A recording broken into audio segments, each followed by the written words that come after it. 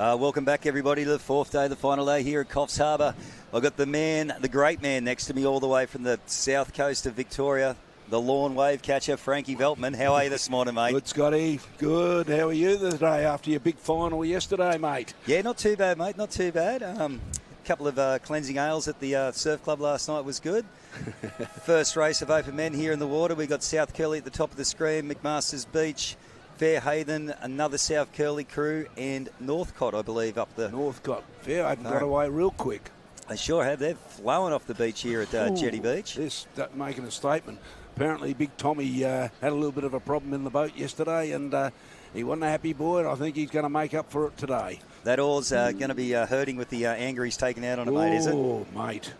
Solid boys, those Baker brothers. Yeah, it's looking good, aren't they? They are, mate. Sitting back nice and relaxed at the end of the stroke there.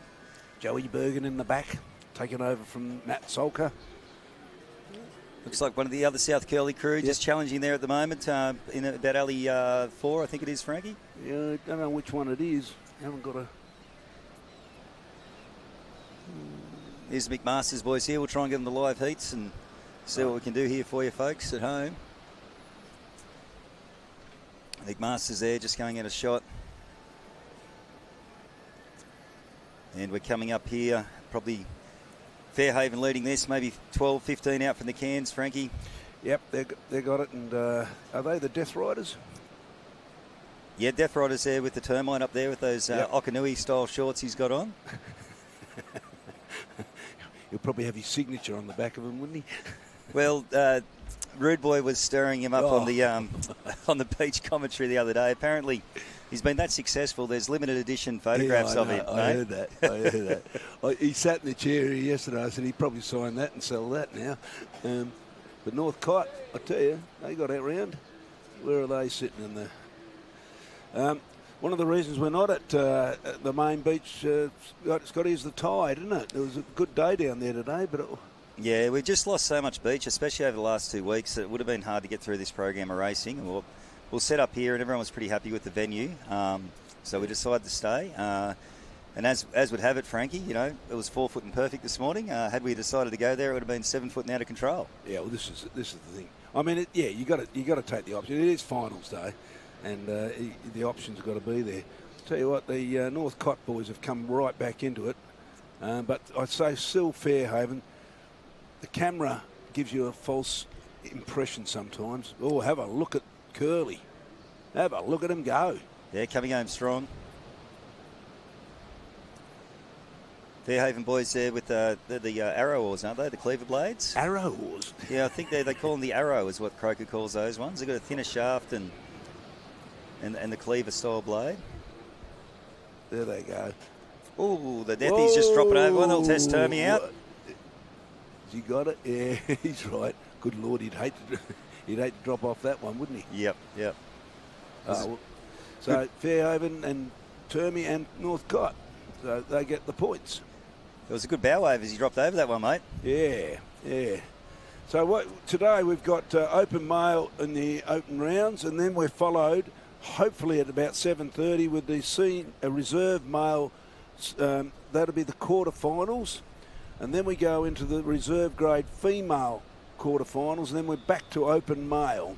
And then after that, I think around about the 9 o'clock, we go into open female. And 4 medals on offer here today, Frankie, is it? Yep. Oh, the 5, actually, both reserve divisions, both open divisions and under 23 males. Yep. So we had the under-23 women yesterday. Fantastic race that was unbelievable. The crew from Currumbin, and PR was the real strong crew. But we interviewed JP here yesterday, and he's such a lovely guy. He just said, "No, we got outrode. That's all there is to it." Yeah, I know the Foxy had a big smile on his face and was wearing that medal with pride around the surf club last night. He certainly was. He tried to drag me up to the Hoey, but I declined, mate. I would decline it too. I'm not a great fan after the first night I was there, mate. 14 minutes to get your meal, and okay. It was busy as all hell. I mean, they're making a hell of a lot of money, and it's good for the community. It's fantastic, and the young guys love it. Yeah, it certainly seems to be a a hive to the bees, mate. It attracts them. So what we've got in this round, mate? Okay, Heat 2 coming up. We've got the Currumbin Barbarians in Alley 1. The Kyneton Rocks Cray... I'll try that again, mate. It's a tongue-tie this time of the morning. The Kyneton Rocks Cray Raiders in Alley 2. Mermaid Beach Canards, Alley 3. Wonder Weapons, Alley 4. And Currumbin Norsemen in Alley 5, mate. Yeah. In the Currumbin crew, one of our old ex-lawn chops rowers in there. Jack. Here we go. This should be a pretty good thing. See our mermaid again and Wonder. What a top heat this is. Wow. 2 Currumbin crews. Poor old Kyneton Rocks, they want to go hard. Oh no, they got a bit of a smack there. Here we go. Wonder shot out. Mermaid are out. The Barbarians are trying in their hunt, and the other... the Norsemen up there in Alley 5, just a little bit behind now. Yeah. Is that the Horsemen, is it? The Norsemen, yeah. Norsemen. A lot of them are all sort of Viking sort of style names with the Currumbin crews. Well, that looks like the Chookie there at the back of that one, is it? Or is it Lyle? No, it's Lyle. It's Lyle. Yep. And there's Jack in the 3-seat. Pull hard, Jack. Boys are sitting back nice there, mate, getting the shoulders into the nose to make the DKG run there for him, mate. Yep.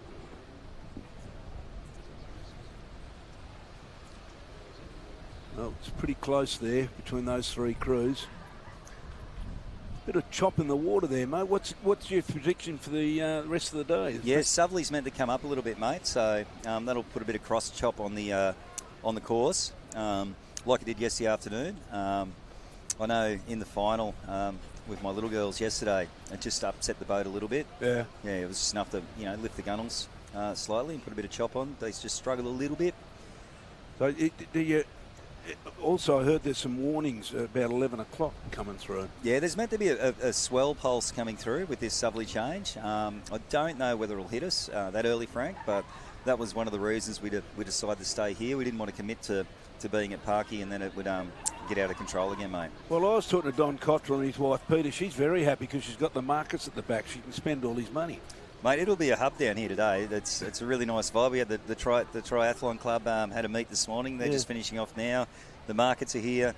It should be good. And I mean, the jetty's been a great spectacle to watch the racing from as well. I was there yesterday when the cameras was great. But in this race, I tell you, Wonder have set the pace coming out of the cans. And what a great story they have been, mate. They stepped straight out of 23s in the Opens. I love to see that. Look at them there.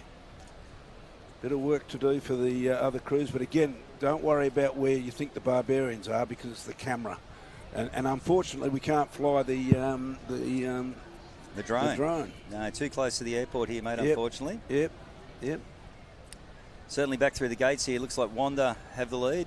Now you see it more clearly.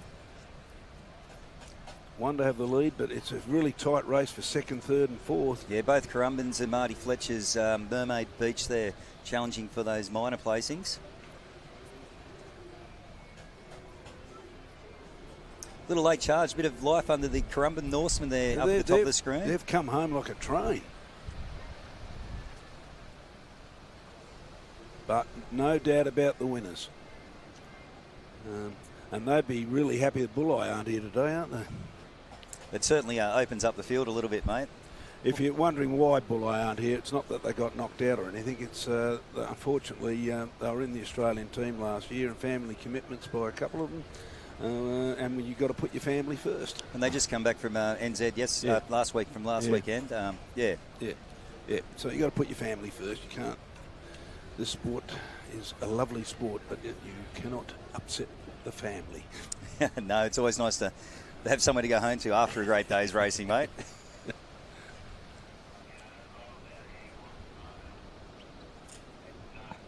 Hey? No, that's the only one.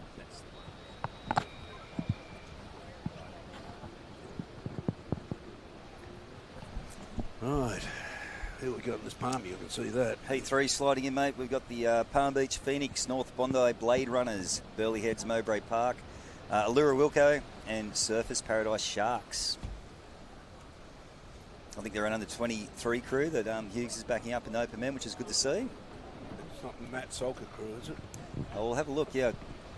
I upset Matty this morning, mate. Why? Oh, we had a few trailers parked where they shouldn't have been. I was shifting them around over to where they needed to be, out of the car park for the markets, and had all these oars on. He's running around. He's going, Scotty, where are my oars? I said, have a look over there, mate. I think you'll be okay. Just a few. I've sold them. I got a good price for them. We're doing a bit tough at Coffs. We need a bit of cash back. And we don't like coffers. cleaver, so I sold them. No, he gets a bit tense on these sort of days when he's crew rode pretty well for a put together crew so quickly yesterday. It'll be interesting to see how they go today. He's a very good coach, mate. Had a bit to do with the sweep schools and whatever, and a few talks to him on the beach over the years, and he's got a great wealth of knowledge about surf boat rowing and how to make a boat move fast, mate. Well, he's been around a long time. He's learned under a few of the best in Vic, Steve Blewett over there. Hello, Steve, if you're watching. Steve's still sweeping, and his crews are really, every time you see them, you go, you know, they're always up there. And last week they rode. They're such a good crew, but and he's been a fantastic coach. He really has. Oh, the great Nathan Perry has back a coffee for me. Thank you, Nathan. You're a wonderful man. They're racing. In and away here. Coxie giving the Palm Beach boys a bit of a push there. Might have got the better of it from this angle. Hit a bit of white water now. Allura Wilco up and over. Probably North Bondi and Burleigh Heads might have just got checked the worst out of that start, mate. Yeah. But certainly Palmy have gone out, and Allura Wilco will be chasing them. Got the rates still up pretty high. They should start to settle now, mate, into their rhythm. Yeah. Good to see Palm Beach with 2 open men's crews, mate. Yep. Oh, yeah. Well, yeah, actually, that's been lacking in the last few years, hasn't it? Yeah. No, I always think it's always great to see clubs put a few open men's crews on the water. Well, I was really impressed with a club like Mollymook. They've certainly come back with a number of crews. They had two under 23 men and under 23 girls. I can't remember which. Yep. They had 3 young crews, and they've been struggling over the years. As you've always said, mate, though, if you build it up from the juniors, it'll flow through. Yeah. I tell you what, that's a proof is the West Australian team. Yeah. Yep. You look at that. That's where they were really strong. Yeah. At that level. Yep. Yeah, those Northcott under 19 girls were moving the boat very fast yesterday. We raced them a couple of times, and they were very impressive. So, which is great to see, and glad to see them make the trip over. Yeah, no, they're good. And I think NRB Sandy Miitis will be saying the South Kilcoole under 23s aren't bad either. Yeah, I reckon so. Hey, they're not a bad little crew. There goes Wilco. He's looking across, having a look. You know, the way it looks like Burleigh Heads have got a brand new boat too, mate. It's not even stickered up yet. One of Jace's new ones. Here's the Hughes. The Hughes at the back of that pink boat. Yep. I tell you what, I didn't know what to think of it when he first got it, neither did he, but it really grows on you. It stands out on the beach, the pink boat with the white gunnels. Hey, mate, it's free. You don't worry about it. And now we have the great man with us, because he's been listening to talk about Northcott, and I'm sure he's going to mention the word South Kilcoole. No. How are you, Nate? Yeah, good, thanks. Obviously, even though I sweep freshie, I am still South Curly through and through.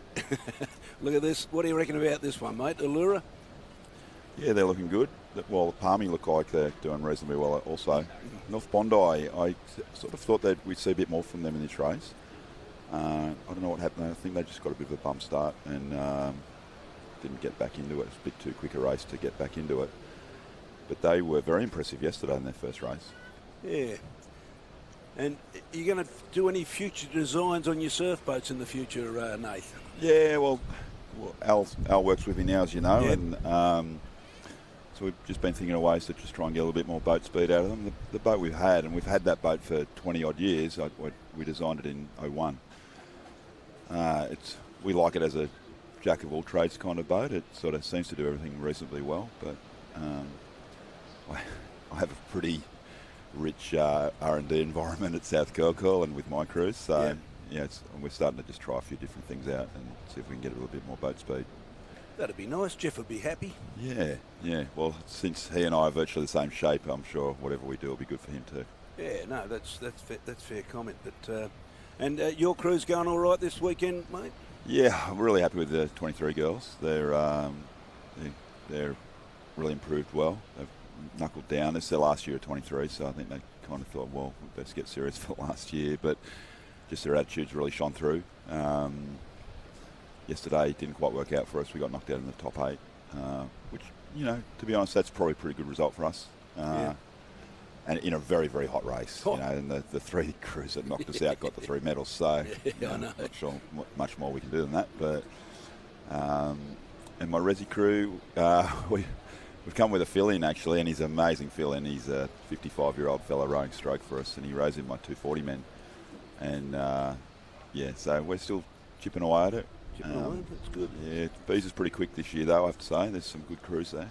Well, what do you reckon we've got in this race now? We've got on the starting line over here, you've got the Powers boat from Talabudra with the swoop in the back. And then next to them, we have North Cronulla. And then next to them, Bateman's Bay, Currumbin Karackans, and Surfers Paradise with Matty Solker in that old Dicky Beach boat with his oars. And ready to go. And you've made your own oars too, haven't you? Yeah, I had a bit of a crack at it. It's been a really fun journey, to be honest, and we enjoy using them. I keep asking all of my rowers, what do you think? Should we try the other ones again? And they go, no, these ones are better. So, yeah, it's a bit of a interesting place to be. I believe they are a little bit better from all of the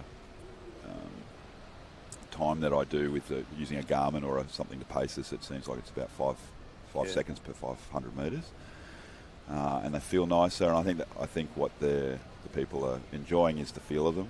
Yeah, they're super easy to get in and out of the water. They like that as well. But I'd happily go back if I think I was faster with the other oars. But they seem to keep gravitating towards the new oars and the black boat for some reason. They're racing. Let's see who gets away real quick. Dear me. Matty won't be happy. Got hit there. But now he's away. Yeah, I think they've sort of pulled that crew together from Surfers. Yeah. So, they're probably, I don't know for sure, but I can only assume there'll be a while yet before they really start to get their cohesion going. I'm sure they're going very well, but...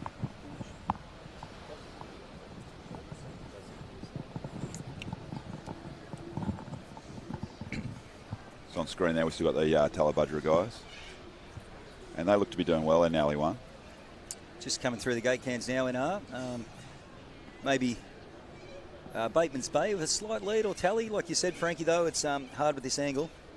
Yeah. No, it certainly is. And North Cronulla, they'll be up there. Again, say hello to Steve Swain. Hope you're recovering all right, mate. And we're all thinking of you down here, buddy. No doubt about that. Back in the boat there with Bateman's Bay, Neil Innes. Always has some pretty strong open crews. Heading into the cans now. He's actually got some young crews too now. Yeah, great to see. Great to see. They got a...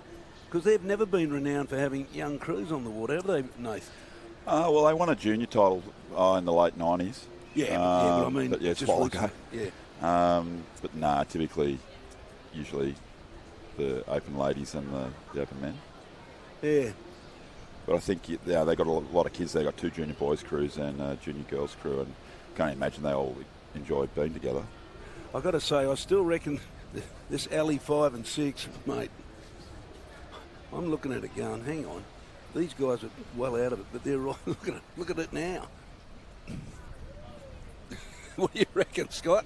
Oh, I think, of course, we've still got that nor'east swell as it comes through the heads. It probably just picks it up a little bit more there. But talking to the officials, though, they had a look at the spreadsheet, and even though we kind of see alley 5 and 6 get the better of it, there was a decent spread throughout the whole area alleys for winners the last couple of days. Mate, I guess just goes to show it's the spark plugs that do it, mate, not the alley. Yeah, okay. That's your thought. Yeah.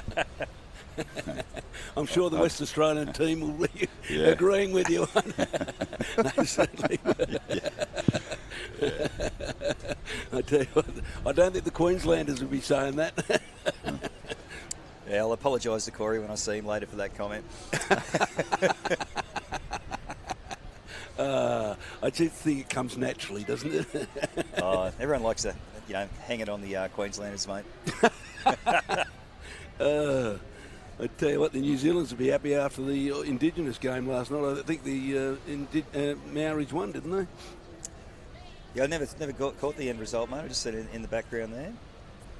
Swoop looking over his shoulder there. Looks like the Tally boys got a win in their heat. Yep.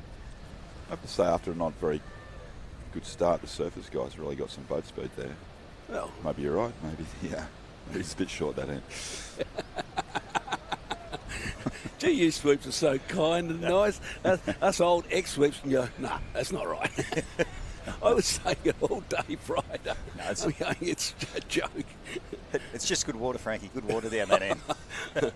It certainly changes when the tide goes out. Yeah. It gets a drag along this end. Yep.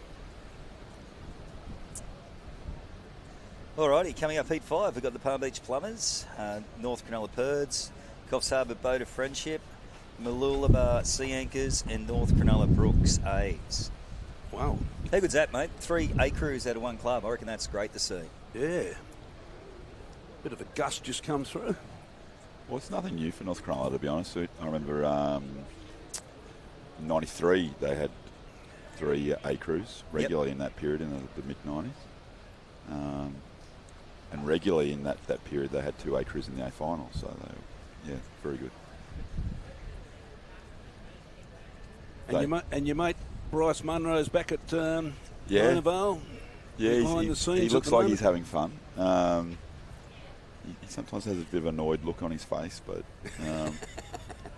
I think he's having fun. He's sweeping both his sons, so he's got 2 junior crews. He's got a young junior crew and a junior crew who I assume is getting closer to 18 or 19. And he coaches both of them with the help of other guys at the club. Yep. And he obviously can't sweep them both at the same time whilst he's racing, but Kai sweeps the younger of the 2 crews. So it's pretty great having 8 kids there at his disposal to train and coach and to bring through with the... Culturally, Mona Vale has been a very good place. Yeah. And I can only assume that, they'll move forward a bit like the other big clubs. Speaking of Mona Vale, it's good to see young James Meadows get his first major gold medal too yesterday. Isn't he doing well? It's fantastic. Yeah. I do spend a lot of time talking to him on the beach about sweeping and stuff as well. And he's a great young bloke. He's going to go a long way. Might see the stroke of the Coffs crew there starting in his seat. He's just come back from a meniscus injury. Only been back in the boat a couple of weeks. He tore it in a little training mishap with Rood out here at Park Beach prior to Christmas. Not Rood's fault. No, it wasn't Rood's fault. Just ask him. He'll tell you. I know that. So, just been back in the boat for a couple of weeks. So, rowing's okay, but just jumping in just puts a bit too much pressure on it just for now. Yeah, Rood's had some big career over the years, hasn't he? I remember him coming off the beach if something happened wrong, and Beaver would be straight down into him, and they'd be going at each other for about half an hour. It was a relationship they loved each other, but God, it was a love-hate relationship, that one. He tells one story, Frankie, about a semi-final at Curra back in the 90s, and it was huge, and he put him on one, and Beaver got stuck in him for catching it, and Rui goes, I was saving him energy. He didn't have to row home. Was his response. Well, you know him better than most people, don't you? Yeah, I spent a lot of time with him. We're pretty good mates now. Back into those days that you're talking about, he used to grind my gears, to be honest. I didn't really like him very much at all. But he came back to Mona Vale, and my role at that time was to chase him around the beach and make sure he didn't upset all the officials. And then we went on a footy trip, and the boys thought it'd be a funny idea to room us together. So they rigged the draw, and we were the first 2 names out. And I'm pleased to say we've pretty much been best mates ever since.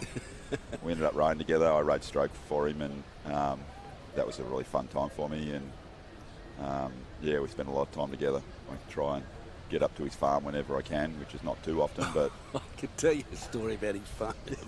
Just as we come into the turn, It's North Cronulla doing really well here. And surprise, surprise, mate, the let's yellow tin. Let's have a look.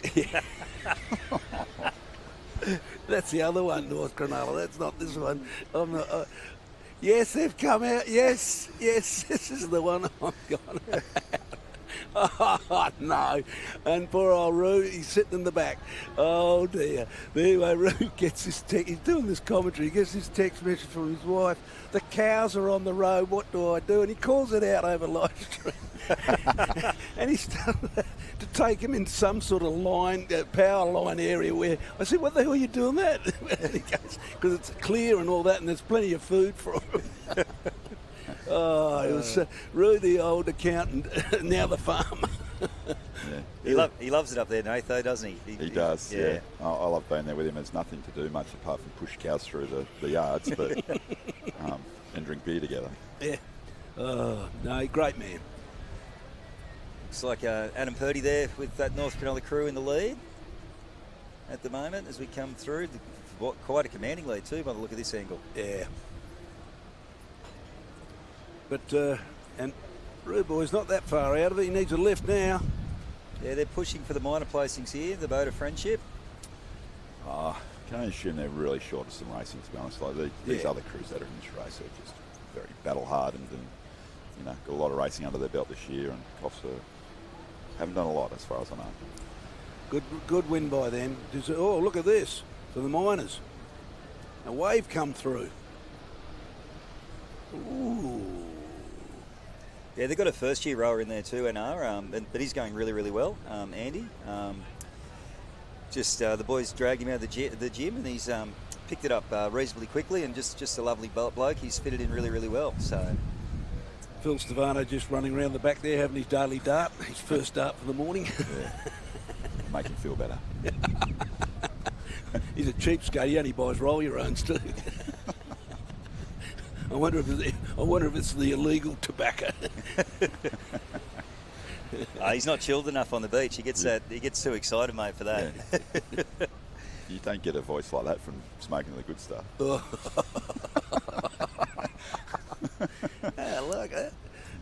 hello.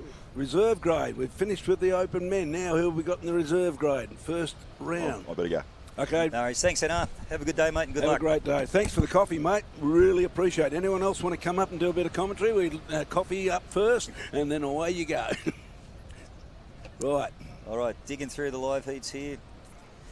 For our first heat of reserve grade, we have the Fremantle Burritos in Alley 1, Palm Beach Peppers Alley 2, North Narrabeen Smokos Alley 3, Currumbin Huskals in Alley 4, and Avoca Beach Cheese Dogs Alley 5. Speaking about great men of the sport, mate, Donnie McManus still going. Oh, yeah, unbelievable. I was speaking to him a couple of days ago, and he just looks, he doesn't age. Although Carol looks after him pretty well, you will. Yeah. You know what I mean? That's his wife, by the way, those that don't know. Oh, Fremantle going through a little double up there. They just got a slow start there. And that alley, you should get a quick start because you got that drag coming back in. We'll see how we go. The Huskals, the ex-open men for years. They won. Did they win a silver or something? Yeah, they got a couple of minor placings over the years, mate. They were a very, very strong crew. So I mean, it's probably a Queensland surfboat rower factory, isn't it, up there? The Currumbin Club. It's unbelievable. I was trying to work out, you know, where they all train and what they all do, and it's they've got a guy down there that just organises the whole program and does the whole bit and everything else. Amazing. Yeah. I see Big Glenn Williams is sort of having a rest year. Yep. I'll tell you what though, mate. Cracking waves at the Currumbin Alley would be an attraction to join that club alone, let alone their success. Well, Glenn told me he did like lawn. Yeah. He liked cracking. I said, who was I talking to? One of the guys in the state team, one of the state teams. He was told, now we're not in New South Wales state. I can't remember which club. He was told, now whatever you do, I just want the light warm up. He went out the pier and cracked a couple of waves with his crew. Yeah, I took my Masters men out there Thursday morning, and I think our warm-up went for about 90 minutes, mate, because it was too much fun. It was so funny, but just listen to this. He said, but I didn't tell him. Yeah, this is about me, not you guys. Yeah. Looks like Palm Beach first around the tins there in Alley 2. Yep. How you going, Chuff Chuff? The voice of surf boats, Phil Stefano, joining us now. G'day, boys. Good morning. The voice is getting tuned for the big day Sunday, ASRL. Got Donny's boys there working hard in Alley 3. Who's that in front? Avoca. Yeah, the Cheese Dogs in the Peas boat. I don't know if Mike they're Tamlin boat. Beautiful. I don't know if they're in front. You've got to look at the camera. It's hard to tell on this angle. Yep, the wind's come up. You told the viewers about the Howland Southerly down there for us, Scotty, that you were organised. Yeah, mate. Yep. Sweeps meeting said it'd be fine and sunny, no wind. How good. There's Palm Beach. Probably going just ahead, is it, with Avoca there? Yeah, it looks like Coxie up the back of that one, mate. It's not Spence's style, so Coxie's got a couple of very slick crews this year in all divisions. Yeah, his women are flying in our reserve women's. We're coming up after these guys shortly, so look out for them, the Pterodactyls. You're coming up shortly, are you? Yeah, I'm in Heat 2 of the reserve women. Right. Quarterfinal 2. Quarterfinal 2. Yep, Chili's, Alley 2. Red can, let's go. Do you want to take the microphone out with you? We'd like to hear your comments going We're out talking there. about that for next season. Revolutionise the sport. It's Palm Beach and it's Avoca there. So they're safely through. How many we dropping here, boys? No, none. It's points. It's quarterfinal now. Reserve grade's quarterfinal, mate. Oh, it's quarterfinal. Well, it must be this is 3 through. I reckon, sadly, yeah, 3 through. Don's boys. 3 through. Yeah, a bit of a shootout there with the Fremantle boat and maybe Currumbin, but I think sadly there's Mr. McManus and the Smokos. Great bunch of fellas, and there's the Chili's there helping out. I better get back to the beach, boys, but we'll talk later. And great event, Scotty. Well done to you and the ASRL team. Frank, sounding unbelievable as always. Oh, I'm fresh, mate. I'm fresh. Fresh is good. I'll see you in 6 Thanks, hours. Phil. See how fresh you are. Take care, mate. Get amongst them. See you, buddy. Bye. Scotty, I was talking a couple of days ago. We were talking about the tragedy of Howard Christie with that Surfers Paradise crew in Scarborough when he left his sweep all behind. Yep. And a guy called Fletchy that used to be with Anglesey. When I first joined Anglesey, we went to Perth and I dropped the sweep oar out the back of the boat. And I just sort of said, yeah, I've done it too and all that. But Fletchy goes, this is the thing he said to me. He said, local knowledge, Frank. Hi, it's Fletcher here. I'm enjoying listening to commentary. I heard you quickly mention your memorable losing the sweep oar the other day, but you didn't mention the impact it has had on the crew. One with permanent mental health problems, another an alcoholic, the third and violent and nasty thug, and the other one gone walkabout like a lost soul. Keep up the good work. Oh, that's gold, mate. Thanks, Fletchy. So it hasn't affected him at all. Cost me a lot of money in the bar, I can assure you. Hey, it just sounded like perfect surfboat rolls, really, how you described it, mate. Okay, quarterfinal number 2 here. We've got the Queenscliff Major A's, Palm Beach Pelicans, the Queenscliff Reese, North Cliff Hurricanes, and South Maroubra Mavericks. Yeah, Queensy. These guys in the top Queensy crew, I don't know which one it is over here, but their average age is about 45 or something, isn't it? 45. Yeah, I think they're a Masters crew as well. And they got a silver medal at the Aussies 2 years ago, didn't they? Yep. Just goes to show, mate, you're never too old to keep tugging on the little stick. It's just a number. Age is just a number. Tell you what, they get it quick. It's actually Matty Giblin in the back of this Palm Beach crew, another one of the true gentlemen of this sport, mate. Doctor? Yep, Dr. Matthew. He's got the boys rowing well there. Been thereabouts all season as well, mate. Yeah, they get all this division. Palmy get all their medical done on bog billing. None of this paying for it. Mate, it is a magic part of the world there, though.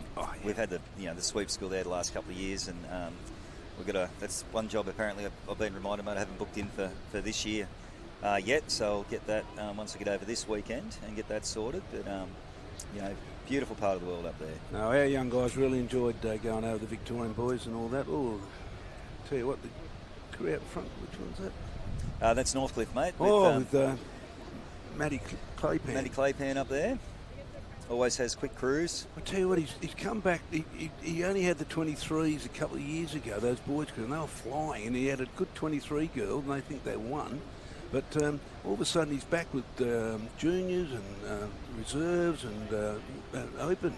Yeah, which is good to see. There's a lot of knowledge in that head of his too, mate, so it's good that he's sharing it and trying to... I like his muscles when he comes out of the cans. He's huge. Help grow the sport.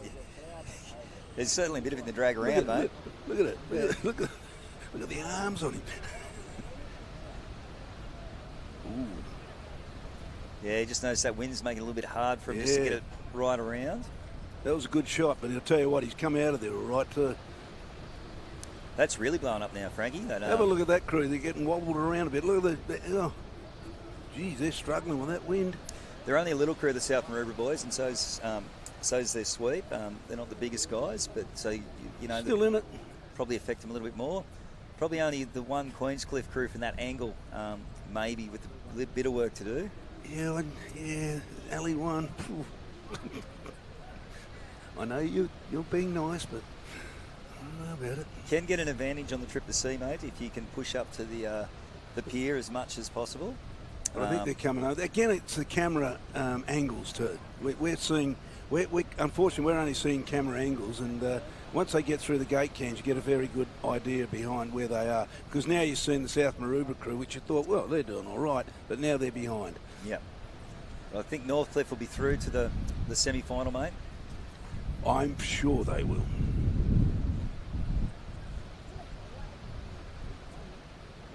Yeah, they're just laying it right back. They've dropped the rate there, mate. I think they know they've got it pretty well comfortable through.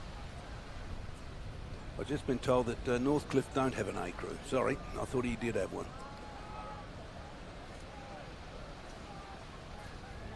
Ooh, it's going to be very tight. Whoa. Late charge, everyone the same way. Queenscliff, as I said, they were out, but look at them. They've come through. Oh, I tell you what, a bit of drag where Matty was. So there you three through. Palm Beach, Northcliffe and Queenscliff. I think they were the major A's from memory. Yep, the major A's are through. Using the cleaver oars out there. Yeah, it seems to be more and more of them on the beach now. Yeah, well, Frankie's like, well, you know, look. I've never had a go of them, mate. I'm sort of... They're interesting. You know, I've swept Jeff's A crews and the girls at Lawn Edge with them. And as a sweep, you just go, how good's the sound? Yeah, yeah. Just clipping the water. It's just amazing. And they just seem to go along, and yeah, it's interesting. I mean, it doesn't mean anything because Bulleye still win Australian titles, don't they? Mate, they are a very, very exceptional crew, though. Okay, coming up here, mate, we've got the Freshwater Felons, North Cronulla Funkies, Freshwater Welsh Dragons, that'll be an R crew in the black boat in the middle of the field, Mermaid Beach Rezzies and Allura Wilco. Allura Wilco. Yeah. See a bit of a gap in the middle there where alley one is, where the what swell is. There's probably a rip down there. Yeah, might be little holes just sort of just build up. That wind's blowing hard from behind us here, Frankie, now. It just reminds me of, I can't remember where we were doing this. We had to tape down the screens and tape down everything. The wind was just coming up. We're a bit protected here, aren't we? Tell you what, some great facilities around here. By the way, people, great for the Coffs Harbour Surf Club, and Scotty's really behind this. He's been one of the blokes driving it all to get it here. Fantastic effort. But also the Tourist Bureau here, fantastic supporters, and also, of course, Navy.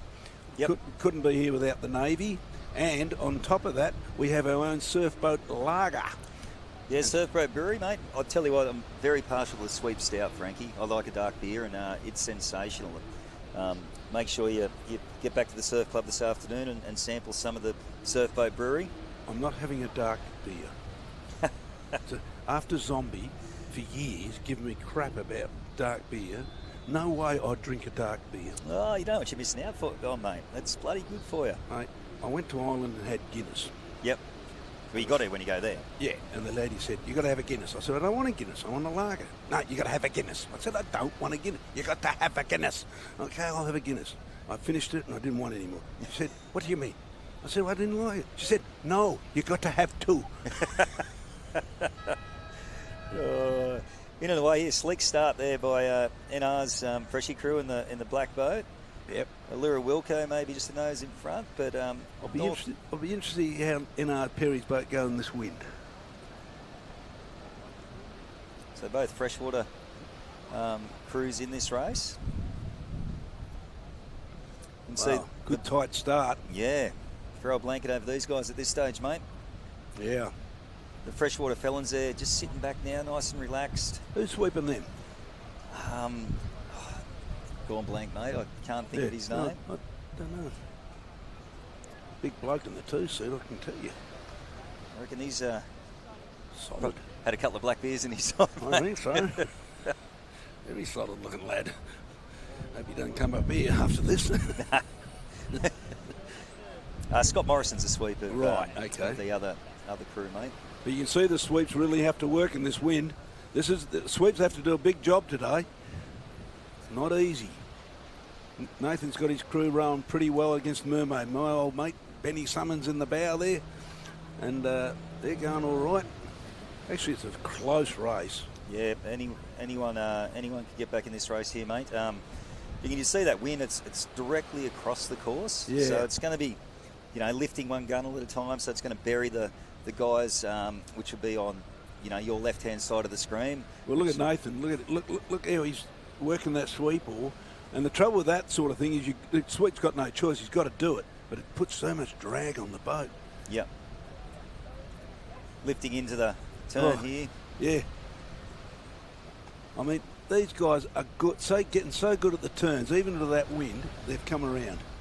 Oh, hello, he's done a... Marty Fletcher, old school turn. Haven't seen that for a while. Mate! Hey, pulled that one out. The old up and over and duck under and tuck behind. Wow.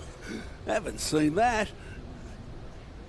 For those that used to be the conventional term for non-left-handed sweeps years ago. Used to throw it over your head and go get your legs crossed over, rock the crap out of the boat and get around. Yep. But he obviously works it into the wind. He's trained for it, so he knows what he's doing. Well, look where he is. Yeah, probably just got to lead here now. North Carolina making charge. Remember, 3 through from this race, guys. I reckon the other Freshie crew are coming home too. Yeah, a little bit of life under the back of their boat now. Just falling off the back of it now. You can see a bit of water under that horse on their on the bow of their boat. Looks like Mermaid through with Marty Fletcher there through the gate cans first. Boy's starting to look a little bit tired, just sitting into the finish a little bit there, Frankie. Yeah, 3-man's not sitting back, is he? Must be a powerful unit. Mate, I copped a little bit of a spray off my little girls yesterday. They were watching one of my races, and we fell off a runner we really needed, and I was a bit deflated. And apparently they said I was sitting into the finish pretty bad, and they let me know about it, mate. Did they? Yeah. Gee. I was saying earlier, you ever seen that movie on TV, the surf thing with the Warrior, whatever it was, with Palm Beach and the 23s, talking about Spency? No, I haven't seen that. It was all about the life of a sweep and the life of a crew. Really good series. Yep. But they focused on Palmy Beach. They were supposed to do others on different clubs. But the 23 girls are all, out at Ocean Thunder, and that was the first time they've rode in Ocean Thunder. Yep. Young crew and all that. And the commentator says, and Spency is barking his head off. She goes to the 2, I think it was the 2, so I can't remember which seat it was. He goes, so what do you reckon when Spency does all this thing? She says, I don't listen to him. I thought, Spency's watching that. Could you imagine what he would have said to him in that session? Could have been a couple extra ergs for that girl, mate. It would have been quite funny, but it was really good. It was really good. One of those classic comments. Yeah, sometimes I think, our rowers just think we're just white noise at the back of the boat, mate. I was told by my A crew, Frankie, just don't say more than 2 words. Okay, here we go. Quarterfinal number 4. We've got the Brighton Bulls, Woolgoolga Gropers, South Maroubra Weapon Vets, Surfers Paradise Shaggers, and Avalon Beach Pinkies. Well, we'll see.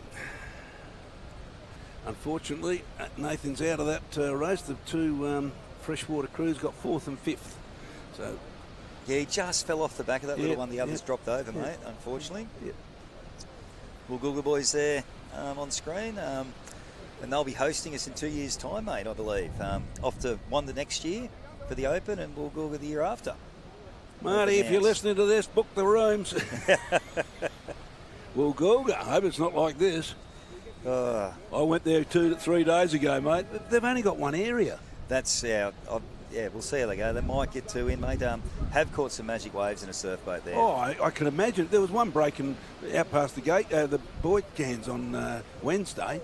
I had a look at it, and I thought, gee, there's a big break and some beautiful waves coming through. And they'd be easy to handle too, those waves. Yeah, fairly gentle. A little bit of moving water on the bank usually brings some people unstuck up there, but yeah. But you've got a curve, and then you might get a straight beach about another 200-300 metres from the curve. Yep. Brighton. The Brighton boys. Big Faz at the back of the crew there, mate. No, that's not Faz. He hasn't got his scarf on the back. Oh, that's right. I apologise. Clutchy there from Woolgoolga. Been around surf boats for a long, long time. We got a good little club. We had a coffee there and a good little club there, house there, and all the oldies go out on boogie boards and do a swim in the morning, and wear their singlets and all that. It's good fun. Yeah, it's good, those little cultures. It looks like the grey nomad country. Yeah, mate. There's quite a lot of retirees up there. Quite a lot. Well, didn't it just get voted second best beach in Australia, New South Wales? Give me a break. Scarborough was voted one of the best beaches in Australia. Come on. Come on, mate. We know with you, though, there's only one beach in existence. No. No, there's other beaches, but I can tell you, I've been to better beaches than some of those, mate. Can assure you. The lawn tourism manager here, Frankie Veltman, eh? No, I reckon Mollymook's one of the best ones I've been to. That's a fabulous beach. It's a beautiful part of the world too. And surprise, surprise, Avalon Beach Pinkies in around first, mate. Oh dear, there's a bit of we had young Tommy on yesterday, and he was saying a few things about people that don't row A crew. It's how we say it for everyone out there. It's been look at this. It's been a point of discussion amongst the surf boat fraternity, mate. And I can say that because I'm not involved. Have a look at it. Yeah. Nice bloke though, Nathan Welling's up there. And, he's a good bloke. Yeah. And look, they've won titles and all that, and they've done well. And they've got a reason for it, what they do. But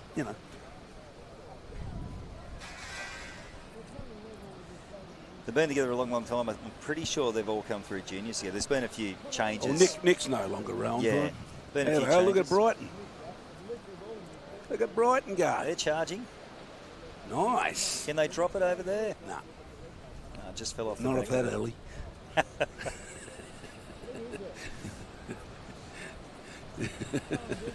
Well, I guess, mate, that's going to make me feel better about our result in the final then, mate, as though we drew that alley. I've got to tell you. I recommend the sweeps. If you ever get a chance, you go to the beach commentator on the big carnival beach commentator and stand behind that and look at the beach. Yep. Because you'll get a very good view of what's going on. We did it at Alexandra Headlands last year, and you could see, the complete thing, and it was just amazing how many sweeps just don't do it. Alrighty, so Brighton and Avalon through safely there, but it was very tight for that all-important third place, mate. Scotty, one thing I've had noticed this morning with the wind, not many people doing one-handed sweeping. No, they're hanging on with two, mate. Hanging on with two. I think the only one we have seen is Big Damien Claypan, but with arms like that, mate, you only need one hand, mate. Yeah. So we're into the next round. What do we got coming up here? What do we got on the schedule, mate? Reserve grade female. Okay, coming up, we should have the Currumbin Cocoa Pops, Fremantle Fire, Alexandra Headland K-Floor Amazons, Bateman's Bay Banshees. Haven't they been a great crew for a long time? Very good crew. Mate? Very good crew. And then the Queenscliff Reality Queens. Yep. Excellent work. And one of the true gentlemen, too, of the sport is Neil Ennis, I reckon. Fixed up one of our issues we had with the course earlier on. We had a fishing trawler close to the course. So Neil took a crew out and a cart and the beer and said, mate, can you just move a little bit? And being an old fisherman himself, it worked. The tins of Great Northern, open doors everywhere for you, mate. But I heard he got close to the gate cans. Yeah, might have just give the buoy line a little bit of the old panic. Bit of a durability test, mate. Yeah, that was. You listen to these shows, you just laugh your head off, don't you? Here we go, Fremantle.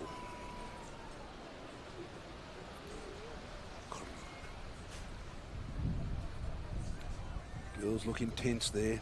Yeah, looking back. Looking up. Abby Holyman there, looking back at the starter's stand. Look at that bow girl, very concentrating. Look at her. The girl in the 3 seat said, I'm all right. Yeah.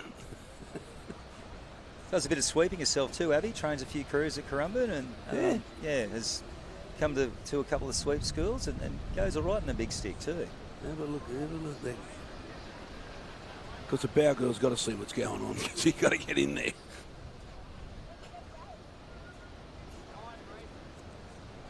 Be a few little she goes. Bumps still Guns rolling up. through. Guns up. You can tell that.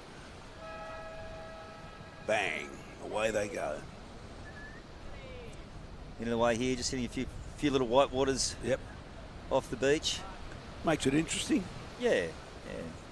Like I said, we all want to row on the surf, but like we were saying earlier, I just don't think we would have got through the program the way Parkies was. I can say you got a bit more wave than at certain other places we've been to. It's a bit better than Long Beach was. Yeah, no, I think as far as backup venues go, it ticks a lot of boxes here in the harbour. I've actually caught one of the biggest waves I've ever caught, Frankie. Out of the heads here, yeah. Yeah, that would be. I'd imagine you'd get a real, Yeah, nice big ones, and they just fatten up in the middle of the bay, and you can just slew off them, which is always great. Where do you train down here in this bay, or?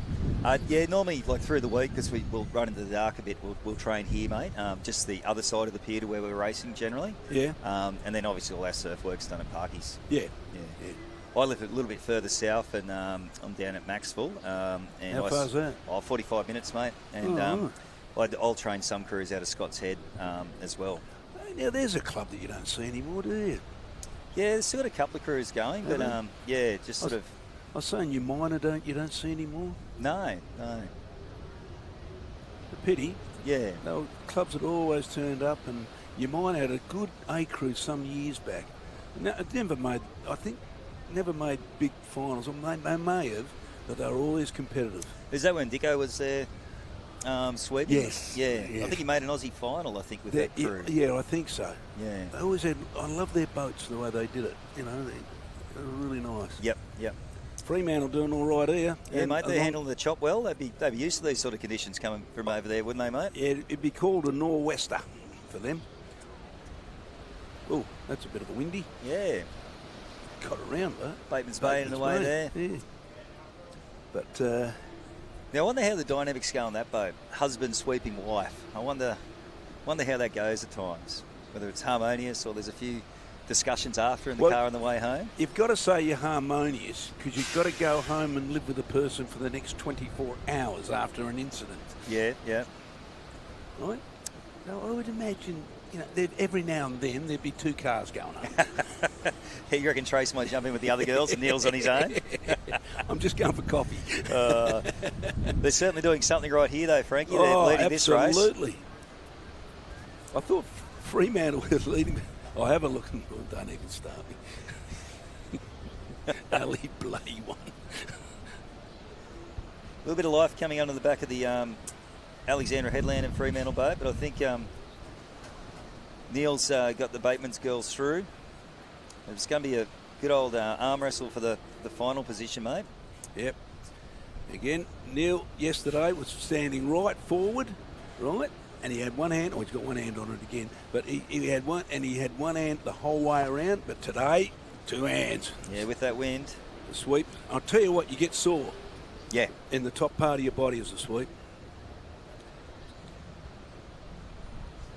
And I think he's got this race sewn up, and for the minors, I reckon that 3 go through, And I reckon... Just coming on the screen now for us, guys. Oh, he's behind one wave, so if someone comes up behind him... Nah, he's right. He's right. Well, who's got this? Alexandra Headland and Fremantle. So they're through. Well, the other two crews can put the boat away and go up to the Coffs Harbour Surf Club and have a lovely surfboat lager. Or at this time of the day, you can get some beautiful breakfast. Yeah, go and see Matty Donovan and the crew up there, mate. And I hear the food's been going very well. Yeah, no, I've eaten there the last couple of nights and had some good steaks and some nice prawns, mate, which has been lovely. Hey, what happened to the... Al McComb used to come up here out there when we used to have the Coffs car. We used to go out the pier and buy the prawns. We didn't know where he was getting them from. Yeah, no, the co-op's still here, mate. Just north of where we're racing here on the I guess northern breakwall is where the co-op is. Yep. Okay, coming up here, elimination or quarterfinal number 2. We're going to have Avalon Beach Chaos, North Narrabeen Chili's with Phil Stefano up the back of those girls. Palm Beach Platypuses and Avoca Beach Giottos. Could you imagine if they did put microphones on Phil all the way out, they'd be going beep, beep, beep, beep, beep, beep. And then one word would come out. Sweeping by Morse code, according to live stream, mate. Oh, mate. Either that or it'll only be aired on SBS after 10 p.m. I know Don's very controlled with his commentary and all that, but working with Phil, I tell you what, you have to be controlled. But he's good. It's like the Hamish and Andy version, mate. Oh, yeah, it is. It really is. Haven't seen Don this morning. Must be having a beautiful breakfast with the bride. He's actually down on the beach commentary, mate, I think. Yeah. Oh, yeah, right. Yeah. Good to see. Because, his missus will be spending the money. Don't worry about that. Over at the markets. Yeah, she's over the markets. Okay, in and away here. The Chaos nice and quick into the boat and away. He's a bit slow, the old Phil. Now he'll be saying something. They're right now. Look at Avalon. Really got out there. They've snuck off the beach nice and quick, mate. There's a one-handed version of sweeping there by Nath, mate. Yeah. He's not as far forward as he was yesterday, but... No, he's up over that front quarter bar, though, straddling that. Yep. Yeah, you'd have to. Yeah, yeah. No good being a hero today. Yeah, like we said, the boat's going to rock around a lot more in these conditions. Yeah. There goes Phil. Look at Phil. Phil's got the girls running very tightly there, though, mate. Nice, strong finish there, especially by the stroke lady. Talking to him. He's forward. Give him that. Needs still a bit of work to catch up to Avalon. But we'll see. They're in alley 1. We'll see what happens when they turn. Oh, this is the open women. No reserve grade? No. Hang on. Lawn under. No, they're having a warm-up, mate, outside the ducks. Oh, yeah. I'm thinking, what the hell's going on? Okay, Avalon Beach still leading this. Probably in second place is Palm Beach. And then it's Avoca and Phil's North Narra girls. Very, very close for that all-important third position.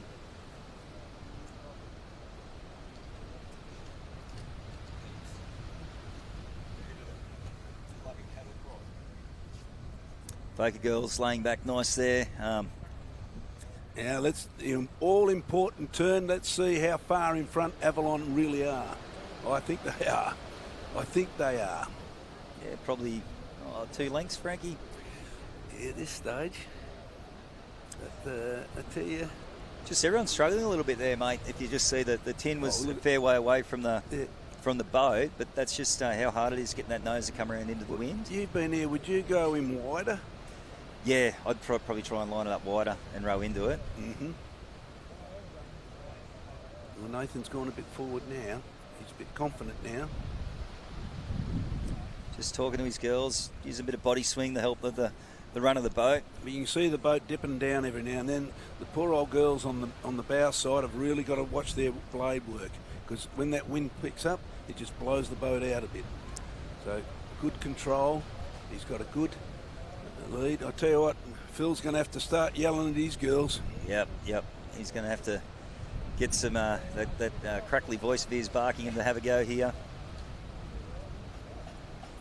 Palm Beach make a little charge with a bit of energy under their tuck now, mate. Yep.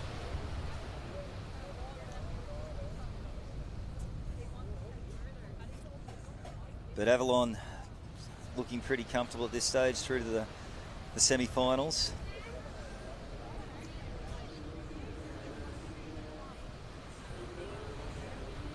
Nathan Wellings there, left-handed sweep. Apparently all Avalon Beach sweeps learn to sweep left-handed. Courtesy of the late and great Rick Miller's belief that there's an advantage. Oh, there is, absolutely. Yeah. Well, coming from Perth, because we used to do left-handed turns, we did right-hand. Yep. And there's no way. Looks like Palmy might challenge him here for a tell you little what, wave, mate. Palmy have got a nice little wave.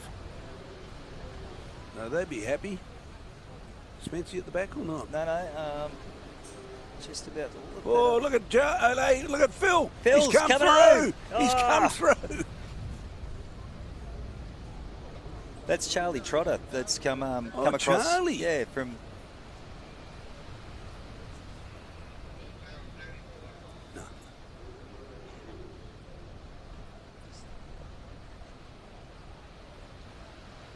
Yeah, big Charlie Trotter. When Tate was doing his commentary, it was his love child when he was doing his commentary, you know, from Port Campbell and all that.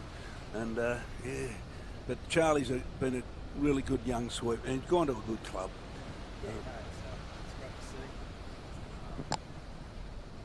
Helps you turn it on, Yeah, Frankie. it does, mate. It does. Yeah, no, it's great to see, mate. There's a few really good up-and-coming sweeps, which is, good for the sport. Well, we do need it. And as I was saying yesterday, some of the sweeps, you know what it's like to be a boat captain or a boat sweep at a club. It's just not standing in the back of the boat. No, lots of organisation. Yep. You've got to go up with the frustrations of crews, and the trouble with it is their work commitments are so different these days. I mean, everyone talks about the old days. Oh, we used to do this, we used to train at 5 and everyone was there. Oh, yeah, you can't do that. I mean, even in Melbourne, you try to get a crew to travel to train at 5 o'clock or 6 o'clock on the bay, they'd be stuck in traffic. Yeah, yep. So, that's why everyone trains early in the morning now. Yeah, I must say, people like Boff at North Cronulla and Spency at Palm Beach, they must have headaches every day coordinating the boat sections of that size. And then you get the young kids, like the 19s and all that, they're all working at McDonald's or some supermarket to pay for their studies and whatever else they're doing. And, they get given, this is your your job, your program for the next week, this is what you got to do. Yeah. No choice. Okay, heat 3 in here, and Hooter just goes in the background there, ladies and gents. And we've got North Cronulla Boffs Baddies in Alley 1, Palm Beach Pterodactyls. They're a bloody good crew in Alley 2. Allura Wilco, Alley 3, and Alexandra Headland Hunters over in Alley 4. Wilco just got pulled up a bit, and that allowed Alex to come through a little bit. But North Cronulla are going now, and so is Palmy. Oh, this is going to be interesting. Oh, there's the bow up, and Wilco takes advantage of it. Looks to be a little bit more swell just pushing through there on this set, Frankie. So, well, look at the bottom screen. Yeah, we've got the 3 screens here, or 4 screens. So it has come through. That's a fairly solid wave. The pumps are going on the North Cronulla boat. Girls sitting back nice there. Good strong finish. You just see a little bit of a wobble though as they're coming on their recovery with that wind just getting under the gunnels. Yeah, it was good that they got the 19s through yesterday. They'd struggle, a lot of the young kids and all that. And what a great race that 17s was yesterday. Oh, fantastic. It was a 9-boat race too. Flipped a few extra cans on. That was great to see. Yeah. I think that's been a great initiative of the ASRL, just to give the younger kids just a chance to race against their peers to see where they're at for the coming years. Yeah, in the right conditions. Yeah. And that's what you got to do. And that's a good thing. And the excitement of the kids, good Lord. Yeah, well, they are the future of the sport, mate. We've got to get them hooked and keep them going to replace us old buggers, mate. Oh, you're me. God. You sort of think, I'll sit back and just relax. Nah. Well, it looks pretty tight, is it? Just probably about 10 out from the cans here, mate. Heading towards South Wall there in the background. Yeah. What is those things that stop those storms and all that? Is yeah, it? just big concrete. Yeah. Yeah. Probably Allura Wilco and Palmy pterodactyls turning there together. Oh, North Cronulla, very slow. Have a look at them. Very slow. Oh, Spency's away. Oh, no, it's Coxie there. Oh, Coxie, sorry. Yes, he hasn't got... Oh, Spency doesn't wear TikToks. Yeah, no. Coxie's one of the sweeps that loves the sluggos, mate. Yep, he does. A little bit of energy about to come under Alex and Allura and Palmy here, see what they can get out of it. I think North Cronulla will just control through this water. That's what it's got to be, doesn't it? Edwina Wright there, the stroke of the Allura Wilco crew. Flies down from the Goldie to row with that crew when she can. Her and Wilco have actually done some great work on like rowing programs and and a Learn the Road program that they released last year through the ASRL. Right, okay. It's available through the website, guys. It's a really good resource if you get your hands on it. Wilco looking very relaxed there at the back of the boat, mate. I think he's almost one with the ocean with his experience. Yeah. Oh, there's a bit of a click. As I said, every now and then the boat just gets pushed over. Yep. Nice little runner coming under all boats here. Probably a bit too far out to turn it into a wave. Yeah. But I think safely these three should be through, mate, unless something really pops up for North Cronulla. Well, here comes, they won't get that to the beach. Tell you who might, no, they're not going to get it. But I tell you what, if something comes up now... Oh, Alex could be in trouble. They're stuck, just stuck here in dead water. Palmy and Allura through. Nah, no. they're through. They're good, mate.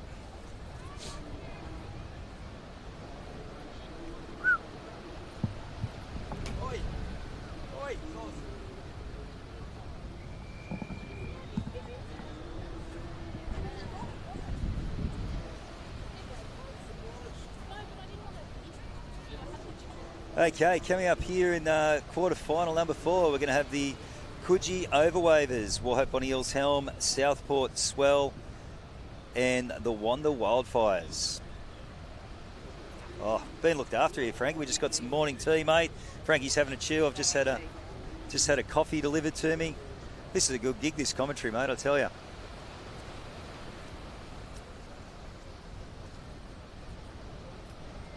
Coogee girls there on screen. Yep, you got to have the energy flowing in you. Chocolate bars, Mars bar. Right, what do we got here? So final elimination round for the female reserve females. We've got the Coogee Overwavers, Warhope Bonny Hills Helm, Southport Swell, and Wanda Wildfires. Nathan Spinner there at the back. Hasn't he got his open men rowing well? Oh, brilliant. Yeah. That crew has just been... When they were in 23, they missed out on the title, didn't they, if I remember? Didn't they? I can't remember back, mate. They were so hot, but they, for some reason, they may have missed. They were good. I may be wrong. How good's the Bonny Hills boats now? Like, I love it. Yeah. Always, I forget the bloke's name, but he comes down and does the airbrush on them. Yeah. The latest one's the Sea Beast. Yeah. Always got some good crews. I mean, up in the North Coast, you've been suffering a bit with a lack of crews. Yep. And but they're always around, aren't they? Yeah, no, does a good job, Monos, at Warhope Bonny Hills. Yeah, you get. I mean, the area that I think that's really dropped off is the Newcastle branch.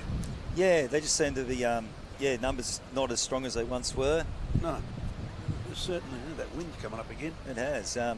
There in the 2-seat of the Warhope Bonny Hills girls is Katie Sutherland. She started rowing with me back at Crescent Head as a 16-year-old. And is that right? Yeah, caught the bug and she's still rowing. Fantastic. About 11 years later, I think it is. Not to give Katie's age away. Should be happy with that. That's the Termite up the back of the Coogee boat there. He's been around surf boats for quite a long time. Yeah, hang on. Wasn't he up at Queensland? Yeah, he was at Southport for quite a while, but he's been back at Coogee for the last few seasons now. Very tight race, this one, mate. Yeah. One of Mono's daughters there stroking that crew. Gee, it is a tight race, this one. Southport, South Australia. Good to see Southport got a good crew in there. Yeah. Oh, Bristles will be looking down on them from the heavens. Funniest bloke I ever seen at Bristles. He could eat. Bristles was the treasurer of the ASRL for years. For a long time, yeah. And he was a long-term standing bloke at Southport. And he was one of those blokes he could eat. But he used to go out with Donny Hogarth on the wine. They're in the way there on the turn. Southport girls went a little bit wide on their turn, but that's okay. From that angle, though, it doesn't look like it's affected them. Wanda and them look to be in the box seat to get through, and it's going to be a bit of an arm wrestle between Coogee and the Warhope Body Hills girls. That all-important third place. Very relaxed style, isn't it? But have a look at the sweep leaning back to keep that boat. Look, yeah, that's a good move by him. Yep. Just look at him. Using his body as a bit of counterbalance to the wind. Yeah. As I said, you'll come out of that and you'll go, your shoulders are pain, you know. Your legs take a lot of strain. Sweeping in the chop is sometimes harder than in the big stuff, mate, in terms of the toll on your body. Could you have had a great trip home, though? Certainly have. Oh, yeah, Termite, he's back. He's barking. He's into him. He's up him, mate. He's saying more than 2 words. I can assure you of that. Yeah. But have a look at the Southport crew and the Wonder crew. Termite's going to have to push these boys because I'm sure that Warhope are going to come. A little late charge and a little buttle. The Southport are rowing really well. Yeah, nice, relax. Yeah. Got Nice. a few sponsors on that boat. Nice hand heights. Good lord. One of the girls look like they're getting a little bit tired, especially the 3-seat. Ooh, good. Oh, it's going to be tight for Bonnies and Coogee. I think Bonnies might have just got it. Did you get it? Oh, the voice of surf boats has just come past, Bill's mate. got through. With a big smile on his face, eh? Gone out back to have another dart. Yeah, just got to recharge those batteries, mate. Recharge the batteries, mate.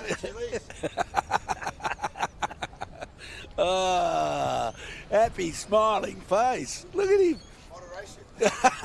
A banana and a dart. Half a banana and half a dart, mate. Maybe we should get Phil to come to the Sweeps Academy school next year and talk about like a sweeps diets. Diets. and race prep. And what you say in the boat, keep the message. How do you keep the message in the boat? Well done, Phil. Anyway, that's we can have a good laugh up here. We're not being paid by Channel 7 or Channel 9 to give you all the... and we don't go to ads. except for our sponsors. That's it, mate. That's it. What do we got coming up now, mate? Open men, is it? No, the schedule's gone. Okay. We get locked. You'll find it sometimes we drop out here. But I think this is open. Oh, yeah, it's definitely open. Yeah, men. definitely open, man. Matty Sulker there. Actually seems really strange seeing him in a different cap. So used to seeing, in that Fairhaven cap for so long. No, not St Kilda. St Kilda, sorry, mate. Yeah. He was at Fairhaven a couple of years back, though, wasn't he? Nah, he only joined Fairhaven 2 years ago. Yeah, 2 years ago. They all left. No, last year. That was the first year. I mean, what happened to them is the club, St Kilda, a very small club, and they only had so many members. They told them they had to do double patrol hours and all that, and they said they just couldn't do it with a family. And all that. Yep. I mean, he's a loyalist. He's very loyal to St Kilda. St Kilda, yeah. Okay, North Carolina Brooks A's in alley 1, Talabudra and Miffs in 2, Whale Beach, Moby Dicks 3, and that's great to see them back on the water, back in A grade 2, Whale Beach. Surfers Paradise Stormers in alley 4, and Kite and Rocks Cray Raiders top of the screen in that light blue boat in alley 5. Tell you what, Sally got away real quick.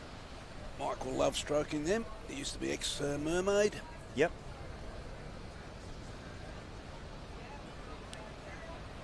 And that's Brooksy there at the back of the North Cronulla boat. But coming through the gate cans looks to be Tally just with the nose in front. Yep. Kite and Rocks hanging on though. Yeah. Oh. And Surface Paradise just in there too. Gee, that Powers have been behind their Telebudget for a long time, haven't they? They sure have, mate. You get a few clubs like that have the same sponsor, like for lots and lots of years. Well, funny, we're not allowed to have alcohol sponsors on our boats. Is that a Life Saving Victoria rule, or?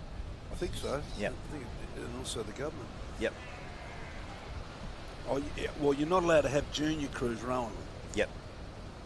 My daughter used to be with CUB, and there's very strong rules about Around that, yeah. Yep. I said, oh, why don't you get us a bloody surf boat? Nice trip to see by Tally there in and around. Matty fully taking the oar off his stroke there and handing it back to him just to help spin that tuck around. Got him into a good position already.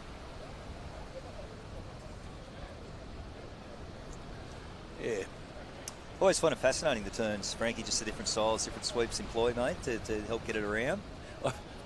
I've helped Jeff crew, you know, and they wanted to do some turns.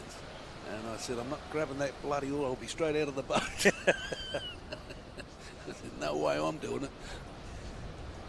Well, I'm trying to think who it was, but going back a few years ago, I just had a new stroke and just saying, I was trying to explain what we do at the turn. So you just got to give me your oar, which means just hand it to me. I like him to still hang on to it, but she literally gave me the oar and let go. Well, I saw that on Friday, and he was quite happy about it. She just gave him the whole oar. And well, Matty just did that then on his turn, yeah. Just give me the oar. But big shout out to all the West Australians over there looking. You'll see some of your crews eventually. We've had Fremantle and all that. My brother-in-law's probably watching it over there. G'day, Baz. Hope you've got recovery well. Doing well today. Keep watching it. And all the blokes now, the young Secret Harbour crew down there, the 23s, they're going to the Aussies this year, and I hope they do well. So, Benno, look after yourself over there. Nice win there by Tally with swoop up the back, and going to be tight if the Cronulla can get that to drop for the miners.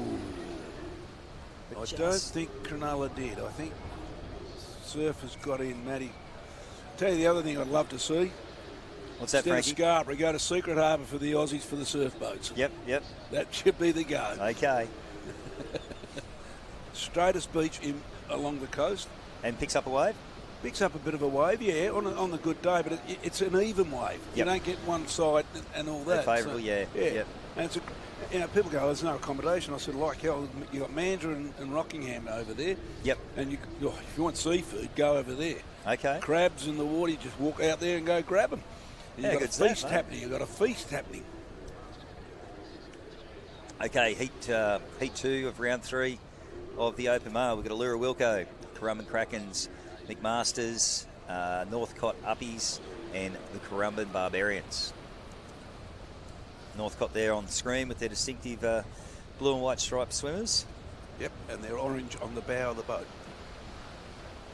You know why that is, don't you? Did they get gypped in a...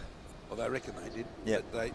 Before cameras were available, that's what they used to do. You know, and it's a distinctive. A lot of crews did it. Yeah. Yep. It's a distinctive thing. Oh, we've crossed the line. I was watching the guys on the camera up there. What a great job those line judges do. Oh, they sure do. It's revolutionised the sport. But just watching them without the camera, they were picking them. Yep. And they were brilliant. There we go. Little bumps there for the boys to go through. Probably the two outside. Ali's got the better of the start. Lyle Clark's Currumbin Barbarians and Wilco's Allura crew. Yeah, look at Wilco go.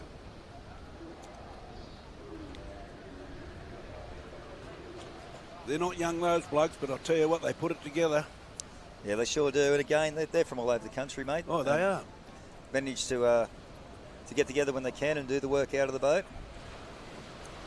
Well, he got was it a third or a second with him a couple of years ago? Yep. That's in the Aussies. Yeah. Yeah, I think they won Masters on the Thursday in the 160s or 180s, then went on to get a silver in the Opens. And that's what I tell a lot of the people, you know, like they go on about, oh, the guys you should be doing this, should be doing that. I said, some of these guys have got 3 kids and a family, and they've got to go home to the family. Yeah, they go to carnivals and sit there all afternoon and all that, and that's why we try to push through with carnivals pretty quick now. You know, they want to do their rowing and get home. Yep. Even the barbars there just bouncing around a little bit, mate, in this chop. Here we go into the cans. Oh, who swung that one? Is that North? No, it's a little bit out of it. Good Lord, that's North Cott. Yeah, they've had a great second half of the race. Oh, these conditions will be right up their alley. Yep. Look at them row. Look at them. They're milking it. Good Lord.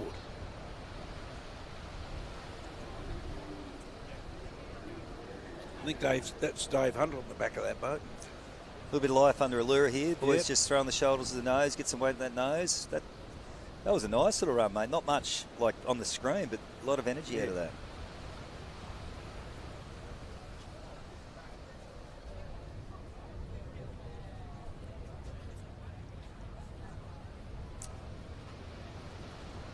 So it looks slow. And Karama to come right back in and believe it or not, alley 6, mate. Well, where were they? They must have been there with North Cott, you know, like around the camera. The camera must have picked them up, but have a look at them go now. My God, they're flying. Lyle's really pushing them. Big Jack in the 3-seat. Pull hard.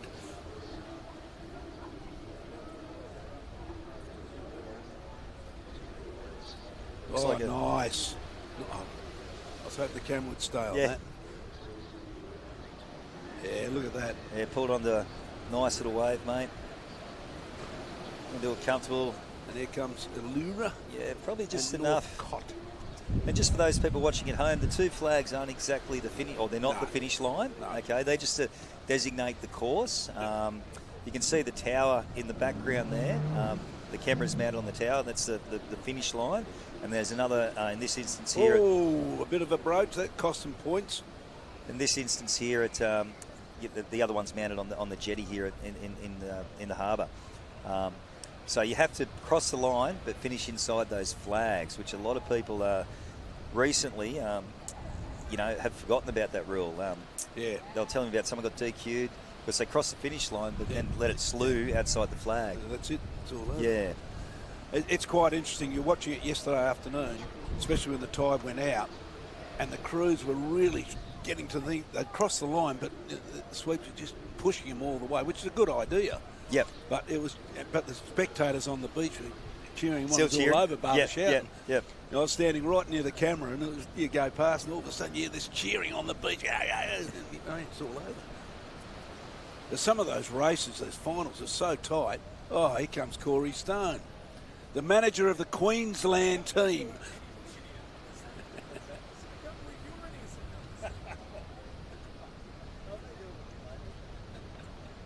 Well, here we go. We've got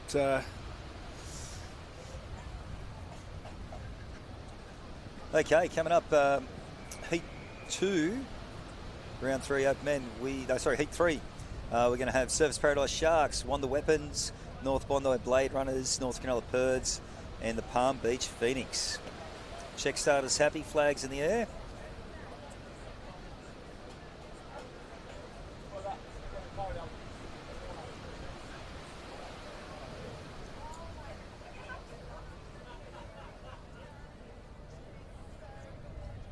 Nathan Spinner there at the back of that very, very slick Wonder crew of the New South Wales representatives. That'd only be about 26, 27 now, wouldn't they?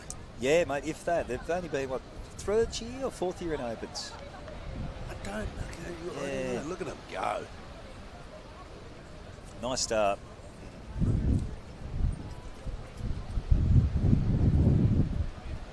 thought our tent was going to go there, Frankie, with was that gonna gust. say, I jumped up, mate.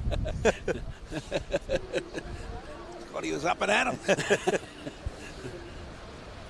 Hughes at the back there of the Surfers Paradise boat, nice and relaxed. He's got to be. Oh, God, there comes one of the greatest City of Perth men out. Billy Jarman. Walking past me. Come all the way over here, that crew. Lovely and rode in the Masters, and then they'll go back. Won't go to the Aussies. Okay. They reckon they get much fairer racing at the ASRL. At the ASRL Open? Yep. They, I watched them Wednesday go out and crack a few waves off Little Mutton Bird. Yeah, they did. Got some They loved it. great waves, mate. Yeah, they just love it. But they're, yeah. But Wanda showing him how to do it here, mate. Yeah, absolutely. But I reckon, if I'm calculating right, North Cronulla will turn just behind him.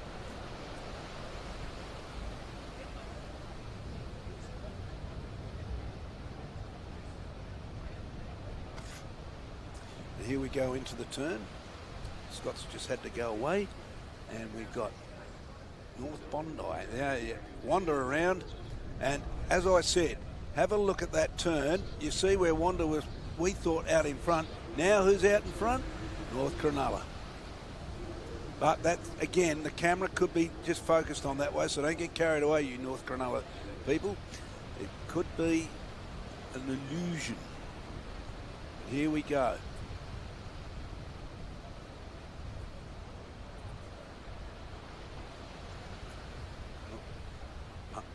Army in the picture. Good hot heat, this one. Scotty, I was just saying, mate, you got no idea. You thought Wonder were miles in front, and here they come now. But all of a sudden at the turn, there we go. Here we go. And look at North Cronulla. I said they'd be up there. And have a look at them. And North Bondi are in this. I tell you who on the outside a little bit struggling. They'll need to move is Palmy. Yeah, the Phoenix, a little bit of work to do. Still just round robin racing here for the just get the the Open points. Mail. Yep, get the points.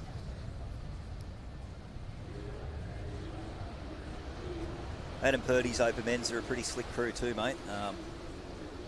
Yeah, but look at them. They got the little bit of a jump on the Wonder Boys at the moment. A bit of rivalry on that part of the coast.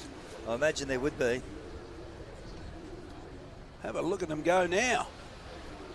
There's another one who don't seem to have the crews that they once did is Cronulla Surf Club. No.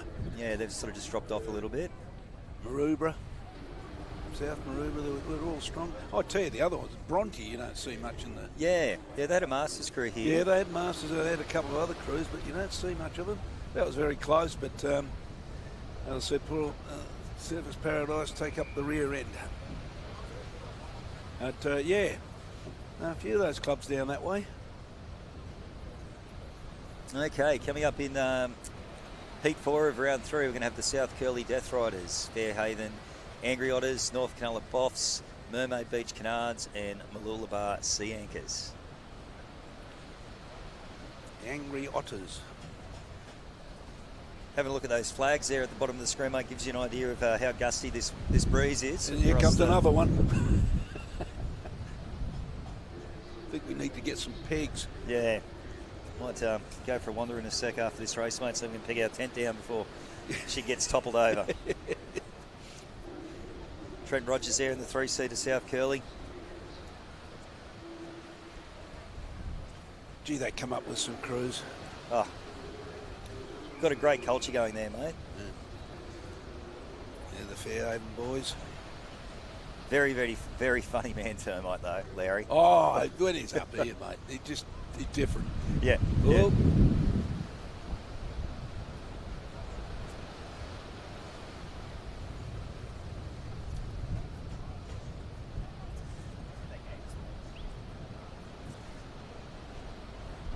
yeah. Marty Fletcher there with the Mermaid Beach. In and away. Pretty well every A crew does jump starts now, Frank. You don't see too many bum starts in the Open, man. I tell you what, it's a hot heat, isn't it? Fairhaven probably just got the jump of a mate, nose in front. Yeah. No slouches. Oh, 2, 3. Well, that cost them half a length, the Mermaid.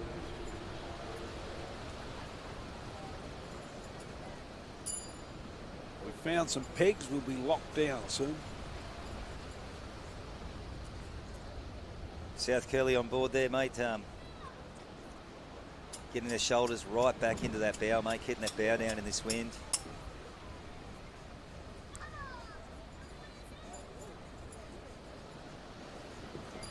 But Fairhaven leading it through the gate cans. They're doing well. They're rowing well. Put a lot of work in over the winter, this lot. And really strong boys in that 2 and 3 seat, the Baker boys. And are they a Melbourne-based crew, mate, most of them? Or? Well, the Baker boys come from Rosebud. Yep. Yeah, so they train down at in Mordialloc, Mentone Way. Yeah. So coming up to the cans now, we'll get a better idea of where they are in this race. On board there, North Cronulla. Rating too high, are they? No, just really sitting in the back, trying to load up with power strokes. Ooh, pretty tight. Mermaid must have had a really good backup. You're not seeing it right. There's no way Fairhaven are behind like that. I can tell you that. You're not seeing it. Wait till the next camera angle. Otherwise, there is a problem. Yep. Marty Fletcher just bending over and looks like he's just whispering in the ear of his stroke with what he wants there, mate. Had a few changes in that crew. Still moving it all right, though. I tell you what, I can't believe this. No, they'll be up there. It's just the angle. Just the angle for where the camera is at, up off the pier. Moolabar seeing anchors there. Stephen Carroll.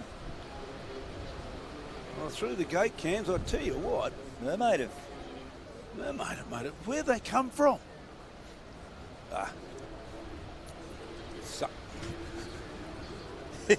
won't repeat it, what my thoughts are. But if I was a sweep, I know where I'd be going. Yeah.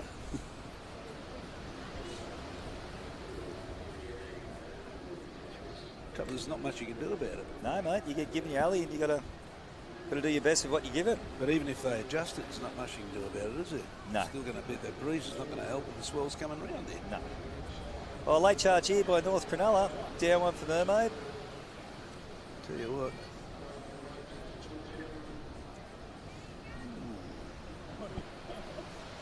Well, I reckon the Termite might have something to say. Yep. He'll be up for a chat. A friendly discussion. Low volume? With their wonderful officials. Yeah, low volume.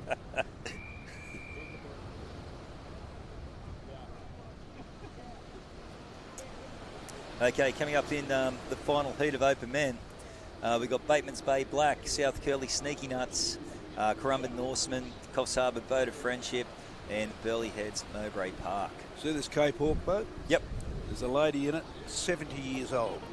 Yeah, she's been around for a long, long time, like in the North Coast Boat Series. I think they just either had an injury or something. Did. Yeah.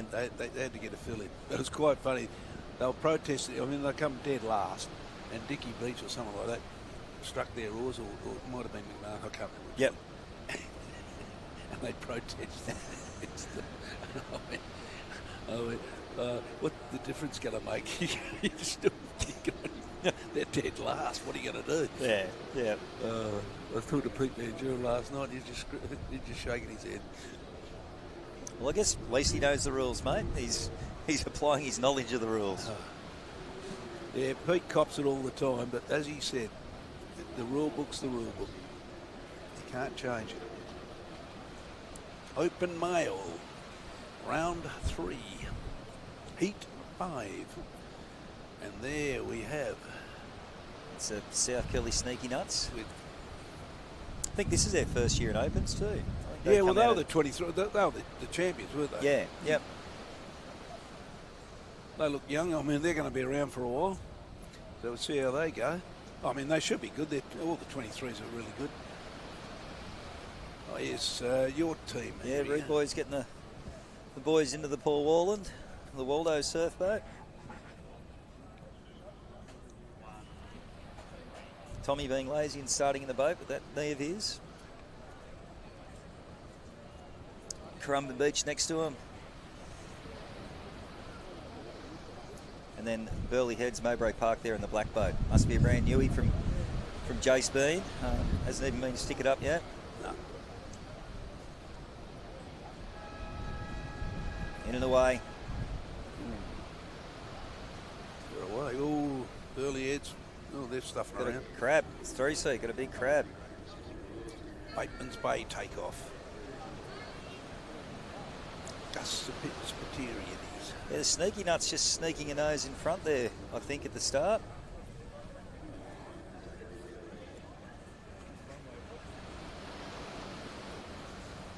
Bateman's Bay still keeping the rate up a little bit. I'm sure they'll just drop the rate a little bit in a minute, mate. Just sit back in the seat and try and let the boat do a bit of work for them. Yeah, well, in that sea, you can't keep riding like that.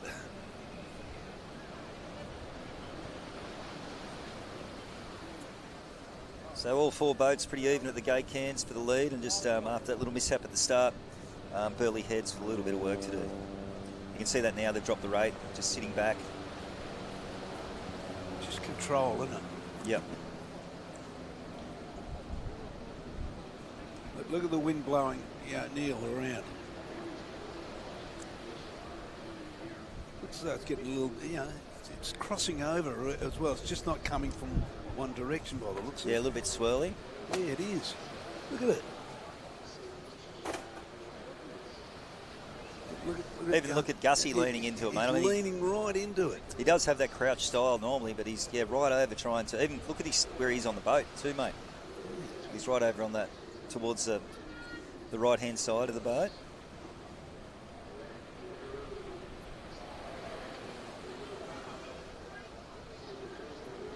Norseman coming in.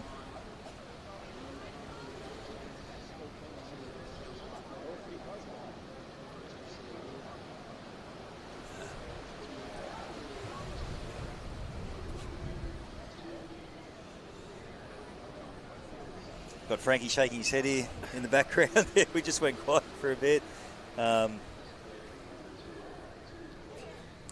at that fit figure of Matthew Collins up there, mate. A little bit of life under the boat there. Oh, you're kidding. Sneaky Nuts having a little charge at it now. Anyway, enough.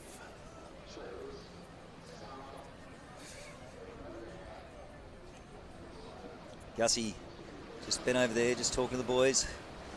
Just keep it controlled on the way home. We'll sprinkle a little bit of wave dust in a minute and get a little one for us.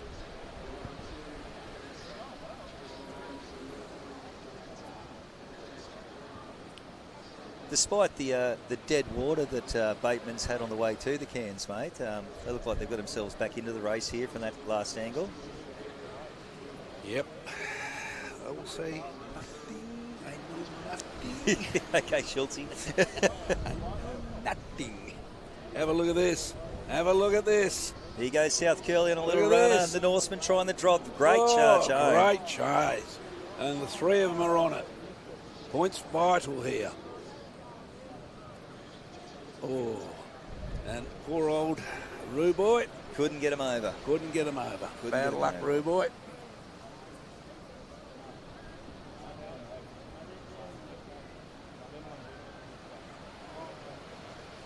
It's the other thing I love about the South Curly Club, just the whole support for their crews is great. You always see them come down, especially in the finals yesterday. Yeah, we're talking about it. You know, the culture at that club over the last 10 years is unbelievable. How they've, built themselves up slowly but surely. Just kept drip feeding from the juniors through to the seniors, and just an amazing turnaround. Getting good sweeps on board, getting them on board, and now you've got three of the top sweeps in Australia down there. Yep. and up and coming other sweeps. You know. Well, they spoke about, they did a little section, both Gussie and Termite at the sweep school last year, mate, on building club culture, and you know they sort of got it going, but they've kind of stepped back now and they let the younger people run it. You know, I think like they're both captains in their 20s and things like that. And they said the biggest thing they do now is just stay out of the way. And you've got to do that. You've just got to. That's what I keep saying. People. It's your sport. Yeah. You're the young ones. It's your sport. You make it happen. Like that talk you had with the Victorian podcast, mate, that you're on. Yeah. I really like the fact that you really enjoyed, taking the younger crews and skilling them up and then passing them on to Jeff to take when they were ready, sort of thing. Yeah. Yeah. And we drip fed, and you get sweeps, get real angry, and you're breaking the crew. Hey, that's the top crew. That's where you want to be. Yeah. You know that, and Jeff got the results from it. And mate, I've always had, in all the clubs that I've been in, it's always club first, crew second. That's exactly right. And everyone should be wanting the road A grade, mates. They're probably doing a bit while I've suggested the sweeps go and talk about. Oh, guess what?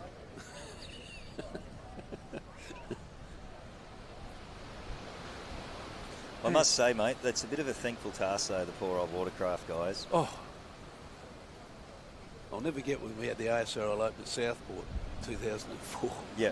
It was a joke. The can alley one was about 2.5 lengths in front. When you turn, you were 2.5 lengths in front. Yep. And I was out there with my 21s in those days, and we were watching the racing, and I'm just going, this is rubbish. And I went over to the IRB guys and said, guys, you can't, this is not fair. Yeah. And they go, it's stuck on a reef. We can't move it. I'm going, oh my God. And they had to run through because they had to get off the water by, otherwise people would never get home from South Australia. Yeah. Oh, caused a bit of disturbance that little day. I know there's been some talk, mate, but and there's been a few discussion papers about it, but surely this day and age there's got to be some way just to make it even a bit easier to set. I don't know. Well, yeah. I mean, you take beaches, even Lawn. On a big day at Lawn, Alley's 5 and 6. Thank you very much. Yeah, around and on, mate. Yeah. Thank you very much. And that's why I was saying, even when you go to the Aussies, Shell Harbour, you wouldn't have that problem. Yep. It's a straight beach. Yep. No, not Shell Harbour, Secret Harbour. Secret Harbour, yeah. It's a straight beach. And that's what, like the ASRL do try to find beaches. And let's face it, it had it been at your main beach. Yep. This wouldn't have been a problem. No. Look, there would have been a few holes, rips and waves that pop up, but there would not be any one distinct advantaged alley. It would change all day. It's always so, like when we were discussing it, on Wednesday and Thursday, I'll say this beach changes by the hour over at Park Beach. Yeah. Well, we were talking, even in Victoria, they talk about having carnivals in the bay. The bay is one of the worst places being unfair beach. Yep. It's just because of the way the tide changes, the holes in the water, it's just unreal. The shallow, the drag, the whole thing. Yep. I mean, not that everyone wants to go to the bay, but and it's just one of those things. Unfortunately, when you've got so much distance between alleys 1 and 6, yep, it's not easy. Yeah, what is 23 metres apart. 180 odd metres over the course. 200 metres, say, roughly. And it makes it hard. I mean, you've got an even break on the wave here, so you can't complain about that. Yeah. That's one good thing you got here.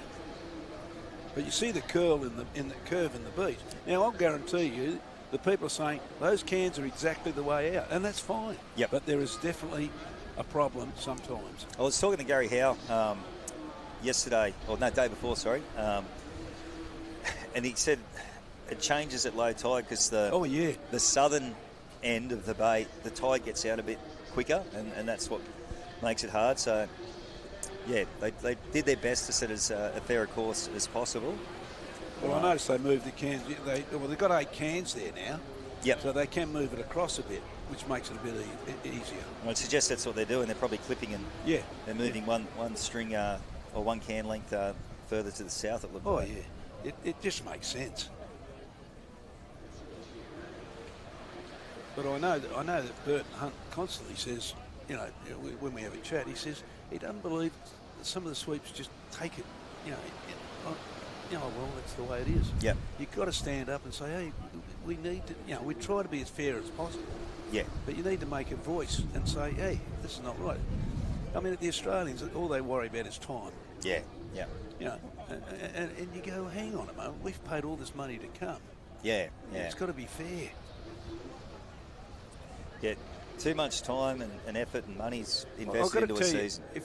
I was doing the commentary on the beach last year at Alex, right? And I can tell you now, I was sitting there like I am here today, and I'm going, you're kidding me. Yep. This is not right for the crews competing. Yeah. It's just not right.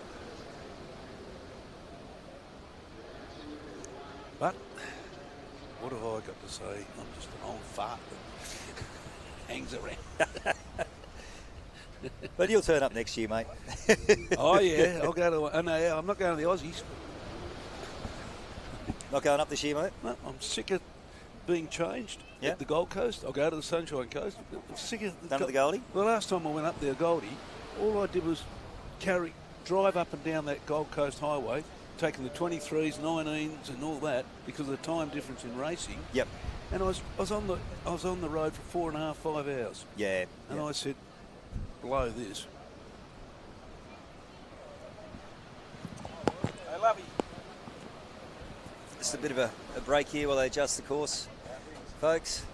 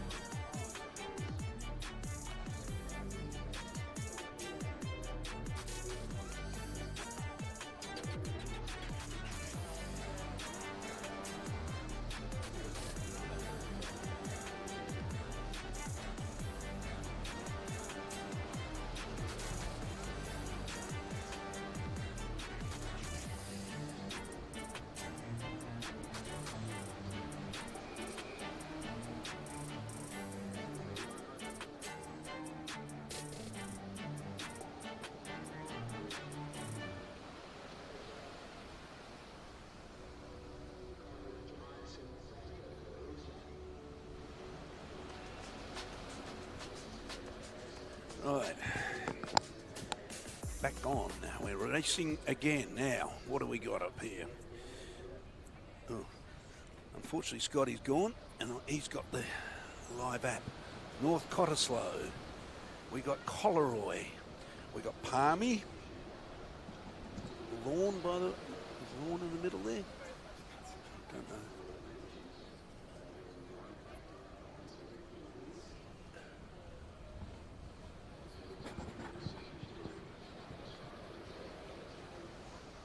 This is the Open Female Surfboat Round 2. This is for points. No knockout here. But you don't want to come last.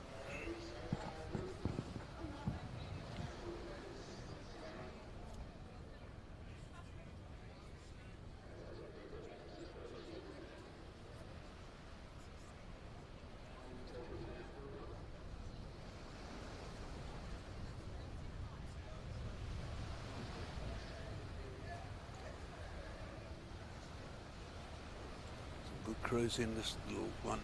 The three crews here are very good.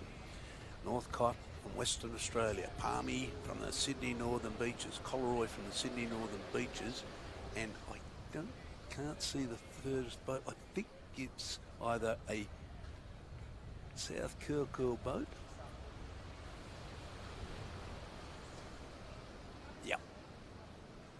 Yep, South Curl. So Sydney Northern Beaches and Western Australia racing here. We'll see how they go. Scotty's just had to go away.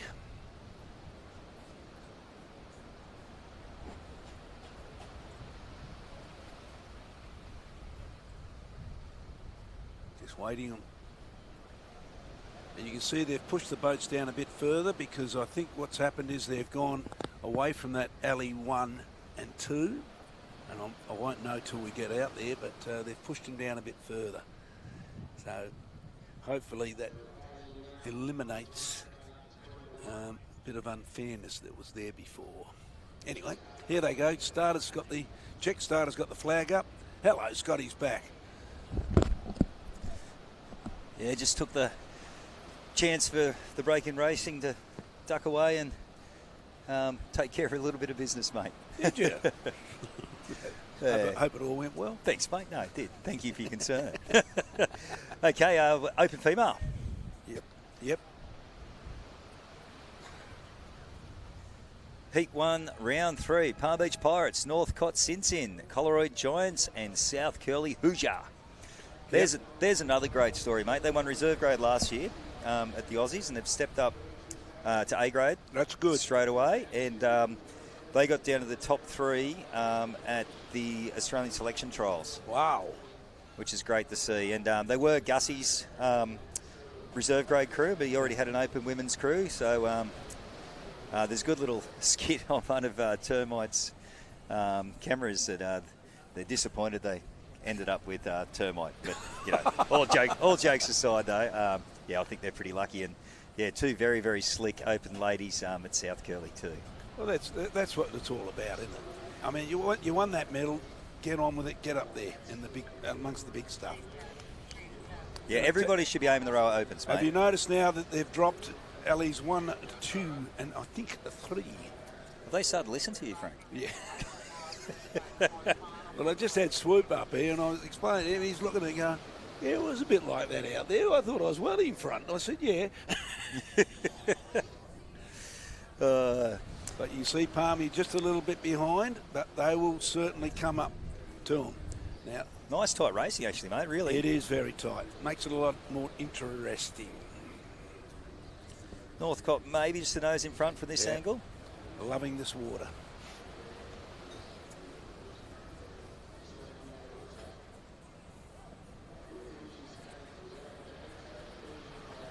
Here we go into the turn. We'll see what cans they are using. On board here with Coleroy. So they're coming into the blue tin. And white.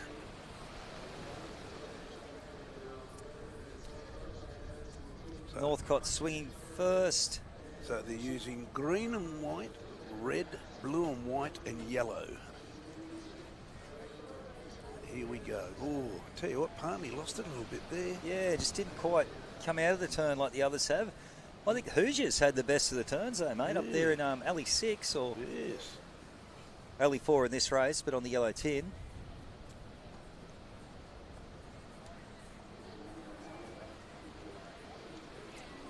Very good control. Well organised, this Northcott lot. Yeah, look nice and relaxed in their style, Frankie. They're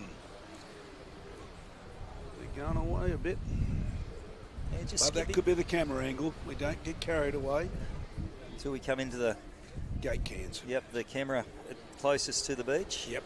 There's one just near just past the gate can, so that's the one that tells you the story. A little bit of life there under the Northcott boat. You can just see that nose down, and now it'll go uphill a little bit. One of the worst strokes you ever pull in a surf boat, Frankie, is that one when you fall off a runner. Oh, yeah. That drag back. Ooh. Look at this. This is a real even break now. Have a look at it. It's going to be nice and tight here at the closing stages. Oh, yeah. Here we go. From the Northcott are trying to push this onto this runner. Oh, they're going to be dropping off it. So behind them, they've got it. There'll be something else pick up. They're still just hanging on top of it, mate. Yep, but problem is you don't want a big one coming from behind. No. We did see a few boats nearly hit bottom or slew right on the edge yesterday. Here's what I mean. Here comes, but I think they're a rock. They're across. Yep, they're across. Northcott to Collaroy, South Curly Hoosier, and unfortunately for Coxey's girls, they got fourth. Yep. Heat 2 coming up. We've got the Cape Hawk stand-ups, Mooloolaba Chop Suey, Lawn Edge, and Surface Paradise Spice. Well, Cape Hawk. See if there's a protest in this one. we were talking about it yesterday at some time, maybe the day before, about the protest. Who has the right of way? When you're going into the can, you come out and you collide with the boat coming out. Who is the right? Who is the right in the right of way? It's the rules state that there's an arbitrary line between both cans. However, I've always been of the opinion if you're that far behind, you need to hug your tin. Wow. And I've always done that as a sweep. I know others don't. I've had a boat aim for me. Yeah. And you apologise, ladies. It's the only way I could have got through. I said, nice, thank you very much. I really appreciate that, honesty. Is that exactly what you said, Frank?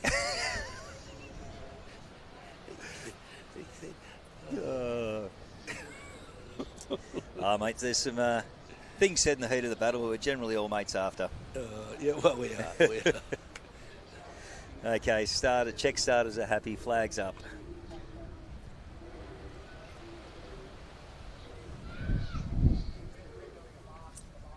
Otway Boots Boat, Lawn, Phil Grant, Grubb's brother.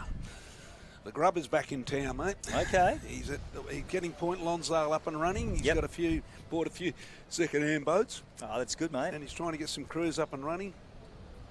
He's got a few of the old legends at Point Lonsdale helping him out. Sock Loose and a few of the other boys are getting around. So maybe we'll see the mighty Point Lonsdale back in town.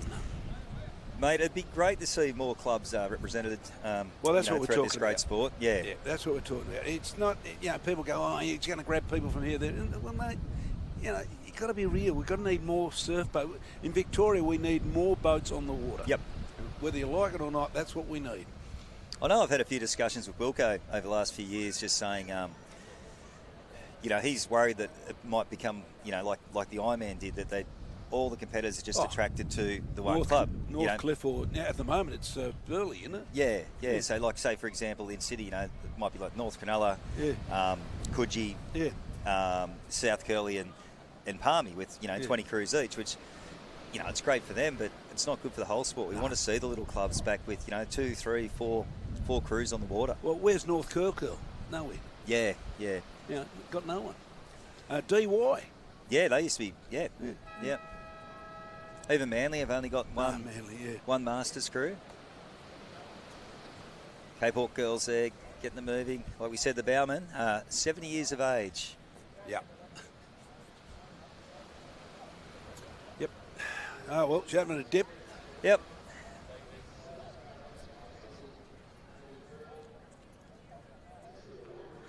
Still a few little bumps rolling through. Good advertising for Cape Hawk, that. It is. Okay, back on the screen here.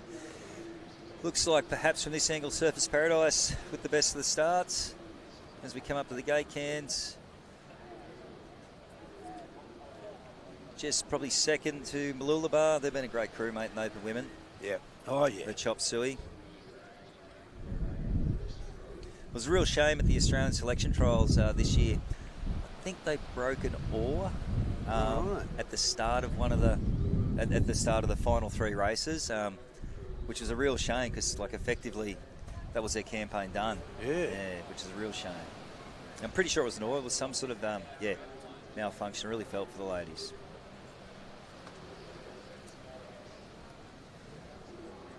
I tell you what, the crew out on the right there, they're doing really well. Who was That's that? Surface Paradise Spice, mate.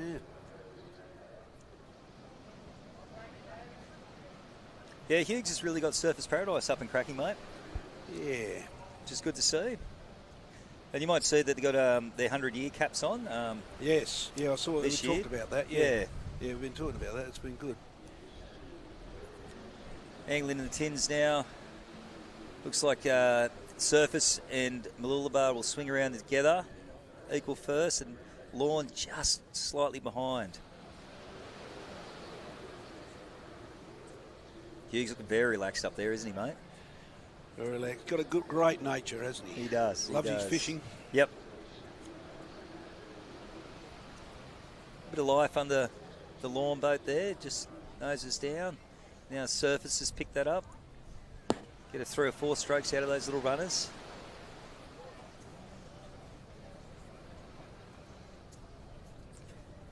You can still see a bit of that swell smashing into the south wall there.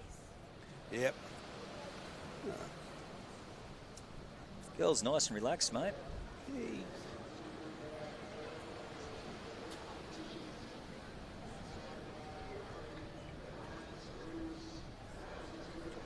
Coming through the gate cans now. For me, they're in front. I'm just trying to look at the other. I think so. They should be. They had the right out. Yeah, they're in front. Lorna probably snuck into second. Oh, a little bit of life coming under both Mooloolaba and Lawn. Can they drop it?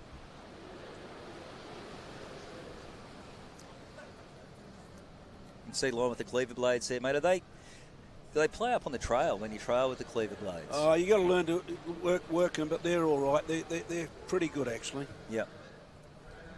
I'd say Lawn and Mooloolaba will drop off that, and that'll be just enough to push the Surface girls over. Here comes Mooloolaba. Down a little run, Brad Weston and the girls. But I think it's... Nah, they're gone. It's another husband-wife combination there in that crew. Well, that hurt the stroke from Lawn, mate. She was feeling that one. Yeah, we got Peters filling in. She hasn't rode in that crew for 2 years. One of the girls, wonderful occasion. She got married last week. Yep. Jeff did say to her, you pick your right time. But anyway, that was a wonderful thing that they got married. And Coffs Harbour's a great place for a honeymoon, Frankie. I have heard of that being done too. A guy got, I can't remember who it was. They said he got married, went to a carnival the next day and continued on their way to their honeymoon. Hello, Aaron Tannehill's here. Put the plugs on, Mike. Lovely to have your commentary, mate. Not for long, mate. What have you got? You've been in the markets. I've been in the markets. The Jets, I'm doing the day with the under-19 girls. They're going to go up to Woolgoolga for lunch and come back. But Hey, now tell me. Yeah, mate. Tell me all about it. You're going to tell me all about it. Hi-ho, Silver. Oh, yeah. Hey? It's awesome. I think it's a great initiative. We really enjoyed it. It's waiting all day for it. But Enjoy it. It was magnificent, yeah. sir. After it, the girls, I've never seen so much excitement in my life. It was great It's fun. the great thing about it. It doesn't take too much for the ASRL to put it on, but it's definitely worthwhile. No. Yeah, great work. Oh, we had nine crews are in it. So we dropped a couple of cans and freaked out the commentators a bit. I didn't have pumps for the race, and because we got a hole in one of our boats, we used the other Jack one, and they didn't have pumps. That. And I told Scotty, you didn't have pumps. Scotty was starting. I said, mate, I haven't got pumps. If you put me under one, I'm taking the pension off you. So, no, it was awesome. Great work by the ASRL. It's small things like that people think, is it really worth it? It definitely is. It's definitely worthwhile. The atmosphere was unreal. And, you were unlucky, I've got to tell you. You nearly had it shot to ribbons and just in the last 3 or 4 strokes. Yeah. No, I knew. I looked over and I knew they had us. You can see it. But we were stoked to get a medal. It's awesome for the Well, for I the thought girls. I thought you may have been third at one stage. Oh, calm down, Frank.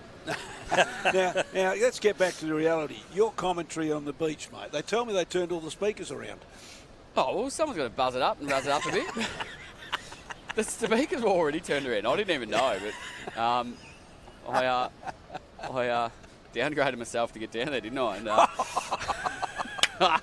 this is where it's at, boys. I was listening to you, Scotty, earlier today. I was trying to figure out who it was, mate. You do a bloody good job of this. You're very, very good. Hidden away here before I get too big of a head. See, that's right. He's going.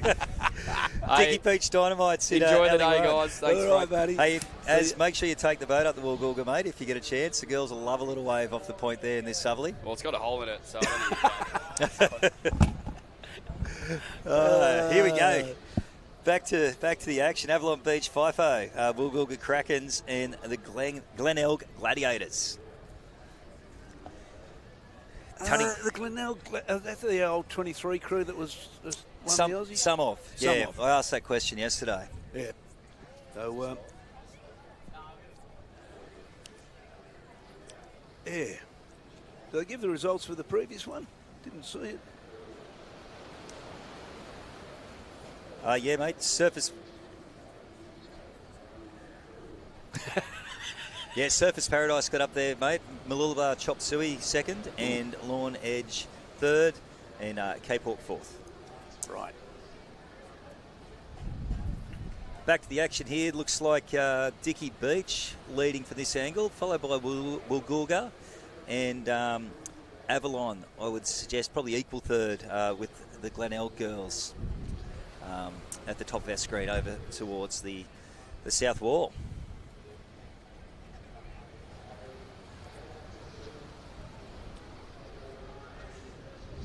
Is it just me, Frankie, or does that wind look like it's just settled a little bit out there? You can see that. It's not as blowing anywhere near as much. Even our tent's not blowing around as much. So it's not too bad. And but here we go into the turn. Dicky Beach and Whoopi. Actually, you get a good view of the turn now, don't we? Yeah. It's good. They moved those cans. I'm glad.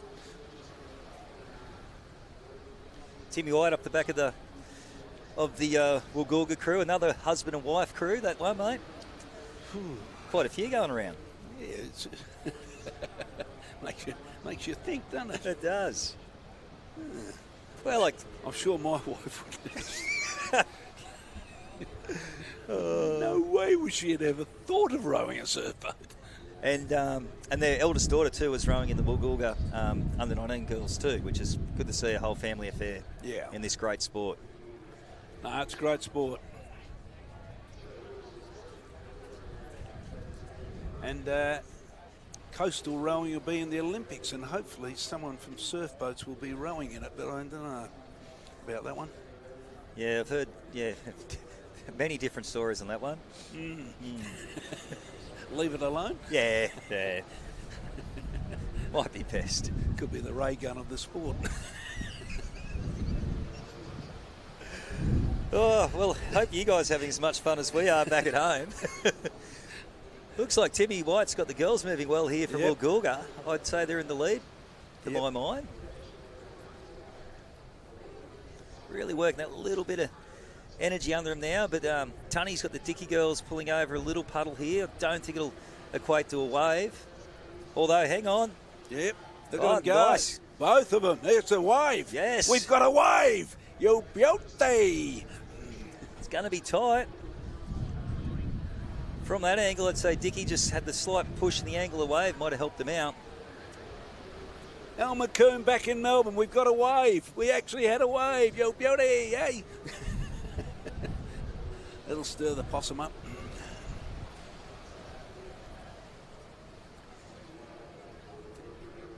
And if you want to just keep on track with the results, jump on live heats. Look at this one raking on the back of little back one. Oh, Avalon. Gone. Yep, little slew for Nath. Bounce it around for the Rio. Here he goes. Wow.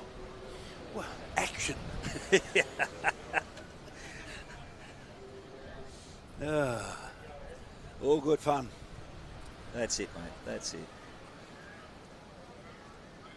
Okay, coming up in the final heat, we're going to have the Currumbin Cockatoos, our Australian representative team, Coogee DMGs, Brighton Broncos, and the South Curly Shakers. Yeah.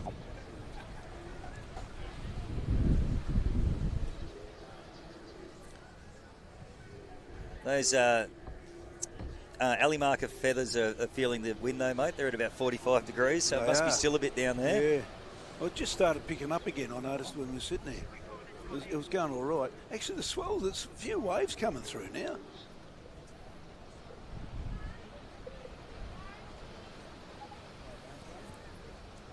I suppose you get a lot of people swim down here during the summer.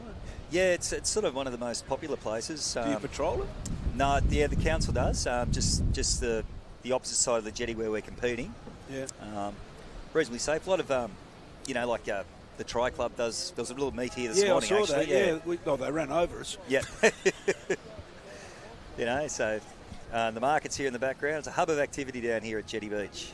I'm going to say the last thing I'd ever do is a marathon or triathlon. I ran with a bloke for the last 10 Ks in a marathon once and watched what he went through, and I thought, no way, no, will I be doing that. Bloke I work with now. Oh, there was I'll tell you what, the swell has come up. It has picked up. Yeah. Good to see. Yeah, you work? Yeah, he goes, ex rugby league player, and he goes, only run the half unpaid.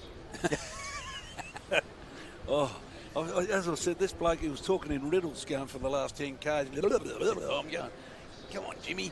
You can. And he thanked me for, after that, you got me through. I'm like, no way I'm going to do that. Speaking of marathons, Frankie, have you ever done the Bass, mate? No, we can't because we've got our famous pier to pub. Yep. So the club requires all the resources. Although now it's a bit earlier, it used to be really when pier to pub happened. Yep. So, I mean, this year we probably could have done it. But the trouble with us is you've got to get organised, and you need a hell of a lot of organisation. Love to do it. Yep. But you need a lot of organisation. Yeah.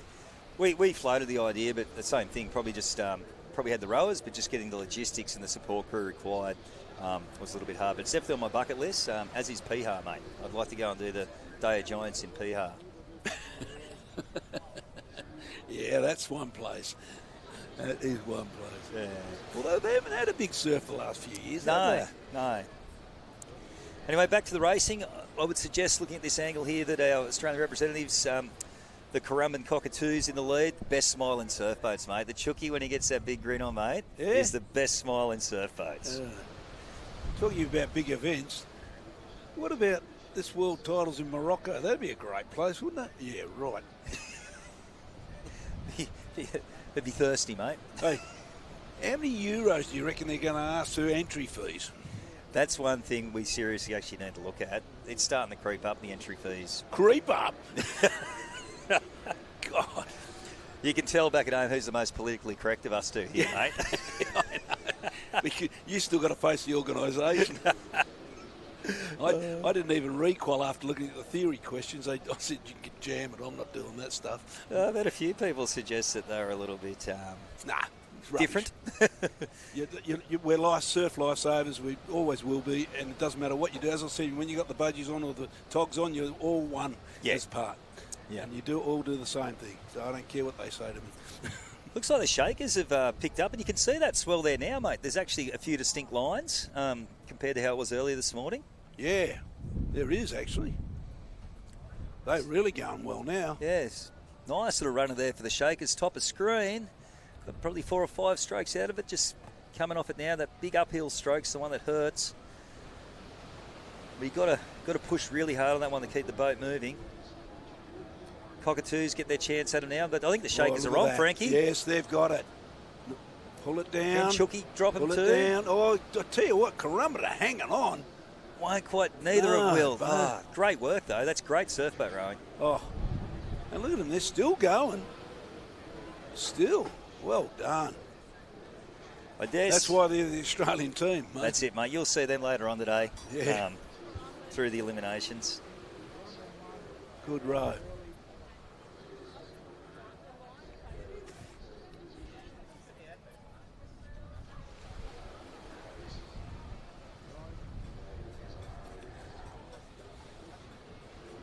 Okay, I wonder what we're up to next, mate. Must be back to reserve male, I would suggest. Yeah, we've got to go into quarterfinal. I think. Under 23 male semi-final is what it's saying here on live streams, mate. Oh, this is going to be hot. Going to be real hot.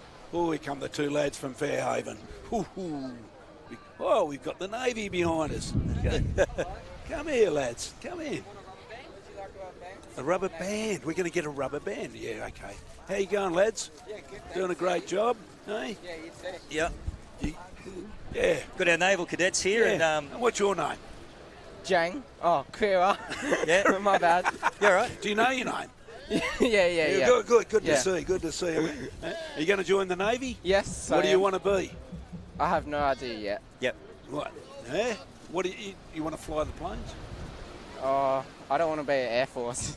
No, Cadet. Navy. They have planes in the Navy. Oh, true.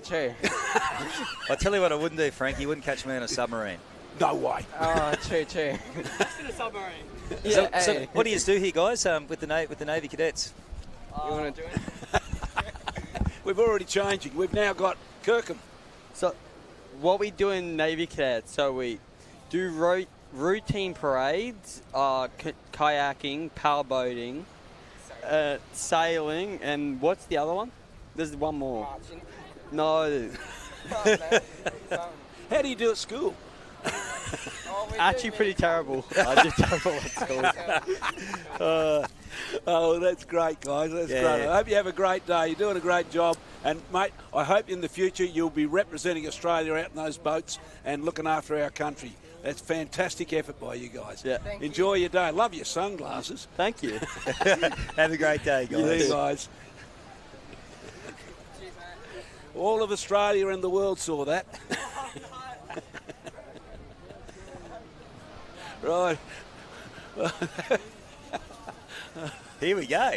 Back to racing. Who goes? This is semi-final number 1 for the under-23 males. We've got South Curly Underdogs, Alexandra Headlands, ABA, Palm Beach Petrol, North Cronulla Weapons, South Curly Burley, and the North they got Cottesloe hit. Moose. They got Oh, hit. Alex just got pumped. Northcott rowing our second boat. They really liked it yesterday.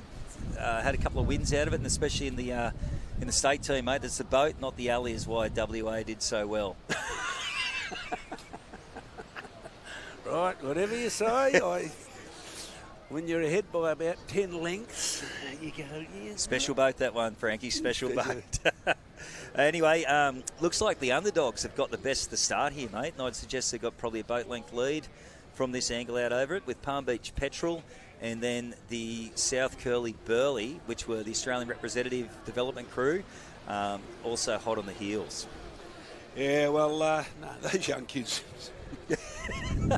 What do you want to do? You want to fly a plane? No, I don't want to join the Air Force. Hang on a moment. I think if I was their officer down there, I'll be giving them a little bit of history and training in what they actually do. Oh, you've heard it here first. Yeah. The scoop on the beach for the Naval Cadets. Yeah, there they go. Yeah. Anyway, good fun. That's great. The Navy have been fantastic. Good thing to do and get these kids involved. And as I said, they could be the future. And just a shout out to the Coffs Harbour Naval Cadets. They've really helped us out with venue, moving the venue. They've allowed us use their facilities to store stuff overnight and everything. So very big thanks to those guys. And a wonderful history in there. Yeah. Well, Okay. The Burley around. Yep. And Northcott too. Yeah. Northcott and the Burley. A little bit of energy coming under them there, a little bump. See who can get the most out of this. Well, I'm sure they'll get the runs out of there. Northcott will definitely get the runs out of there. LE6. No doubt about it. So if you're a betting man, mate, you'd put your money on LE6, Frankie? I would do right now. But we'll see if the camera's out, we'll know. Certainly, no doubt about it. They're two. And I tell you what happened to the other North Burley crew. South Curly. No, they're here in Alley 1. They're still thereabouts, mate. I'd suggest we're dropping 2 out of this and 4 through. It goes through the gate cans. Looks like the Burley just over Northcott. Palm Beach Petrol making... Oh, sorry, it's North Cronulla. I've just seen the white gunnels. My mistake, team. I've got to tell you, Oh, how good is this racing by these two? These are the fastest crews in Australia at the moment on this day. This is, look at the Burley go. Burley go. They're saying, this mob beat us in the other race. I'm not going to let this happen. And Alan Perry's putting it. Oh, here we come look from at the the bow. charge. Have a look at this. Termite sprinkled a bit of wave dust. Down he comes. That's going to be a four. And look at the drop. Oh, they're the four through. How good's that? That's what we come to see. Oh. A little sprint to the line. 4 through, boys. Just save your energy. Oh, the poor old Palmy guys. They're out. Oh, where'd they come from? The clouds. Yep. Unfortunately for Alex, they got hit at the start and just couldn't quite recover. Wow. That's the sort of racing we love. Yep. Okay, coming up in the second semi, we've got Currumbin Drakkars, North Cronulla Perds Colts, the Palm Beach Finns, Markula Maxi Bonds, North Cronulla Blueies, and Northcott Saints. And how good a success story has Markula been the last couple of years back on the beach? Fantastic. He started off with that under-19 crew. They did really well at Lawn last year, won the ASRL Open, and played up that night. I remember that. And then he's come up with a couple of good crews. I think he's even got a senior crew, hasn't he? Yeah, Steve Lawrence, mate. He's been out. Oh, we've been handed in some keys.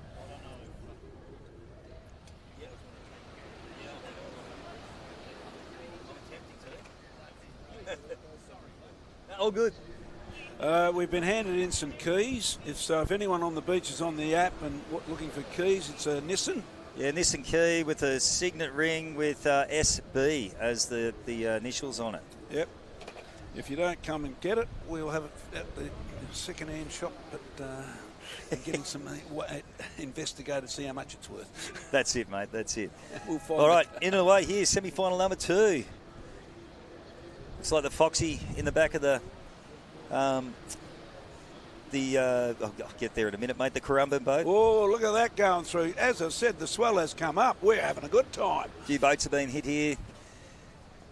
Finns are a pretty quick crew in 23. Spency always seems to get some pretty slick under 23 crews, both male and female.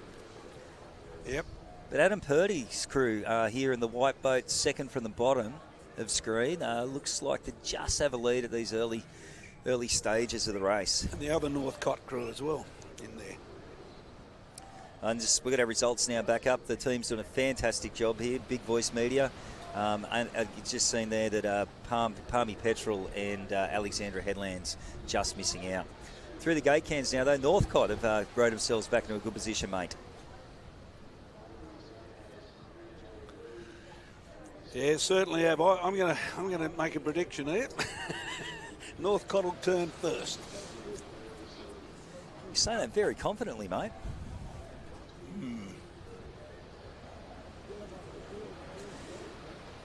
Still a bit of juice coming out of the Currumbin boat there, so they must have been hit. Still have a bit of water in at this stage of the race. Well, as I said, it looks as though, you saw in that previous race where the swell just comes up, bang. I mean, Burley were going like guns. Yep.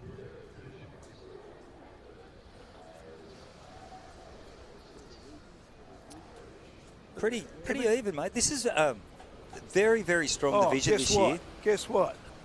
Northcott to turn first. Don't believe it. Don't believe it. Couldn't be. Impossible. Anyway. Palmy swinging around there now. Let's. Spence here with that distinct white zinc on the nose and the black boardies. And they've skipped away too, mate. Not only have they turned first, they've picked up the first of the help. Markula. No, they've done a great job, this crew. Gee, they enjoyed themselves last year when they won that under-19s. We let them off a few indiscretions.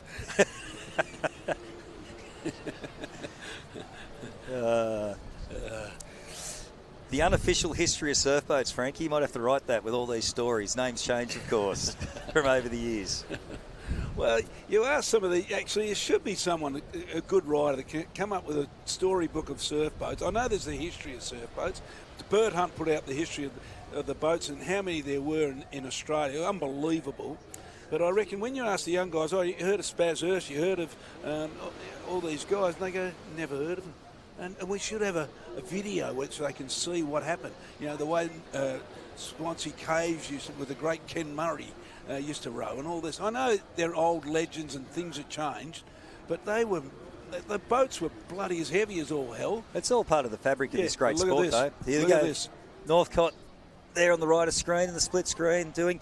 But just before we were talking there, mate, and here they come. I was going to say, North Cronulla had a great run. So there's Bluey's crew there and Perd. So 1, 2, 3, all important fourth. Cooler out. Yeah, I think Spency might have just got his fins across for the all important fourth place. Yes. Yeah. So it is a fabulous thing to someone to get done, and just to keep, because the great thing the VSRL are doing at the moment, the Victorian, is they're encouraging all the life members, and they had a big thing at Lawn a couple of weeks ago. They invited all the life members to a lunch to watch the racing and all that, and then they presented them with life members' caps and things like that. And they're saying that they want them to come down and speak to the guys. They want them, because the Point Lonsdale crew is the only crew to ever win Australian titles in open men. Yep. Is Point Lonsdale. Yep. And you sort of go, we can't lose that history. Yeah. Mate, you guys have got some great things going down there from what I've been keeping abreast of and talking to Scotty Tannehill. Your surfboat circus or whatever you called it, where you're going around trying to promote it. Yep. The things you're doing with the youth. It's just great to see, mate. Yeah, that's what we've got to do, and that's because, otherwise we'll just die. Yeah. Okay, we've got a semi-final reserve grade male surfboats here. So we've just found the key owners, come and got them. Everyone's happy now. God, he's happy. Yeah. He lost about 20 kilos. Sweating. Okay, so we got the Avoca Beach Cheese Dogs, Avalon Beach Pickies, North Cronulla Hurricanes, Queenscliff Major Rays, North Cronulla Funkies, and the Brighton Bulls. Brighton Bulls. I'm suggesting, Frankie, that we're going to drop 3 here and straight through to a final, from what I heard. Is that right? Unless they've changed it.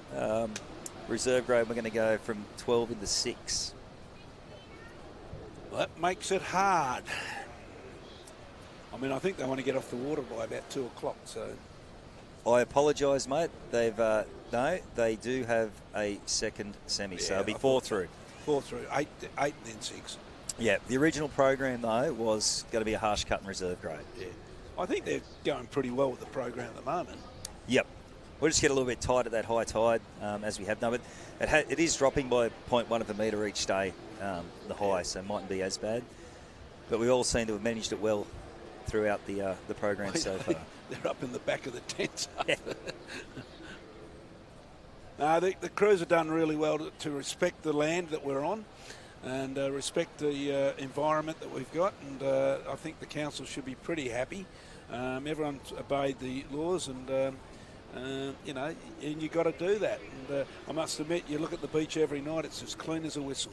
Yeah, no, when we sort of did the rubbish run, everyone on the tents has got it in the bags for us, makes it very easy from our end. It's been a lot of work, mate, but it's been a pleasure having everybody here. Oh, here comes your mate, Roo Boy.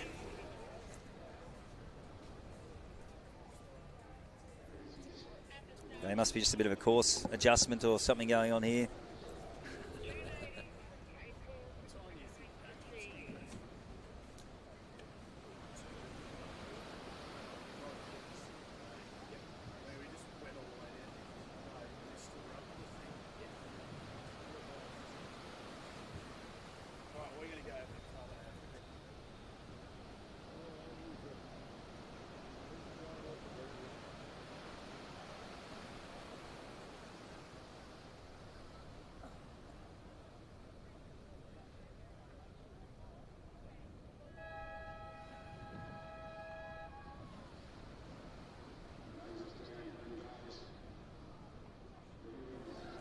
Okay, we're away here, mate, in the reserve grade men's semi-final. Avoca. Mike Tamblin, hello. How are you going this morning? We're looking after you. Avalon Pinkies. And got the Avoca Beach, the Mike Tamblin boat there in the green. Flat white. I'm getting another coffee. Mate, spoiled. Flat white.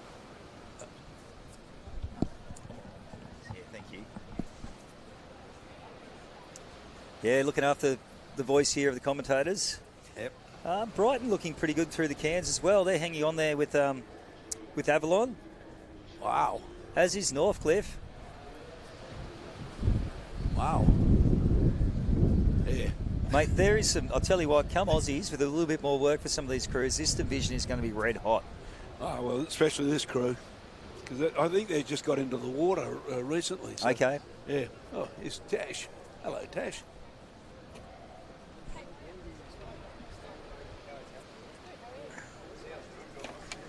Okay, we just got ASRL President Tash Tunney here, just about to jump on the live stream with us, as we see the Queenscliff guys making their way into the turning cans in this first semi-final for reserve grade male. How's it all going for your end, Tash? Not too bad. Am I turned on? Yep. It's going okay. We're pumped through the under-19s merchandise, so most of those crews have collected. But if you're sitting at home and watching under-19s, Noosa Tui's, Aussie Hammersley, I notice your crew has not come and collected, so hop on it. There's a hot pink cup waiting for you. Right, in this race, we can see around the turn, and I tell you now, the Pinkies haven't got it all their own way this time. Yeah. What a race I've walked in on to have a chat about with the Pinkies. Well, look, in actual fact, the Pinkies... very even. Yeah. Well, Brighton in alley 6. Oh, Faz is in too. Here we are. That's Faz on not screen. Faz. He's not wearing it. Yeah. It is Faz, though. Where's his Hasn't thing got at the his back? camel flap at the No. back. I don't know. It might be too windy for it today. It might slow him down. I thought, hang on, where is he? Okay, so head to head, we've got, so Brighton look like they are ahead at this stage. The angle's probably slightly off, but Yeah. so we've got Brighton on screen. So that, there There you go, the Here go the Pinkies. I've had a push. So first to the cans, and there's the other four. Look like Brighton maybe hitting some dead water there. They've just, but yeah, Pinkies. Say no more. Popular crew, that one. Should be A's. Oh, I didn't say that. I just had a go at them before, so I know the boys well. Look at this. Look at this. Pulling onto it. Here we go. So 4 through from here, folks. Actually, all you got to do is give Mally one in the final. That'd be enough. Yeah. Death by alley one at the moment, isn't it? Yeah. I'd say Oh, look at that for a finish. How many get Wow. through there? 4 through, mate. Oh, Oh, very tight. wow. Wow, we'll be interested to see the result of that. Are we at the peak of high tide yet? Not, Almost, not yeah, quite. Not quite, So almost. there's still a little bit to go. And everything's, I mean, for all you've been through this weekend and what's been going on, it's been a fantastic run, and everyone's doing the right thing at the moment. And, I mean, you got through those wonderful races yesterday. The under-17 kids were, I've never seen so much excitement They in my get life. so excited. Yeah, I mean, they're like a disco duck at the end of the bloody thing. Oh, it was really good. I think, 8 under-17 girls cruise is phenomenal to see. I mean, we've never had an 8-boat race before to start with, but to Never have 8 seen on the line, it's exciting. It's the future of the sport, and they're so keen. They're so engaged. They love it. So it's good to see. Yep. And looking forward to next year at Wanda. Yes, yeah, Wanda. So we'll have to do some site visits and check on the beach how much sand's there. They tend to have a bit more than Allura. Allura has been punished the last few years in Cronulla as well, North Cronulla. So Wanda tends to hold up a bit better. So Yeah. hopefully we'll have a cracker of event, Jag, like a 2019 style event with the swell. That was amazing. That was still one of the best swells of his. I can never forget the cameras up on the balcony, and we lost all access to internet. It was amazing. That So was Scotty, who have we got on this? Yeah, coming up race? here, semi-final number 2 for reserve grade male. We've got Palm Beach Peppers, Mermaid Beach Rezzies, Allura Wilco in alley 3, Palm Beach Pelicans in alley 4, Fremantle Burritos alley 5, and the Woolgoolga Gropers in alley 6.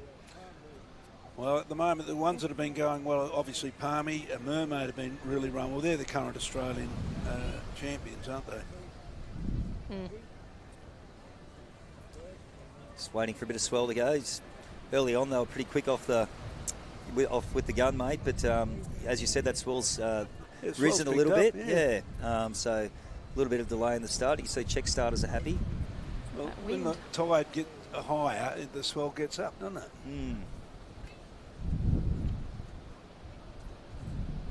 Everyone really pushing up into that southern flag area now, aren't they?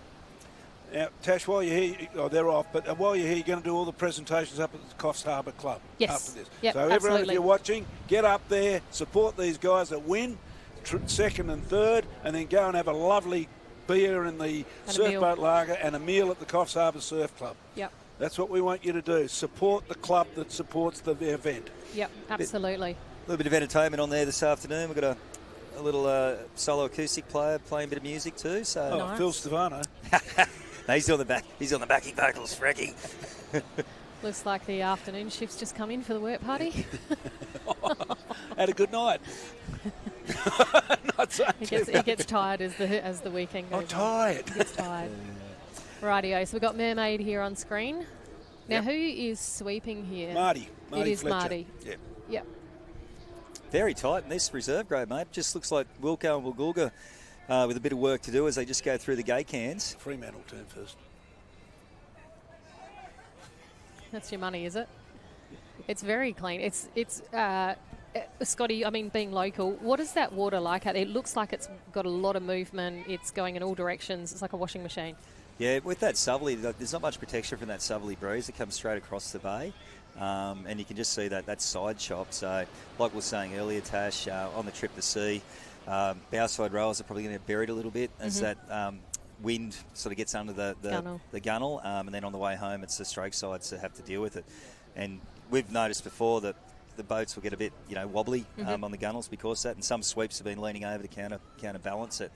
But even because of the harbour, like we've got a deep side, and that's probably the reason why Ali 1 always feels a bit dead. Where the boats come out, there's a little bit of, swirling water.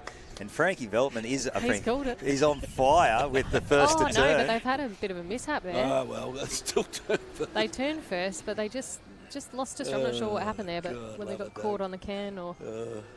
Loving this. Anyway, Well, again. Well, Goulga are back in it too, mate, and out of Valley 7, they would have turned on the white. Old Clutchy up there. Been around a long time.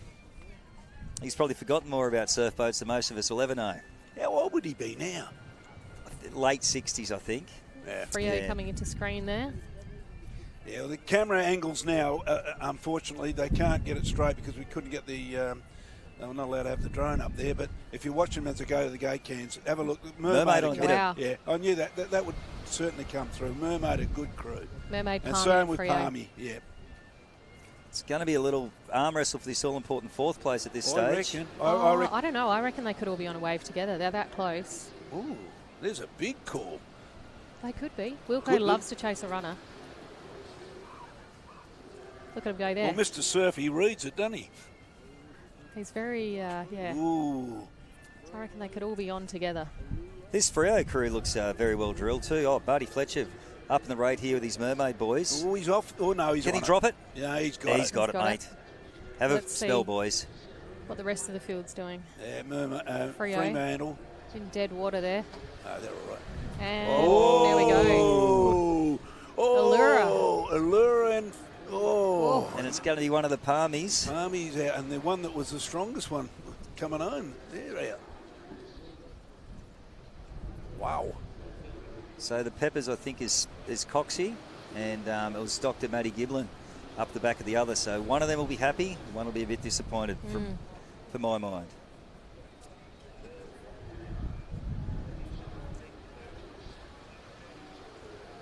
So crowd's starting to build down on the beach now as all those divisions are in and racing. And the pier would be pretty busy, wouldn't it? Yeah, yeah, It's great watching it from up the pier, yeah. especially where the camera is, the finishing camera. Now, are we calling it a jetty or a pier? Either or. It's a It's jetty. a jetty jump. It's a jetty, yeah. But there is the Coffs Pier Hotel close by too. So Oh, there you go. yeah. Yeah, that's right. Yeah, well, I went there last night. Yep. Really nice place. Lovely staff. Yeah, it's been probably 5 years ago. It had a major renovation. Yeah, good. Got a good atmosphere. Old culture atmosphere there. Yeah. A few of the old grey nomads getting there. Yeah. And they say that this used to be, half as long again. The jetty here back in the day Oh, when wow. it was the main trading sort of port for the area. Obviously, timber up on the north coast is the main export back in the day. Okay, coming up will be the female semi-final. And we're going to have in Alley 1, Alexandra Headland Hustlers, the Wanda Wildfires, Alexandra Headland K-Floor Amazons, Fremantle Fire, Avalon Beach Chaos, and Allura Wilco. So a couple of turnarounds there. A few busy sweeps, I would imagine.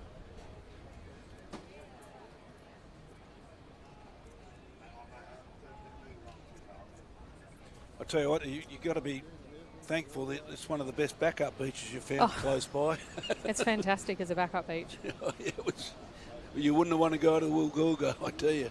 It was huge out there. Yeah. Yeah. That was definitely big this morning over at Coffs, and it was clean. It looked amazing, but yeah, and then that wind kicked in, and it would have been They're still challenging. expecting something at 11 o'clock or something, aren't Yeah, I think they're expecting a bigger pulse to sort of push through. Yeah. And that southerly would have made it difficult on the big swell, would have been blowing the tucks as we dropped down them too. Oh, yeah, it would have been a disaster. Yeah. So we're racking and stacking them here for semi-final number 1 for the reserve grade female, 4 through to the major semi-final. Do we have the results on that last race? Have they come through yet? Just flicking Might be back through going to live heats. The video, possibly. Yeah, there's nothing up yet on Nothing live up. heats. Definitely a video. How many boats did we get entered this year? Well, when I did a close of entries, and then there was still some shuffling in and outs, but we were sitting on 356. That's great. That's the which biggest is one. biggest ever. Yeah, I think 328 was the next biggest, which was Allura in 2019. Yeah. Yeah.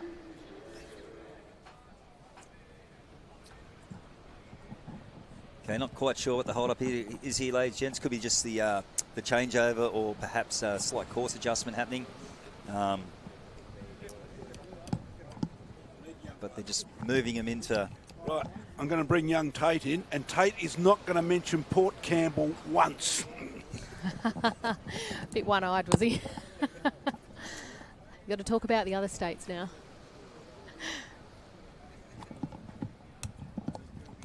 So we've got Alex Headland on the screen there, and I reckon the stroke for this crew is Emma, who was one of my crewmates. Ah, nice. So rode with her down at Glenelg. Nice. And she's stroke or 3 seat. She's real little. I reckon she's 3 seat. She's sitting in 3 seat. Yep. Handy little rower. She's gone back to round Rolex from squares and Yep. How's the forearms, Kath? You got the change. had a few good crabs. Okay, and away here, Nathan Spinner there with the Wanda reserve grade women. He's had a big program so far, and he's got his open men moving very, very well. A few little bumps to hit there. Avalon Beach Chaos copping it probably the worst, and Fremantle getting checked there. How are you today, Tate? I'm doing really quite well. I had a bit of a late night at the Hoey Moe last night, partying with the Victorian crews. But no, always responsible for the guys and gals there. But it's been fantastic days of racing here this morning, listening to the live stream from home, as well as catching the vibes on the beach. It's just been a great weekend being held here at Coffs. Yeah, mate, you got to be careful. It's a bit of a lobster pot, that Hoey Moe, mate. You can get in there, but you can't get out. God, it was hot there last night, I tell you. It was it is. sweaty and hot. It is. Very much a Hotel Okay. California-esque vibes that we got there. So who have we got? Is this That's Fremantle Yep, on screen Freo on now. screen. They just got checked off the start and just weren't able to sort of really get going again. They got hit hardest out of all of those crews. Avalon also on screen in lead. They got checked, but just managed to lock on really early and stop that boat from back shooting and going backwards, and managed to get going again the quickest. But Alex here on screen. Sitting back nice, and Avalon row a climber boat, and they just tend to lift a little bit more over the waves too. It's just one of their little intricacies from the different types of boats, and that's a South Coast boat there with Alexandra Headland. Avalon's still in a climber. I think they may have gone to DKG? DKG, I think. Traditionally climber rowers, yeah. Yes, Yep, yeah, very much so. Yeah, so don't quote me on that one. Tash could be right here. What So are this- Alex rowing? That's a South Coaster. South Coaster. Yeah. Different style there. You can see the stroke digs in, and Steve just stands up there and controls it. Maybe that's the way he does it all the time. Maybe it's because of his old man's injury in the relay the other day. Done a bit of a piano string or hamstring. Oh, yes. Saw that. We see now the Chaos, Avalon Beach in Alley 5. Now we've gone down to the Fremantle crew, the Fire, coming around the can. They've got a little bit of work to do to try and keep up with the pack here in this semi-final. Avalon making a bit of a statement here. The Chaos swept by Nathan Wellings, followed closely by the Allura Wilco, swept by Grant Wilkinson. He'll be hot on his heels here, coming into that gate area. Okay, results just through from the male Heat 2. We have Mermaid Beach, Fremantle, Allura Wilco and the Palm Beach Pelicans to qualify for the major semi-final.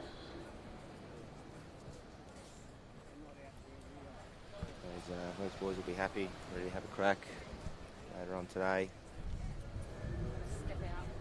Okay, nice Tate, nice little wrestle here for the minor placings. The all-important four boats going through. I'd say Wanda and Avalon looks safe from this angle. You can sort of see as well behind Avalon there, the Allura Wilco swept by Grant Wilkinson, trying to get those extra places here. Going through for this next race. Coming through, their boats beginning to lift now. Fremantle Fire on screen at the moment, trying to find, and here they come. Bit of a wave for 1 and 2 on your screens here. The Wilco from Allura and the Avalon Beach Chaos as they're slowly coming towards the crown. Starts here. I'll go through in 1 and 2 as Wanda and Alexandra Headland. Oh, the other Alexander just fallen off. So Steve Davies' crew looks like they're through. And the other guys, unfortunately, I think will miss out. Unfortunate, the K-Floor Amazons getting through there alongside the Wanda Wildfires.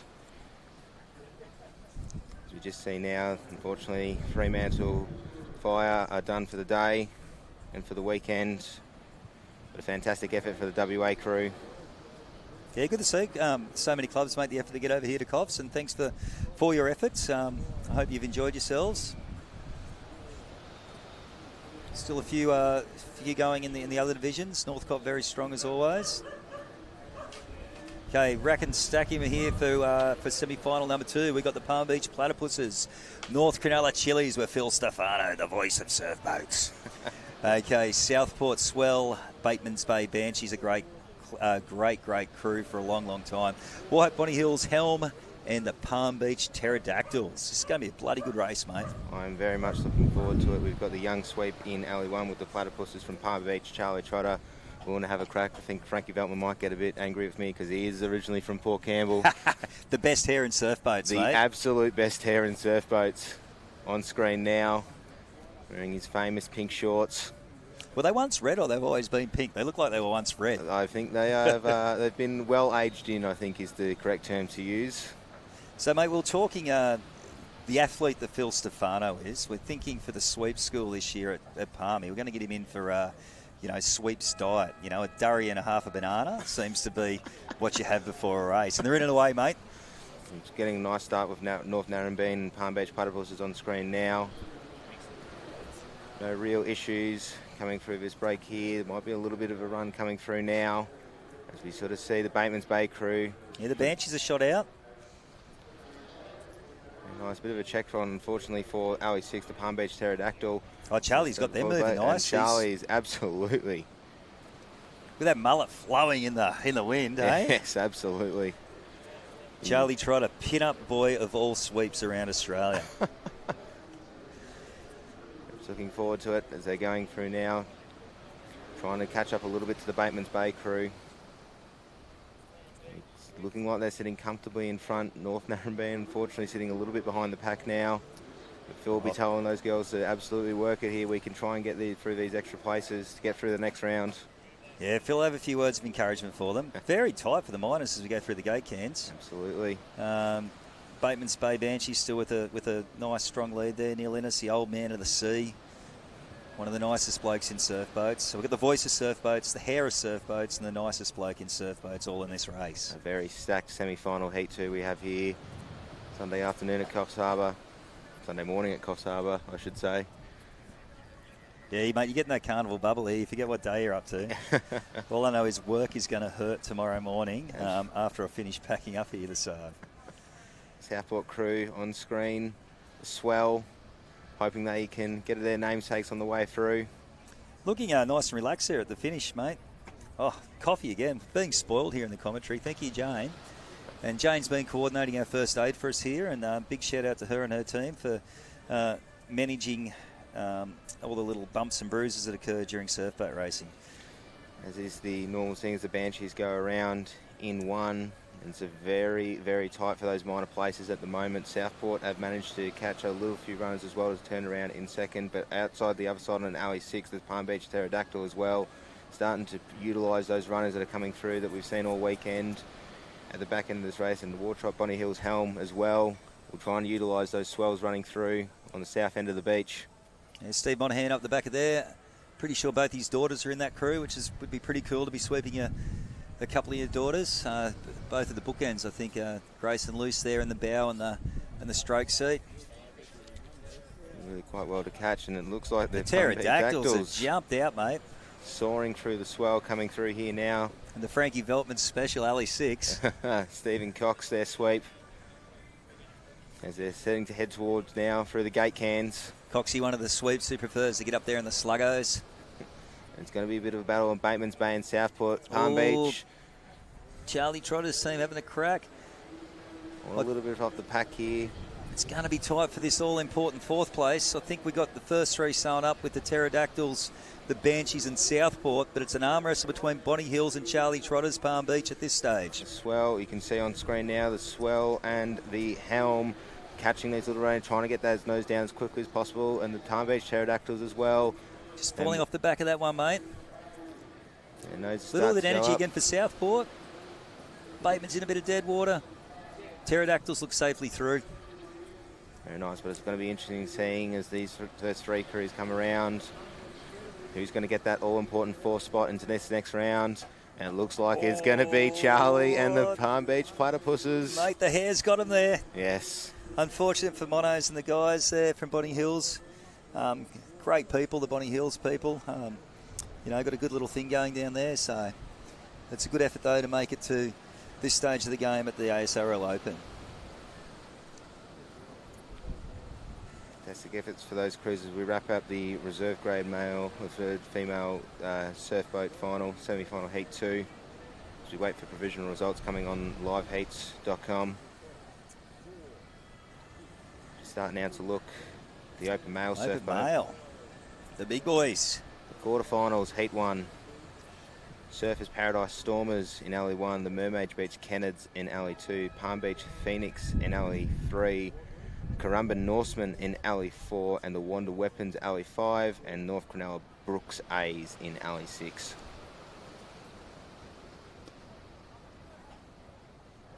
Good to see all three North Cronulla crews still going in the open males, which is great. I'd say for me though, mate, Wanda will be hard to beat out of Alley 5 in this race.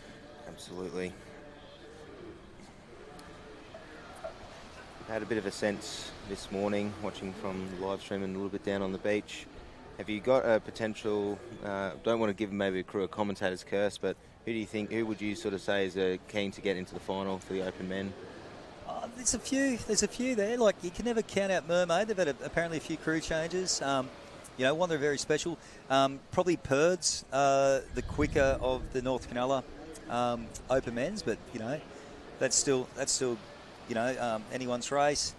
The Norsemen have looked all right. Mate, it's hard to say with the A's. Anyone can win it. The special isn't here, who I'd say. Without Bulleye, everyone is in with a chance.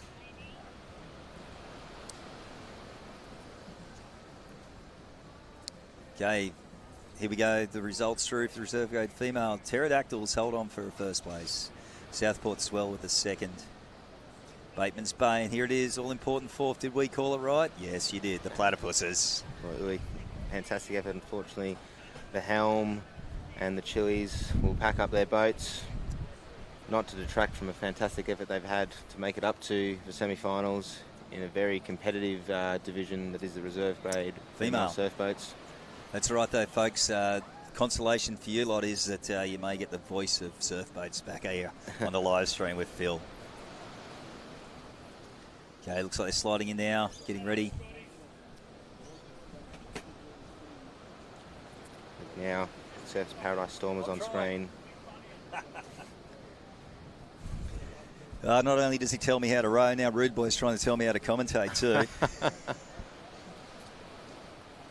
I've loved hearing your voice over the weekend. I don't think you need to hear any additional comments. Bits and bobs. There's Surf's Paradise Sev, Matty Salka with the cleaver oars. I gave him a bit of a scare this morning. Had to move his boat trailer on him. Just with the markets, we had to get a few trailers out of the public car parking. And I had Matty wandering around like a lost soul looking for his oars, but I showed him the right direction. End of the way here, mate. And here we go. Surfers on screen wearing their 100-year centenary caps. As we sort of get a nice start, looks like Wander have got the best run out of it. A little bit of a check, but Surfers will have to do a little bit more pick up here to try and keep up with the pack. As they're now going through the break. As we sort of see, unfortunately, it looks like North Cronulla's Brooks A's had a bit of a check there in OE6. Yeah, they probably got two of them, mate, unfortunately. And it's just put them behind the 8 ball, and it's going to be hard in A grade to catch that couple of lengths back up.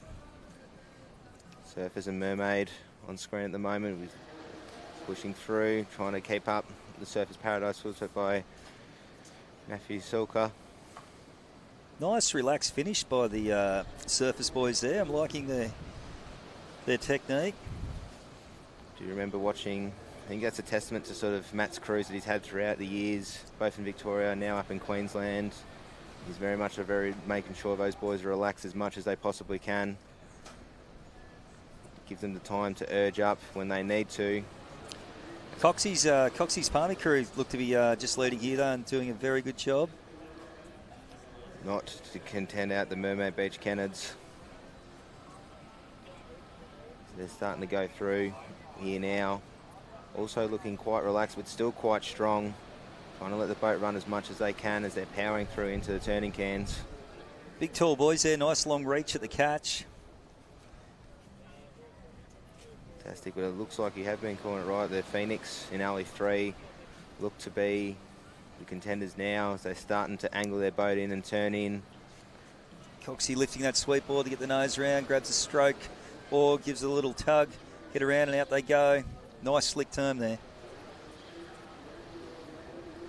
Very nice turn as well. Next to them, the Currumbin Norseman. It looks like Wander have made a bit of a play out in Alley 5 as well. Oh, mate. Special crew, that one, the crew. Weapons. Starting to think about it. They might have started to pull the trigger already. There's Currumbin look now. The Norseman on screen. Bit of work to do, try and make sure to stay in top 4. Is it going through from this race? Yeah, top 4, mate, through to the major semi. Here they go. Wander sitting comfortably in front. Oh, sorry, minor semi be first, yep.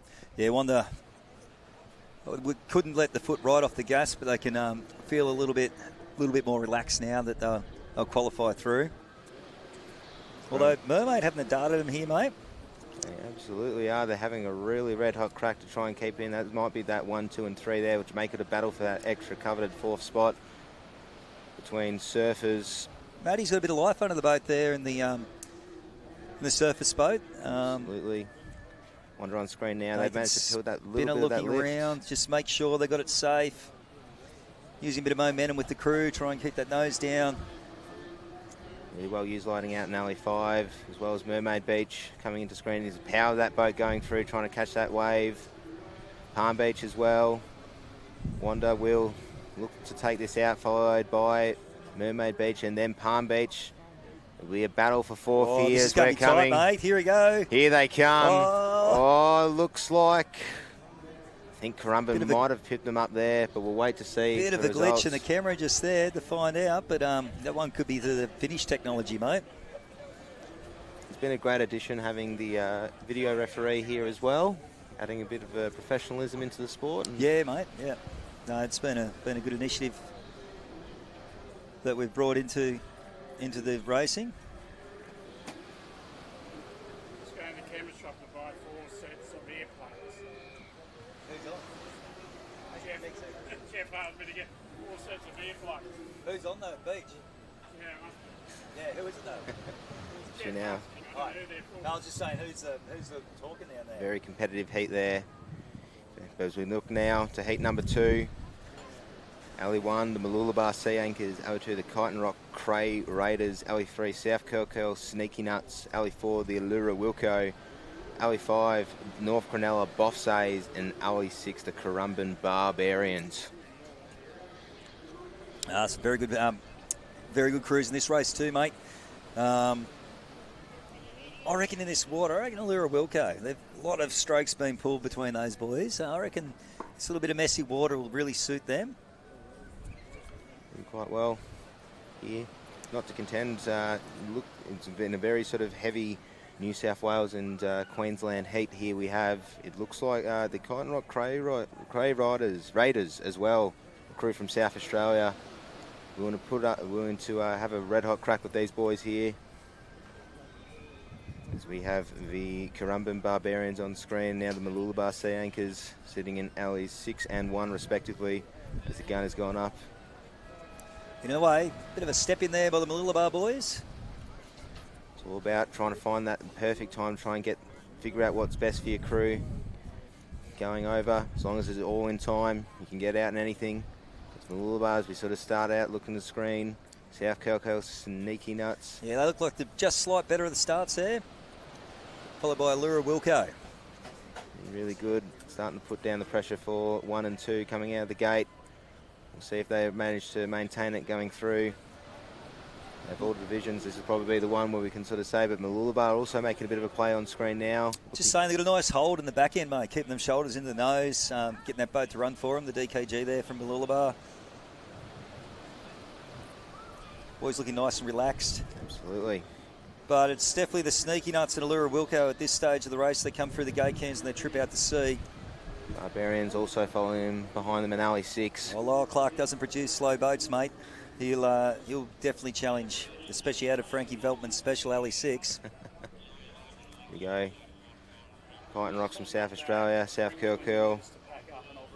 Sneaky Nuts on screen.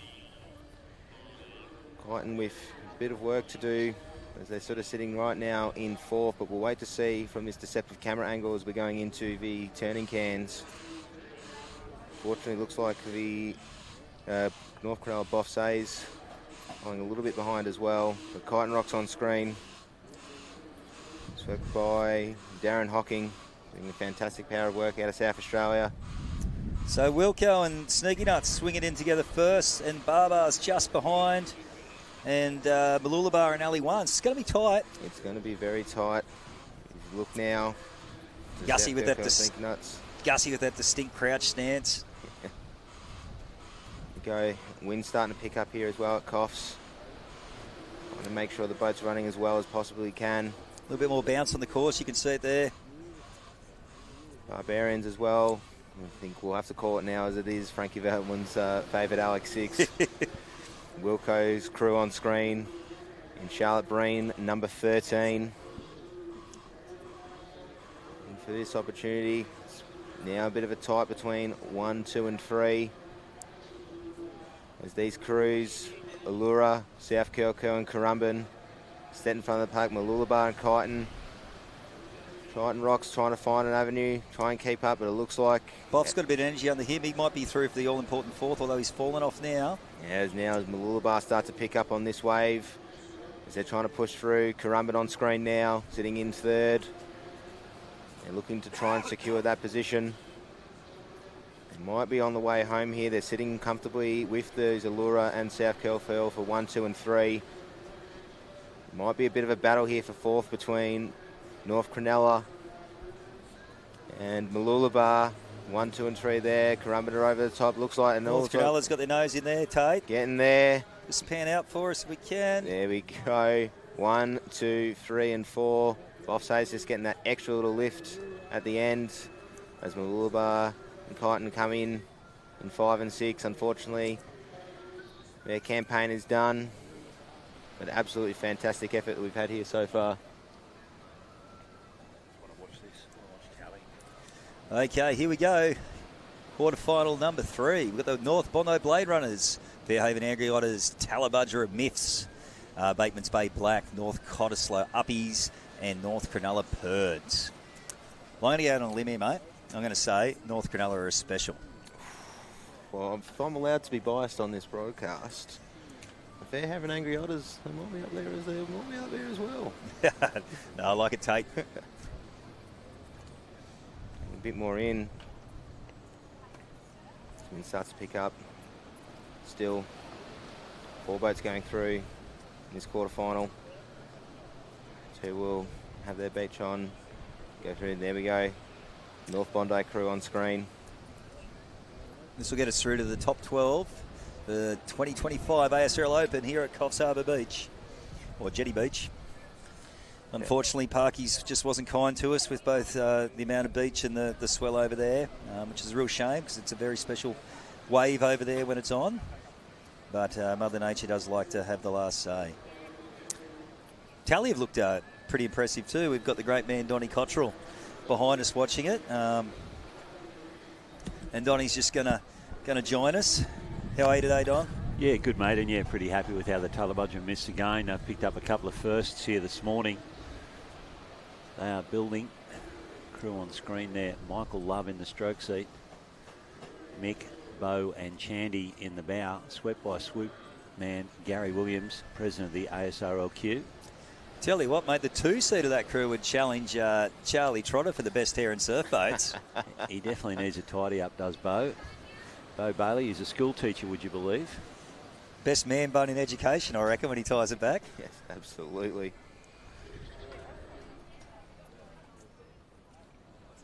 You sort of see on screen, Coffs Harbour doing water safety for us. It's a power of work that they've had. Unfortunately, couldn't be over there over this weekend. But to have it, to move the effort that the officials have put in to move it over here and have it a fantastic event at Jetty Beach has just been a power to the work that we've, the ASRL committee has put together and the officials.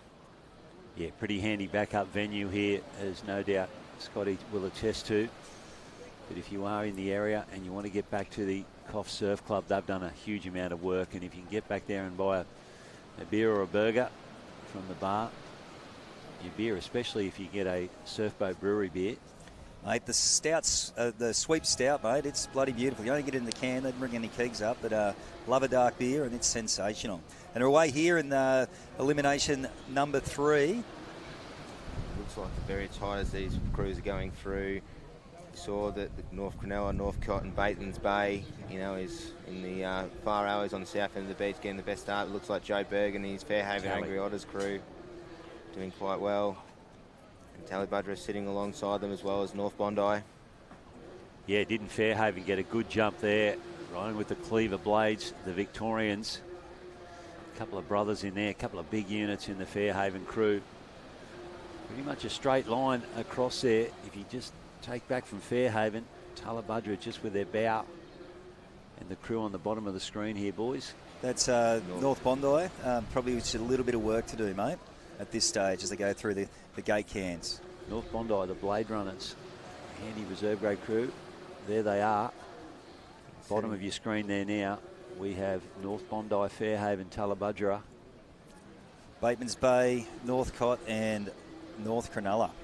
And the angles can be deceiving here. Riding with Talabudgera there. Swoop. Gary Williams is the sweep of that. The Talabudgera miss. Nice strong finishes, mate, in that crew. I'm liking that. That's good send at the end of the stroke. Yeah, Michael Love, stroke of that crew.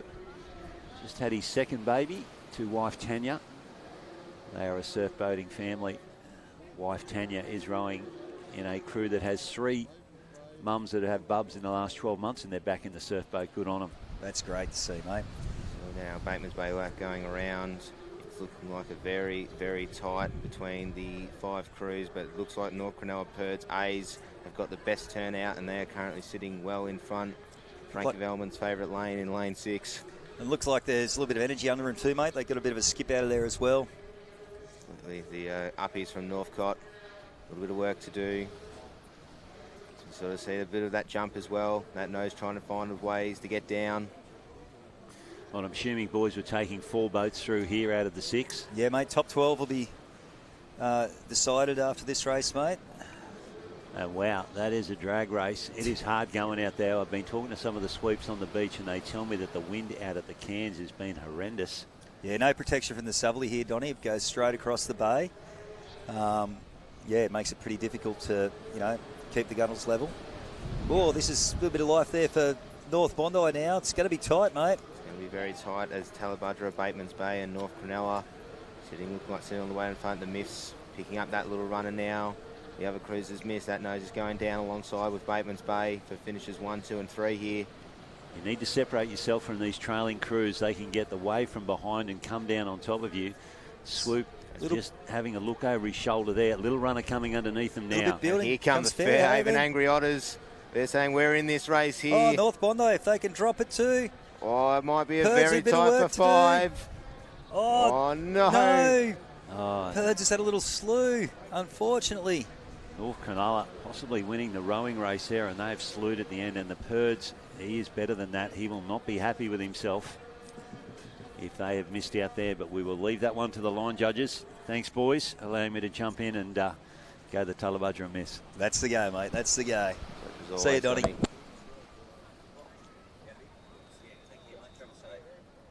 What a fantastic race to finish off. Heat 3 and the quarterfinals for the open mail surf boats. Fairhaven with that last little push to get there. A bit unfortunate though for North Cronulla per days. Like Don said, they won the rowing race.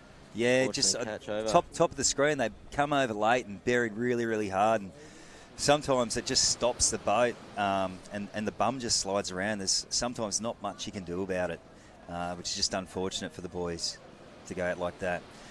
Looks like, what are we up to now? Open female. Female would be their quarterfinals. So looking at live heats.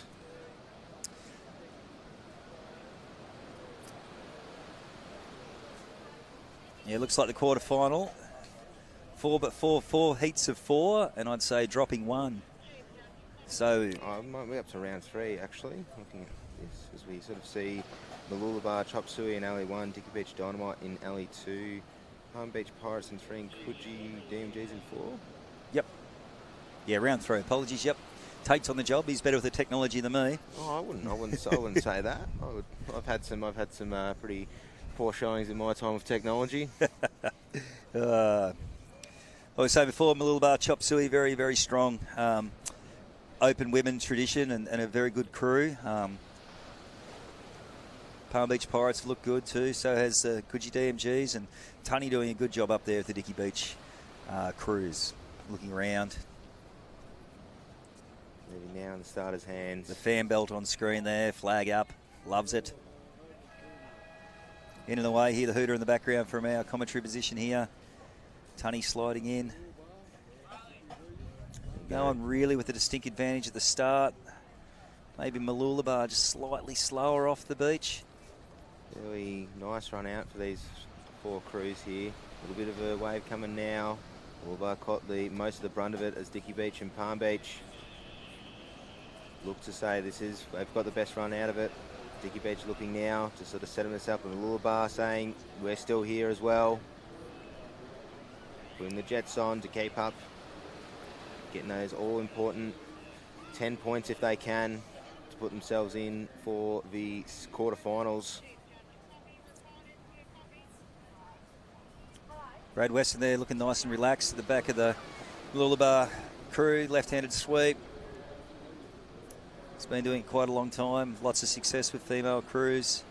Go through the gate cans. Looks like Coxie's Palm Beach crew maybe just a nose in front, followed by Tunny's Dicky Beach, but it's anyone's race at the moment. Very tight as we see Malulabar sitting right up there. Which Coogee just look like they've dropped off just a touch of a fraction here. Wait to see when we get a better sense of what's happening around the turning cans. It's a special that alley though, mate. You just ask Frankie Veltman. Frankie Veltman will not stop talking about that alley this weekend. As we've seen, but in saying that, we've seen many races over this weekend where these crews, even sitting in alley 1 and alley 2, catching those little runners and maybe figuring out a way to get there. No, they got picked. Yep. As we come around now into the turning can, as we now look The open mail, the last race there. North Bondi taking it out alongside Fairhaven in alleys 1 and 2. Bateman's Bay Black in alley 3. And Talbudger Miffs coming in 4th. I would have called him a bit higher than that, actually. Yeah. Here they go, the Palm Beach on screens. We get a better sense of the field. Coogee coming back. Looks like Mooloolaba might have had a bit of trouble trying to get their line here. As now Dicky Beach has this wave coming through. There's the two crews at the south end of the beach, Palm Beach and Coogee catching it as well. You can see these boats starting to run really quite well, and these runners coming through. Yeah, they've got a good 5 or 6 strokes out of that there. Looks like Macro off the back of that. He's been around surf boats for a long, long time and one of the great men of surf boats. Full of knowledge, always up for a chat. Got the girls rowing well, just calming down there. But unfortunately, Mooloolaba have a bit of work to do at this stage. There's Palm Beach now looking with Dicky Beach making a bit of a play. You see that nose of that boat go down, trying to catch up with this wave that Palm Beach is sitting on as well. Coogee falling up. Mooloolaba also putting in a bit of a play. Yeah, they're back into it now, mate. Here they come as they're going through the gate cans. The Pirates on screen from Palm Beach. Looking for an opportunity. Stephen Cox way forward, trying to get as much run in that boat as possible. Absolutely, but Dicky Beach as well, putting on a bit of a play here. Getting down, trying to get that nose down as much as they can. Palm Beach as well, sitting on this wave as well. I think Dicky Beach here might be able to pip them as they're going through. Coxie's that far forward. I think the strokes punched him in the thigh each catch. It's all about making sure getting that extra lift off the keel of the boat. Going to be tight for the all-important third and fourth place points. Absolutely, and it looks like it's coming through. Mooloolaba having a bit of a unfortunate run going out to the cans. Might have been able to snip a third here as Coogee finishes off this race. Dicky Beach on screen, a fantastic row from their crew. I think that hurt the bow lady. She's doing it a bit tough. But a great row there by the girls. Dynamite having an explosive run coming back home. Yeah. Going to have to worry. Might have run out of puns by the end of today. Oh, we'll make a few up, mate. We'll make a few up. Okay, round 3, heat 2, sliding in the water. We're going to have the Avalon Beach FIFO in 1, Cape Hawk stand-ups 2, Northcott Since in 3, and the Australian representative crew, Currumbin Cockatoos. I am not sure. Did we mention it yesterday that the Cape Hawk stand-ups have got had a fill-in rower yesterday? Yeah, we've mentioned it this morning. Oh. Yeah. What a story. Yeah. Funny. Well, that's something I can aspire to, I think. Unbelievable. Yes. Unbelievable. Frankie Goes Beltman. to show you're never too old. Never too old to row surf boats. Ah, the great man himself's back. The big old smile on his face. What's it like down on the beach, Frankie? Well, nothing's changed much with the alleys. We've stopped calling it Alley 6 now. We're calling it the Frank Beltman Alley. Yeah, that's good. I like that. Yeah, I got to tell you, I'm watching it. I'm just going, yep, nothing's changed. But certainly the wind has been picked up a bit down there. Yep. And, yeah, I think they've moved it across a bit. But, yeah, it's still it's some interesting racing going on, I tell you. Cockatoos on screen, your Australian representatives in alley 4. Next to them, the Northcott Since in Avalon Beach. FIFOs. And a very nice stance. Only 3 boats in this race. Cape Hawk. Might have pulled the pin, maybe. Credit to them. I don't think I've seen them row opens for a while. No. Been fantastic because we now have crew Avalon Beach FIFO on screen. Pulling a little bit behind the pack here with Currumbin Cockatoos. Australian representatives certainly living up to the skill they have as a crew to represent Australia across the ditch over in New Zealand for the Trans-Tasman Test. Northcott are also saying we're here too. We can take it up to you gals. Looks like the FIFOs just with a little bit of work to do in this race at the moment. A little bit off the pace, but that's okay. Still round robin racing here. Strong crew, unfortunately, the FIFOs just having, yes, a little bit of work to do. 1 and 2, Currumbin and Northcott. Sure that Jeff from Northcott and Matthew from Currumbin will be able to hear each other trying to out-scream each other coming through. Chuggy's not much of a screamer though. He's just a bit of a boat whisperer. I always find it interesting, Tate. Each sweep kind of has their own distinct stance and style. Chuggie's a bit of a bobber up and down. One of the things I've probably noticed as a young up-and-coming sweeper is that we get a lot of sweepers sitting and both having both of their legs in between one quarter, or in between one quarter rather than over the side. Something I haven't seen. I'm sure I'll be sure to give it a crack on a nice day down at Morty Alec. What alley come out first? That would be alley number. It's your favourite alley, Frankman. Here we go. I'm back. He's back. Well, mate, I will say, though, just to throw it out there, not the Australian representative crew, just, because they're making up the numbers. Yeah, right. Wait till we go past the gate can see how far in front they are. It's a lovely. Actually, a little bit of the tide's going back out now. Yeah. Yeah, big dropping now, mate. Yeah. It wasn't as high as yesterday. That's no doubt about that. But have a look at them go. Northcote having a little push at him there on that little swell, mate. Doing quite well. Good crew.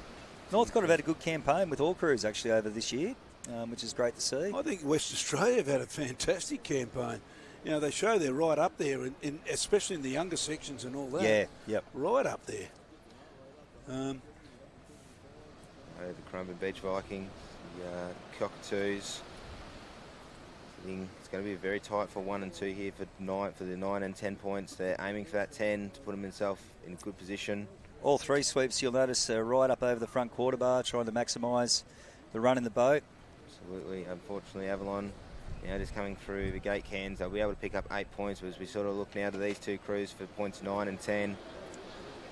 And the Cockatoos getting that little bit of an extra shoot coming through. Yep. But it doesn't matter. The other crew's sitting back. Relax. Take it easy. We're into the next one. And that's what it's all about. Just keep plodding along and keep getting in. I'm going to jump off for a little bit, boys. We'll put Donnie back on for a while. I'll see you a little bit later on. It's been great, Scotty. Thank you, Scotty.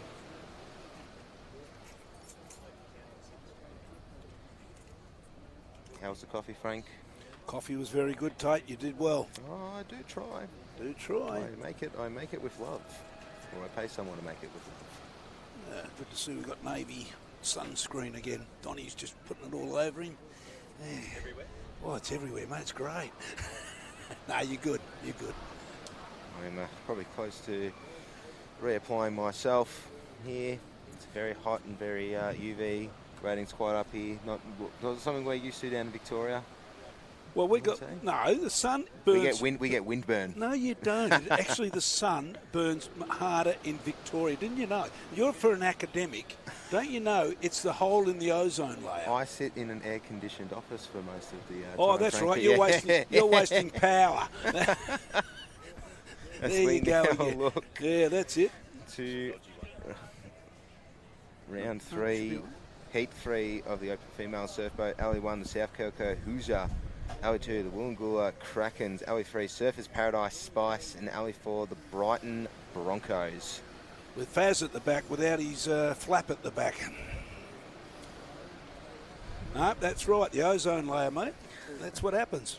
But you public servants. Who says we can't be educated on this podcast to think other than surf boats? Yeah, build more wind farms. Blow them over. Getting them ready to go here. South Curly Hoosier. On your screen there now, New South Wales State Team representatives. Nikki Berry captaining the New South Wales team. Pretty good record. She has represented New South Wales in under-19s, under-23 reserve, and this year in the Open Division and captained. Wow. What an effort from her. She is an all-rounder. Hang on. How would Termite feel about that? She's better than him. She rode with Gus Spiteri last year. Yeah, I heard this. And the Hoosier, over the edge they go. Termite up and over the back. Pretty fit for a bloke like him, isn't he? For a bloke like him. No, he's got it. Yeah, no, he does. He looks after himself, does the Termite. He does. And he certainly sweeps like he's a champion sweep. Oh, look at that, Elton. Surfers Paradise Spice. Having the best run, but South Coco Hoosier as well. Brighton didn't get the best start. Unfortunately not. Woolgoolga having a good carnival too, and we are looking forward to heading to Woolgoolga for the ASRL Open in a couple of years' time. It has been announced that that's where we're headed. Where's the backup beach? Well, I reckon you'd be back here, wouldn't you? Woolgoolga being about 10 minutes up the road. 20 minutes. 20, there you go. The Victorian giving me local directions. Well, I was there on Wednesday. I know exactly. Not a bad row here from Graham Hugel in the pink boat. That is Surfers Paradise Spice. Audrey in the bow there. I see her dad, the horse, is on the beach. He is from Piha, New Zealand. He was the sweep of the New Zealand Open men's crew last weekend when the Australian team was over there. All right. And Audrey, his daughter, rowing for Surfers Paradise. Does she live up on the Gold Coast? She does. She's a member of Tullabudgera. 3 of her crew got pregnant. Hang on, a member at Tullabudgera, but she rows for surfing. Yeah, she's a patrolling member at Tally. Yeah. And the crew that she was in, 3 of the ladies got pregnant. And there was a spot for her up at Surface. They headhunted her. She's left her patrolling rights at Tullabudgera and her competition rights at Surfers Paradise. And she's going all right. Yep. That's probably the benefit. Somewhat similar, rowing, doing my patrolling hours down at Lawn, but rowing for Morty Alec. We've got a great culture in surf boats where we're able to do that and move around clubs like clubs with very little drama. As Woolgoolga crew from just up 10 minutes up the road, or 20 according to Frank Veltman, going around here now. It's not a bad turn. They were 2 strokes and away on the third. Surfers Paradise, they've had a cracking turn as well. Left-handed sweep Graham Hugel, he would have helped them around. The wind is blowing into the bow of these boats. They are hard to turn, but once you get them around, the wind will do the rest. And Surfers Paradise, Anger of the Camel can be confusing, but they're showing a clean set of heels here. Alongside them, their sweep. Graham looking quite relaxed. Hugel, he is the more famous of the Hugel brothers. Yep. Look at how far. Gee, they're really going, especially against that South Curly crew. Absolutely. Woolgoolga are also making a bit of a play here, trying to catch up. The South Curly are going to get the better run of it as their nose goes down, as their nose goes back up, and Surfers Paradise will pick it up here, pushing into the beach. Brighton Broncos on screen. Faz at the back. Wait for that nose to go down as they're going through the cans as well. Bit of work to do to try and get up, maybe to try and pip a third here off Woolgoolga or Surfers Paradise or South Curly. These crews looking for points here. We're still in round robin mode here in the Open Females. So we will finish this third round of the Open Females, then they will do a cut of the field. Surfers Paradise on screen there now. Rowing pretty neat. The Hugel's got these girls pretty tidy. That wind seems to have dropped a bit out there. It was absolutely blowing earlier. It's certainly not, the water's not as rough looking as, that cross chop. Ooh, I tell you what, I think the Faz got through. The line judges will figure that one out for the minors, but we can put a 1 next to Surfers Paradise. Yep.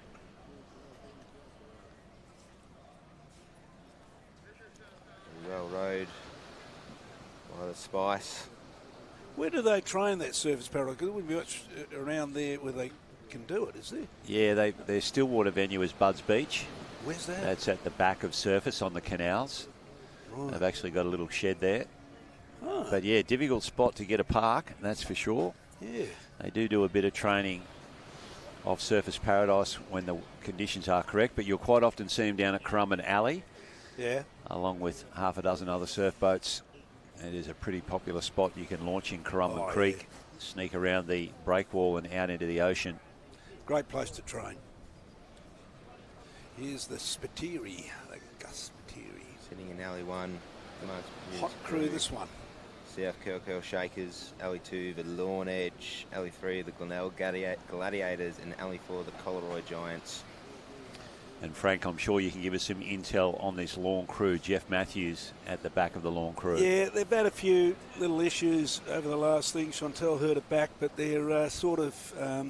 one of the girls got married last week, so she couldn't come, so we've got to fill in for Pete. Probably they're sort of taking a year where they haven't done the work that they've done in previous years. So, look, they're having fun and they're enjoying their boat race, but they're, I think to be up there in the next 5 weeks at the Aussies, that's going to be the big thing for them. Now have as the crews get off the beach. Sense between these 4 boats. We're still into heat 4 of round 3 of the open female surf boats. Gus Spiteri, bottom of screen there. South Curly. He's got himself away to a nice start. Lorne, Jeff Matthews at the back of the boat.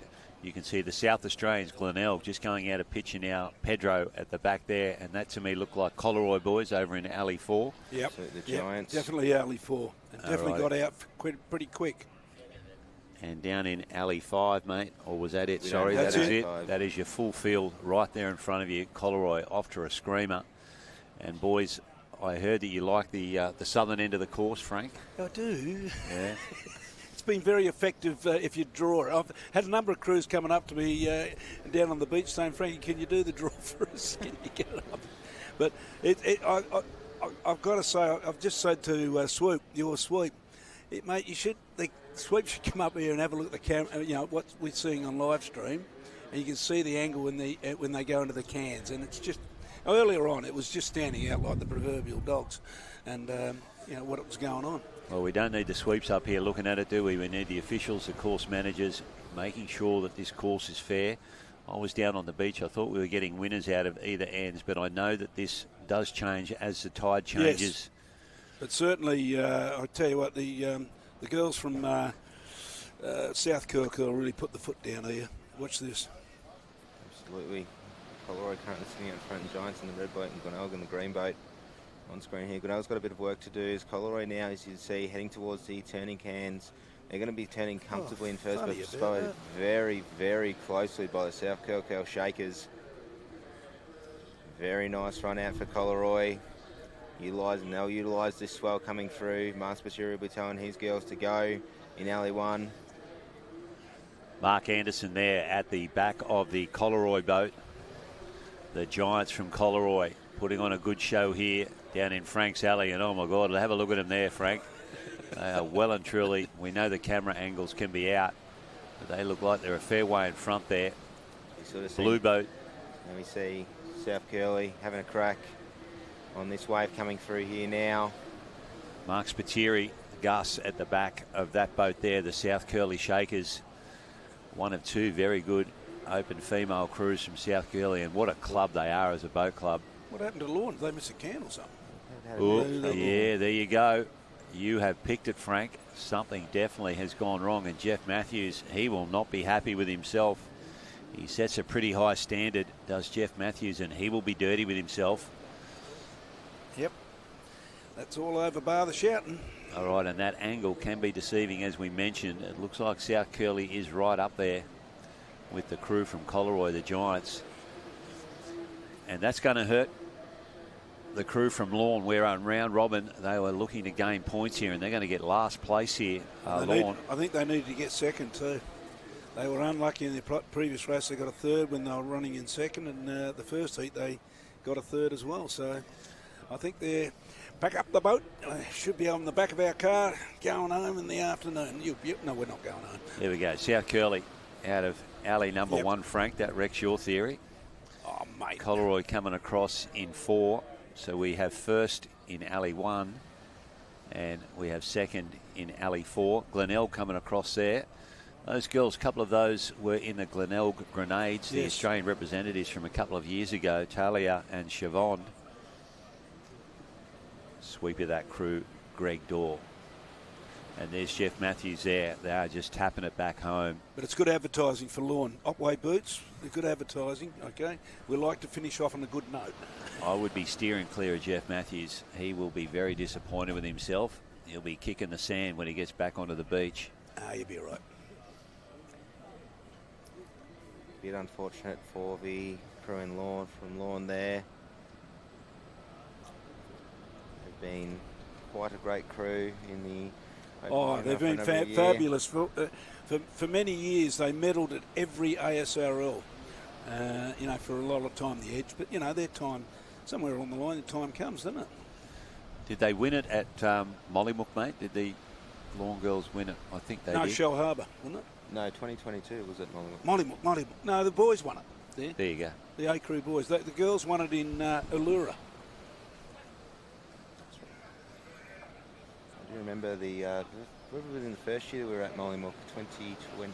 It was 2020 going through, just following the Black Summer bushfires. Yes. It was, And remember then the Jamie floods. Robertson? Yes. And then the water.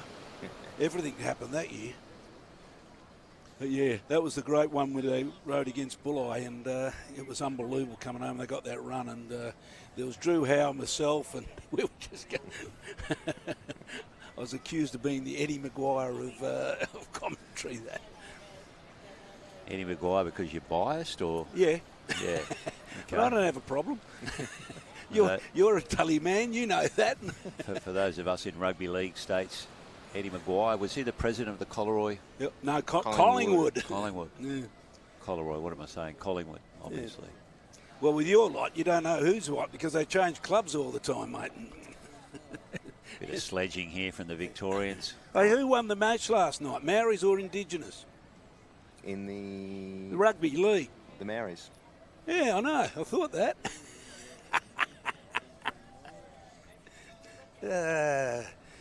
On the screen there, we have semi-final number 1 of the under-23 men's. On your camera there is the pier. Great viewing from the pier today.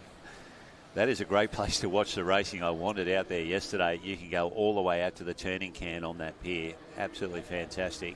It's fantastic here as well. The Coffs Harbour locals getting nice and vocal for their junior crews going through to the finals.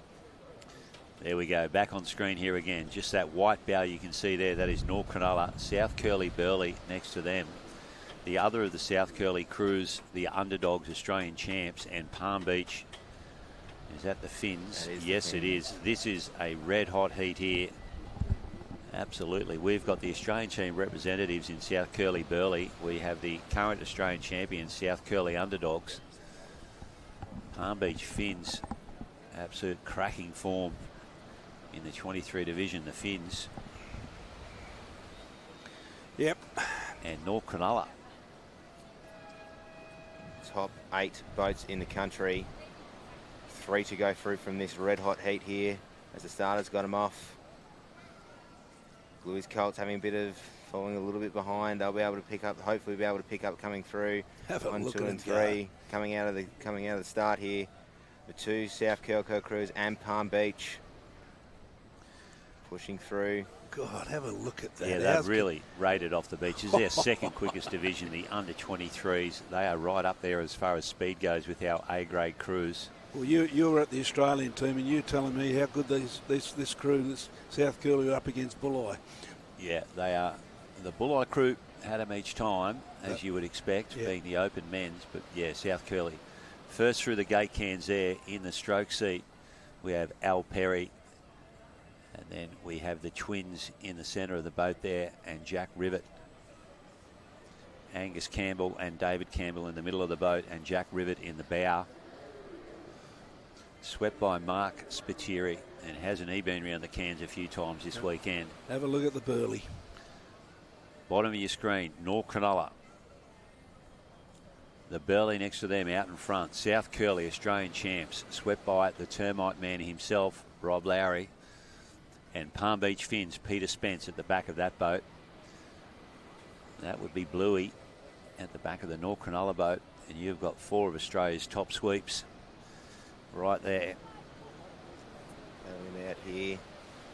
Blues Colts on screen as we turn around. Now the South Coco Burleigh go around well, and followed by their club counterparts, the underdogs in 2, Palm Beach in 3, and your favourite alley, Mr. Veltman. But who knows, North Cronulla Blues Colts will hopefully be able to pick up a few runners here, but it looks like those 3 crews, including South Curl underdogs on screen at the moment, just pulled ahead a little bit further ahead of the crew in Alley 1, North Cronulla Blues Colts. Yeah, riding with the Australian representative team in the development group. That is the South Curly Burleigh, and don't let this angle fool you here. We think the Burleigh are out in front. They look like they're in 3rd on that camera angle. We think they have got their noses in front. That's a lot better now. That's where I think they should be further in front, but South Curly Burley on screen there. Mark Spiteri having a look. What's coming for you, boys? When he calls for it here, he's going to want it. Beside him, the Termite. He's had a look over at his stablemates and over his shoulder again. Palm Beach Finns. They are 3 of the top under 23 crews in the country. This is red hot. Have a look at him go now. Have a look at him go. The Burley probably just milking that run a little bit better than the other 2 crews there. Looking for a bit of a push coming through here. That nose has stayed down in the Burley crew there. Getting through. They might be able to pick. They might be able to see if they can't get this lift going over this. Get this extra little shoot. Look how far they first were. here. Yeah, Burley are over the line. The second of their crews. Oh, in a bit of dead water there. They're getting charged out by Palm Beach. They're past the camera. Okay. Unfortunately, we'll wait for the results to come through. But, yeah, good program by North Cronulla, but you're up against the hot ones. North Cronulla Blueies might have been the crew to miss out there. Yep. And it's looking at this next heat. Double club. 2 clubs being represented here. Is that right? Northcott and North Cronulla. Wow. Saints in 1 from Northcott and the Moose from Northcott in 2. And the Weapons and Purge Colts of North Cronulla in 3 and 4 respectively. Well, it's amazing, isn't it? You got 3 North Cronulla crews in the top 8 and 2 Northcott crews and 2 South Curl crews. Eh?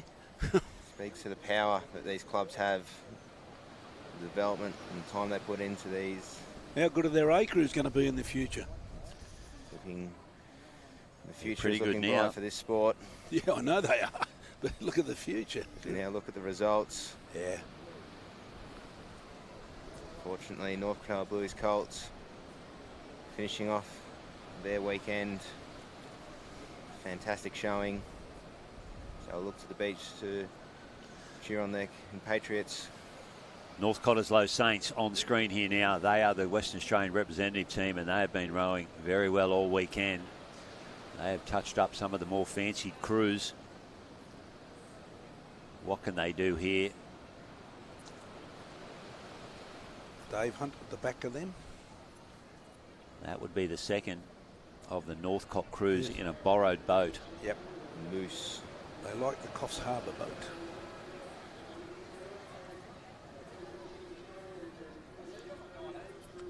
Very vocal coming from the beach over the screen at the moment. As both of these, all these boats hit that first wave.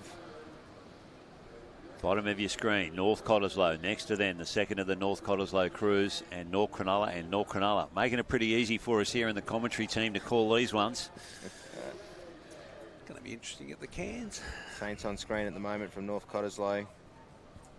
Trying to find that run. Bit of work to do, but it looks like the Purge Colts and Alley 4 just letting it fly. Deceptive camera angle here, but they're having a red hot crack trying to get that extra length as much as they can. Oh, let's look at that, the bucket hat for the stroke in the Coffs Harbour boat. The North Cottesloe Moose. Yeah, what a cracker. What's he thinking wearing the bucket hat? Well, that extra sun protection, Yeah, mate. sun protection, mate. Could come in. Some cheeky official might go and question Well, he's not rowing in his club cap. Well, it's white. It's true. You know, Maybe. Nothing in this as they row themselves out to sea. The 2 North Cottesloe crews, white boat and blue boat, and then back to North Cronulla there. Again, these camera angles are tricking us. We'll see where they're sitting when they hit these turning cans, but these crews are moving nicely. Frankie Veltman has just pointed out to Perth Colts in LE6. For this opportunities, they're coming into the turning cans now. Saints.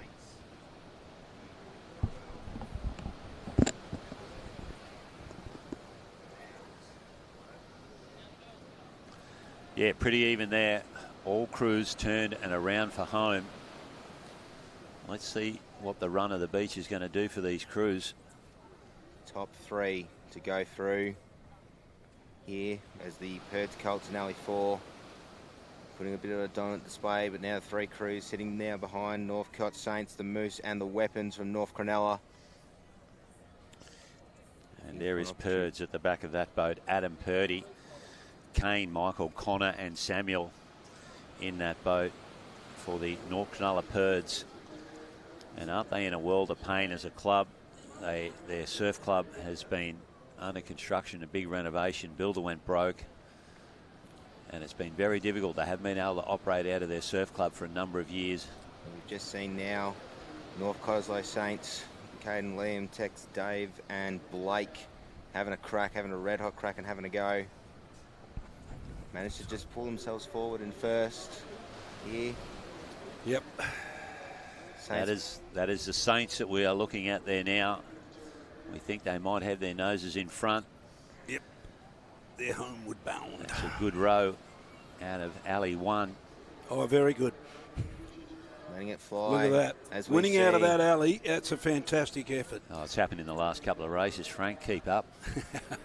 It's been really good. They got that. They got that. Oh, look at this. Shoot. This is the race for third. Looks a bit unfortunate. Weapons might have just had a bit of trouble trying to get over that last little shoot there to go over. He got it. North Cronulla got it.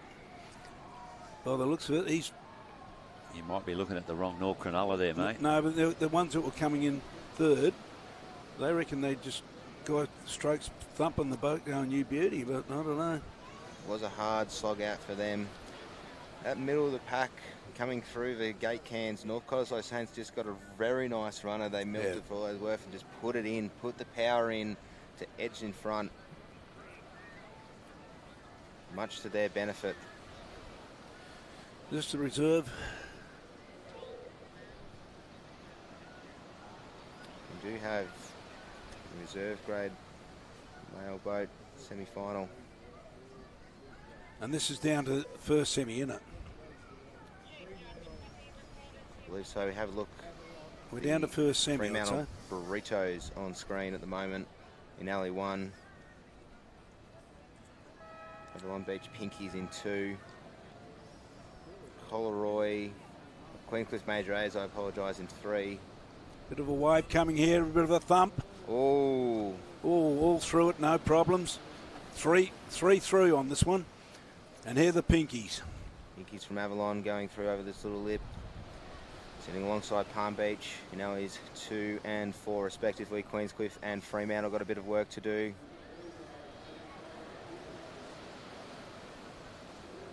Fremantle putting the jets on here to try and catch up. 3 boats going through in this race.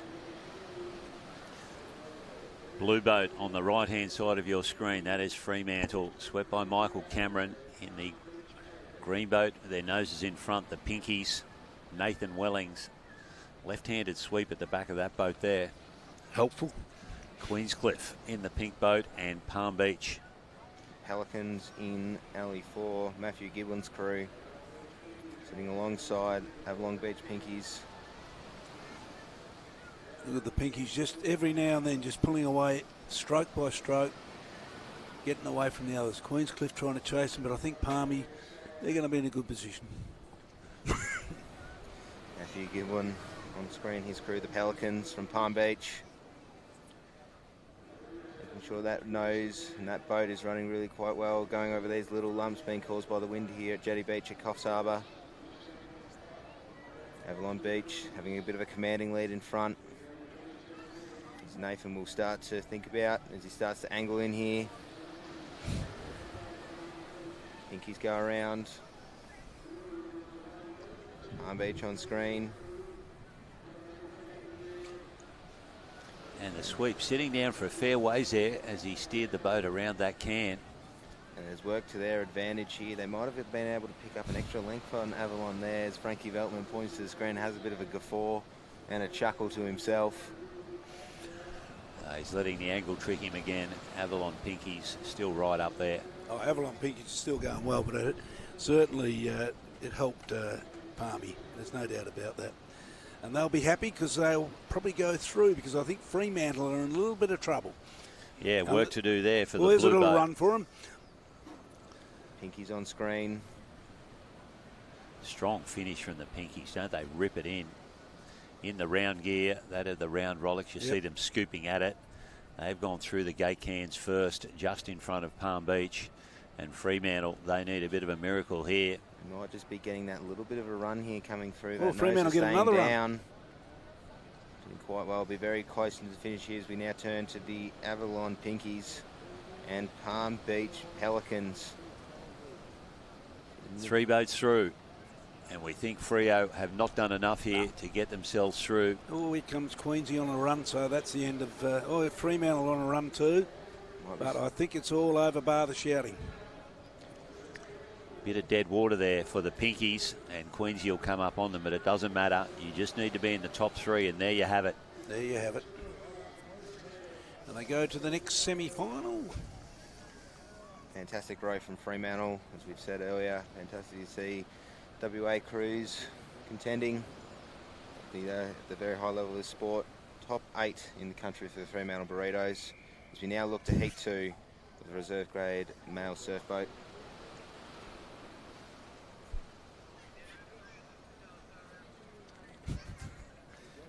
Tate, you're drinking bonsai, sparkling coconut watermelon. I wasn't feeling, I had my coffee at the accommodation this morning. I wasn't feeling another But it's one. a product of Vietnam. Well, it's been just a fantastic, probably my drink of choice on commentary if I need something just to cool me down and have a red hot crack. I was chatting to you boys both on live stream and down on the beach. Very fancy. Yeah, very Our fancy. co-commentator here, a small can of How much they charge you for that one, mate? sparkling It's rude coconut to water. ask, I think. I think it's rude to ask, Frankie. Okay, come out with it. I think that one cost me $5, I think. $5. You know how much water costs out of the tap? 0. That's right. And that's just as good. Bit of advice from the boomer to a Gen Xer. North That's why you can't buy a house, mate. There's no need. Love it. Just don't remind me. Yeah. Alley 1, the Allura Wilco on screen. Alley 2, the Mermaid Beach Rezzies. Alley 3, North Cronulla's Funkies Reserves. And Alley 4, the Northcliffe Hurricanes. Oh, very, very tight off the start here. Only maybe about a half a boat length, or even a quarter boat length. The nose in it. Yep. Allura start to push off here. Allura doing pretty well in Alley 1. Trying to work it hard. That I can tell you now, you got some hot crews in this one. Mermaid Beach, they've been fantastic. Obviously Australian champions. And then you've got next to them North Cronulla and Northcliffe. And Damien Claypan would be absolutely going, you got to get me to the cans, because at that can we'll come out when we should be in front. That Northcliffe crew at the top of your screen there, that is his under-23 crew from last year. He has 2 under-19 rowers in that, 1 under-23 rowers, and his bowman has turned 24. They've decided to stay together as a crew, and they are rowing in reserve grade here. They've just aged out of the 23s, but there you go. They were a phenomenal 23 crew. He only put them together for about 6 weeks, didn't he? They just were smoking in some of the races last year. Yeah, he's a hard taskmaster, as Damien Claypan. No one has more Aussie medals, gold medals than Damo. Riding with Marty Fletcher there, talking about quality sweeps. He angles in, and Mermaid have hit, and around they go. But they're going to be chasing Northcliffe. They've got their noses just in front here. As we sort of see now, they're pushing through, getting that nice little extra lift out of the boat, coming out of the cans. Sitting very comfortably in front here. Crew with a bit of work to do. The Allura Wilcos in the blue boat, left-hand side of your screen. We are with North Cronulla there, and that is Boff. He's the boat captain of Cronulla. They've got about 20 crews, and they all train out of his garage. Full dust. Chatting to one of the... Yeah, they don't have a surf club to go to. I was chatting to one of their rowers, and they've got a Facebook group that you go onto to find out where your boat is. It'll be parked on a street somewhere, because they can't leave their boats at the surf club. Riding with Northcliffe there now, the crew that we were just mentioning. I gave them the row of the day yesterday in one of their heats. They got slotted on the edge, had a boat full, stone motherless last, and they gave the field at least 4 boat lengths lead, and they were able to row themselves into 4th position to qualify through. Have a look at Mermaid. Mermaid have found their calling there, trying to catch up to the Northcliffe boat. He comes in front of Damien Claiborne, urging his boys to keep going as they're starting to do that extra lean back. Just letting the boat run, keeping that nose down for as long as possible. But Mermaid Beach making a bit of a play alongside North Cronulla's Funkies Reserves with Boff in the back of the boat. We've already got an extra length on Allura here. We've got a clear 1, 2, and 3 as Mermaid holds it. Bit of a party wave. Mermaid will take it out. Allura out. There are your 3 qualifiers to continue through. And here comes Allura. Damien Claypan on screen there now with the Northcliffe crew. He's a young-looking bloke with stroke, isn't he? Yeah, well, 19 years of age, mate. Yeah. The Bowman's the old fella at 24. Now, tell me about Boff. How big's his garage? Yeah, I've never been there, mate. Never been invited to go and train with the North Cronulla boys. But as mentioned, they are not in their surf club currently. They tell me the council has now taken everything over, the loan and the responsibility to get it finished off. It is 80% complete. Oh, it's a new surf club, is it? Renovated, mate. It'd be heritage listed, I would imagine, that club. They wouldn't be able to touch too much of the structure. Oh, is that the reason why? I'm thinking, what the hell's going on? Builder went broke. They've been out of it for at least 3 years. Out of their surf club, they're doing a great job to keep themselves going and to maintain the crews, nippers, patrolling the beach. Wow. World of pain at North Cronulla. They had a very structured operation. I remember Yappy was there, still there, and he used to tell us he'd catch the train the night before. Oh, sorry, he'd get down there in the morning, train the crews all, from about 4 o'clock onwards, and then he'd sleep overnight and get back to do the cows in the morning.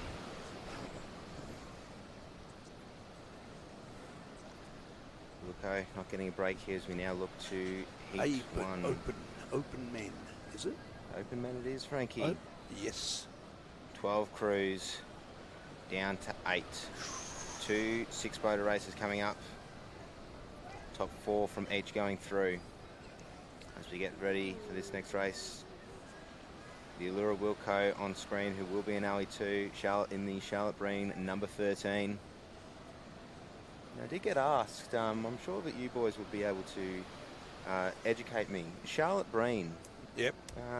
Very, very successful business in their own property along that Kurnell area, and have been sponsoring Allura for a number of years, but very successful development, with the development down there in the land.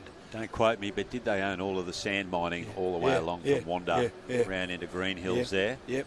And as the sand mining has wound up, they've started developing that land. And there's some beautiful, the properties, mate. You ought to see the coin you got up. You put it this way, you got no hope.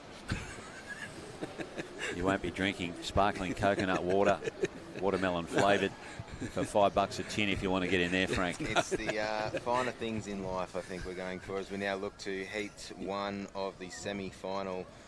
Fairhaven Angry Otters in 1, Allura Wilco in 2, the Wanda Weapons in 3, the Mermaids Beach Kennards in 4, Bateman's Bay Black in 5, and the North Cronulla Boffs A's in 6. Well, this could quite easily be a final. Two of these crews are going to miss out, but that is a very super hot top 6. 12 crews left, and I'd be pretty happy to be in the second heat and not the first one. I'd be pretty happy to be in early 6. Fairhaven, Frank, tell me, would they have been the Victorian crew? Oh, absolutely. Absolutely, the without Victorian doubt. There was Open no men's others. Crew. There was no others, mate. Lorne only put together an A crew in the last carnival. Lorne, they just got together for 3 weeks. Allura Wilco's. A couple of those boys have just finished the George Bass Surfboat Marathon. Dan Flint and Matt Norton.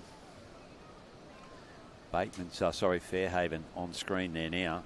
But just recapping, Fairhaven in 1, Allura Wilco's in 2, Wanda Weapons in 3, Mermaid in 4, Bateman's Bay in 5, North Cronulla in 6. A couple of state teams in there, the New South Wales state team of Wanda Weapons and the Queensland state team representatives of Mermaid Beach in the red Kennards boat. Yep, I reckon you're dead right. I reckon whoever misses out is unbloody lucky. Yeah, we are going from 12 boats. We are going to reduce it down to 8 and then a final of 6. Sitting in the starter's hands. Waiting for the Yeah, you've got to give the Fairhaven boys a lot of credit. They've had no one to race against in Victoria the whole year. They did the Australian trials, and they weren't on their best there. Got a new sweep in Joey Bergen, doing a good job. And I meant to replace Matt Solker was a pretty big thing, but look at them go. Look at them go. They know where they are in that alley. I had a chat to them down there, and I said, you got to go like the clappers down there. Oh, no. Oh, good check there. Well, they all copped it. They got away with it. Holy moly. Another one. Another one. Unfortunate. Another. Gone. Back shoot. For Boffs A's, a bit just really unlucky for them. They've got a bit of work to do. They might be able to, Lady Luck might smile on them after frowning on them there. No chance. And no chance now. As we now go to effectively a 5-boat race. Fairhaven showing their ability down on the heavy waves down on the Great Ocean Road. Dealing with that, coming through. How do you pick a beach like this and those swells just come through from folks, nowhere? We are inside a harbour here at Coffs Harbour. We are at Jetty Beach, and believe it or not, you've just seen a back shoot in the open men's. Wow. Wonder Weapons on the screen there now. But it just shows you the getting off the beach so quick, Don. How, the crews that did, they went through. Yeah, I don't know if the wave was as big in alley 1 there, mate, that Fairhaven were in, and have a look at them. They've taken advantage of that opportunity. They had the least amount of water and least amount to go over. Allura on your screen there now. Grant Wilkinson, Matty Norton in stroke. Daniel Dent is the second stroke, and then we've got David Free. Allura on screen. And Matty Guy. Bit of work to do. They've been in good form. They've won a couple of their earlier races, but they got slotted. They've got to catch up here. We're taking 4 through. Mermaids Beach going around in 1 there. As we sort of see them start utilising those little bit of runners they get out of alley 5, just coming off alley Frank Melbourne's lane, alley 6. Fairhaven Angry Otters on screen there, swept by Joey Bergen. Fantastic effort. Got a very nice run. They'll have to do a bit of work sitting in that bit of that unfortunate alley, but as the nose starts to go down, the little runners see building behind Joey, but Mermaids just putting on the pumps, sitting comfortably in front. Wander and Bateman's as well. Their nose starts to go down. Wander's trying their best to stay on this wave so they can catch up to Mermaid, but they won't. Crouching nose goes down again. Crouching style of Marty Fletcher there as he's pushing the Kennards through to get into the top 8 here. They're in a pretty good position. They've come through the gate cans there. You just saw that click on the side of the boat. Neil Innes from Bateman's Bay in the boat following. We are taking 4 through here. We can pretty much put across next to North Cronulla. They are out. We're just wondering who this 5th boat is going to be. It's Allura behind Fairhaven at the moment, so it'll be between them. Wanderer coming back at Mermaid now, and Bateman's Bay just slipped off. So where are Fairhaven and where are Allura? That's the big question. Bateman's Bay also pushing back. We've got to also keep an eye out. Fairhaven might be sitting a little bit in front. Wilco's trying to get his work there. Fairhaven and Wilco. And Wilco. Oh, no. Look at this. There is your 4. Marty no. Fletcher. No. Marty Fletcher has slewed around. He needs to row to the line here. He has made it over the line Oh, man. Marty Fletcher taking a bit of a right-hand turn there, running into Nathan from Wanda. Nathan gives him the dirty look. 4 through, and they're all on the 1 wave.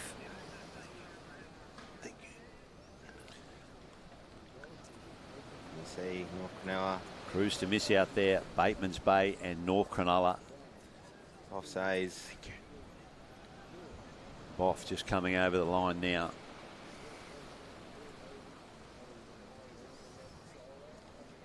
Wow.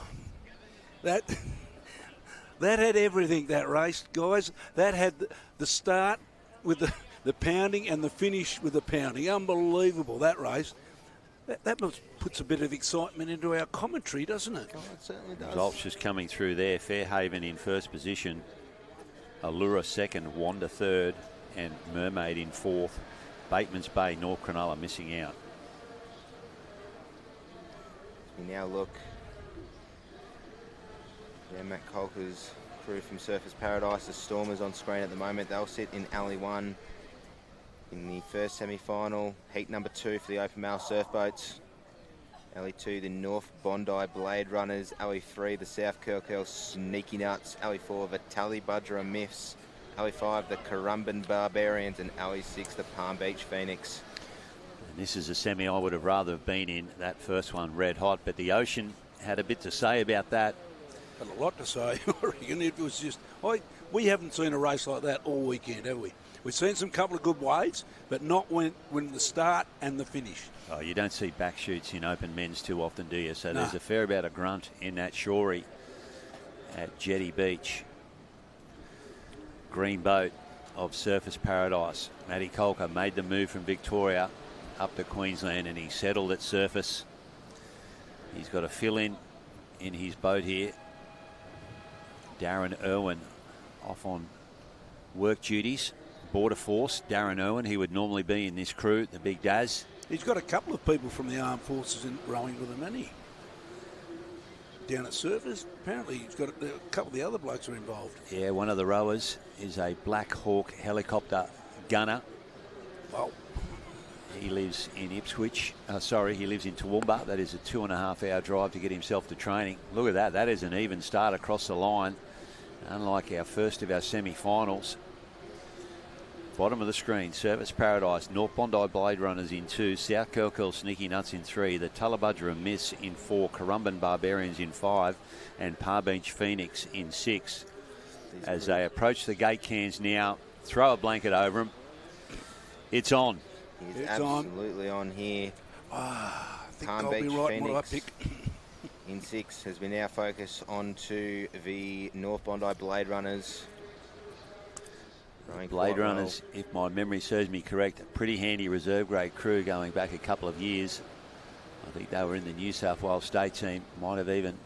They won a gold medal a few years ago when my ex-row was in them.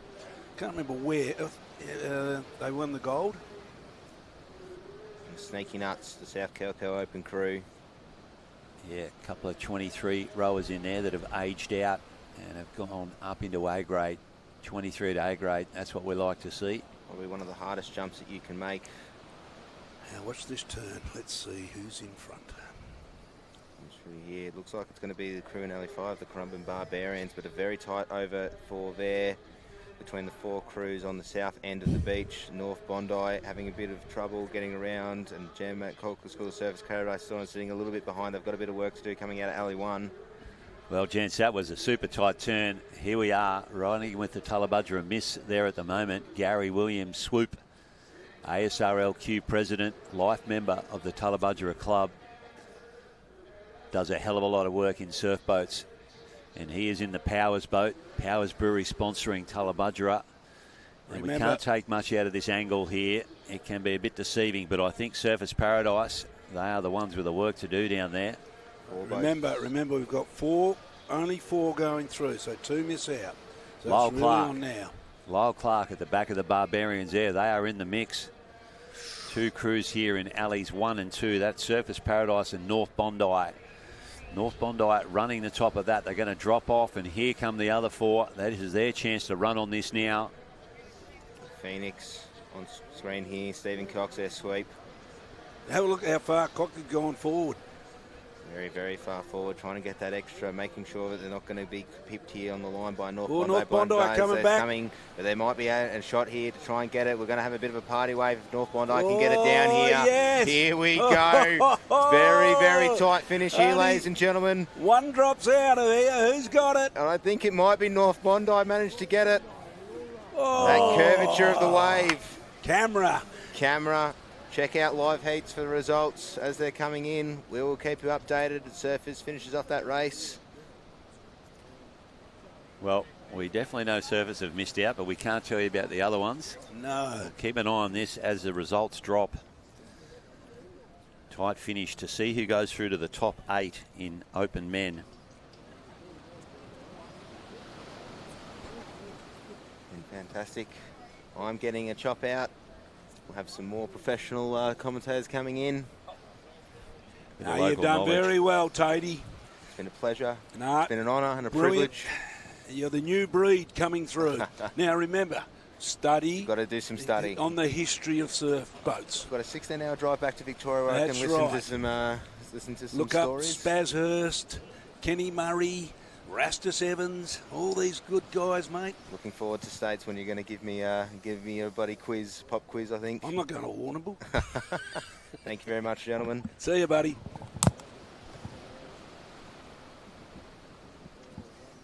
Scotty, back. Yeah, take that.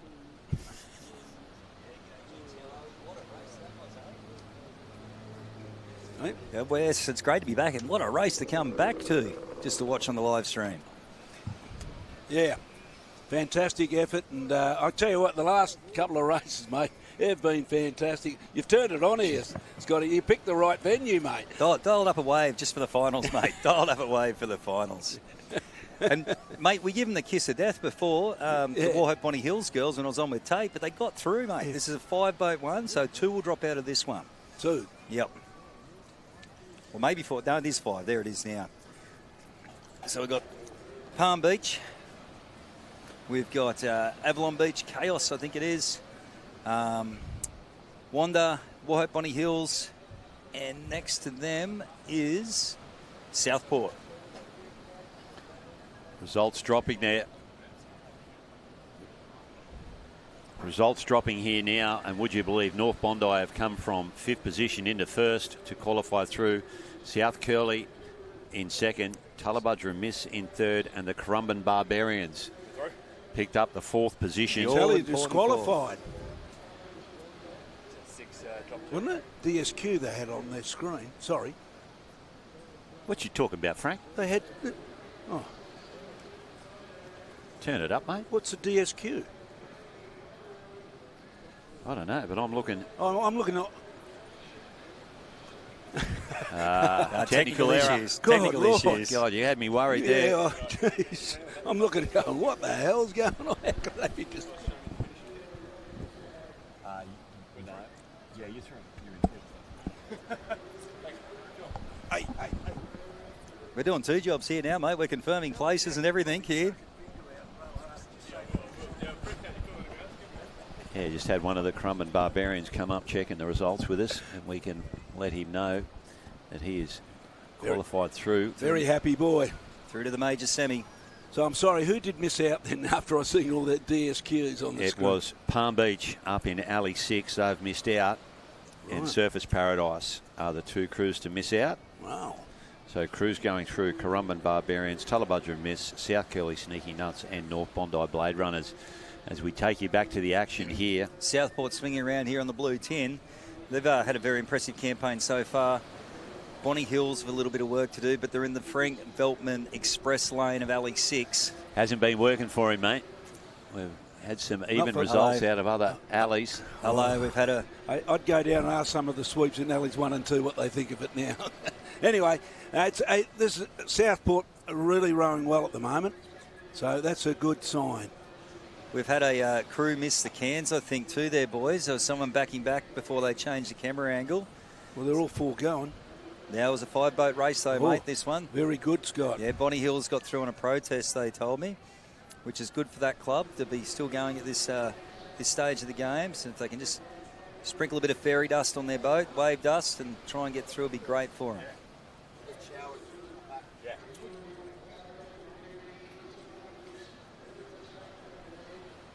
But I reckon, looking at the gate cans there, you're going to see our 3 through in this one.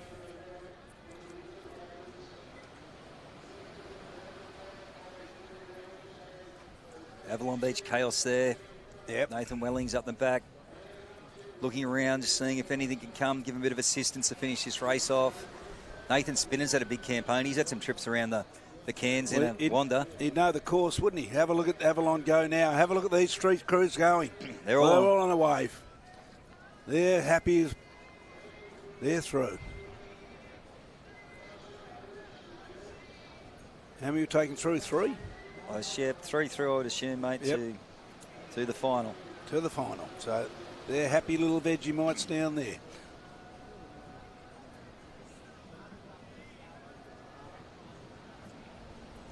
Okay, coming up in our next Next semi-final here in the reserve grade female, we've got Allura Wilco in 1, Alexandra Headlands, K-Floor Amazons 2, Bateman's Bay Banshees 3, and the Palm Beach Pterodactyls in 4. That is a very, very hot semi.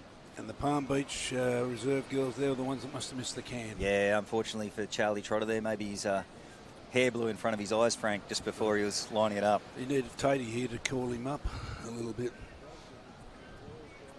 Mate, people used to hang crap on you for being a biased commentator, mate. I think people used to hang crap on you, mate. I think Tate's pretty biased himself at times. He's got a love affair with him, hasn't he? Nah, as you get into this game, you start to think, you got to have a knowledge of all the beaches, all the clubs, don't you, Donny? He's just looking and eating his heart out. But no, it's good. Who we got in this one? We've got Alex, I see there. Yeah, Allura Wilco. We've got Alexandra K-Floor Amazons, Bateman's Bay Banshees, and the Palm Beach Pterodactyls. So, mate, I could not pick this one. This is going to be a very, very good semi-final. Yeah. I don't know. Bateman's Bay, they know what it's all about. Who's SEQL? Not sure, mate, who their I thought sponsor is. Southeastern Queensland League or something originally, but it's not. Bateman's Bay is nowhere near it. Might be something to do with the seafood industry too, with Neil's connections there, perhaps. Yes. Seafood quality. Bone Neil. Girls set. Pterodactyls on screen there, in and away. Oh no, that a missed start. That's tragedy. Oh no, Palmy. 2 seat went the jump and hit the gunnel as she went in. That's not how they show you in the textbook. That's for real. Bottom of the screen, Allura there. Wilco leans back. They pop up and over that one. Alexandra Headlands in the yellow boat, but no one has started better than the crew from Bateman's Bay. And I can tell you, lads, between those girls in that crew, they have 9 grandchildren. There is grandmothers rowing away in that boat, and they are leading us out. If you're sitting at home on the couch, there is no excuse. Mate, they've been a great crew for a long, long time, those Banshees, I tell you. So competitive. Yep. They didn't get the result they wanted in the short course, and man, you should have seen the steely look in Tracy Innes's eyes. She wanted revenge, and here they are.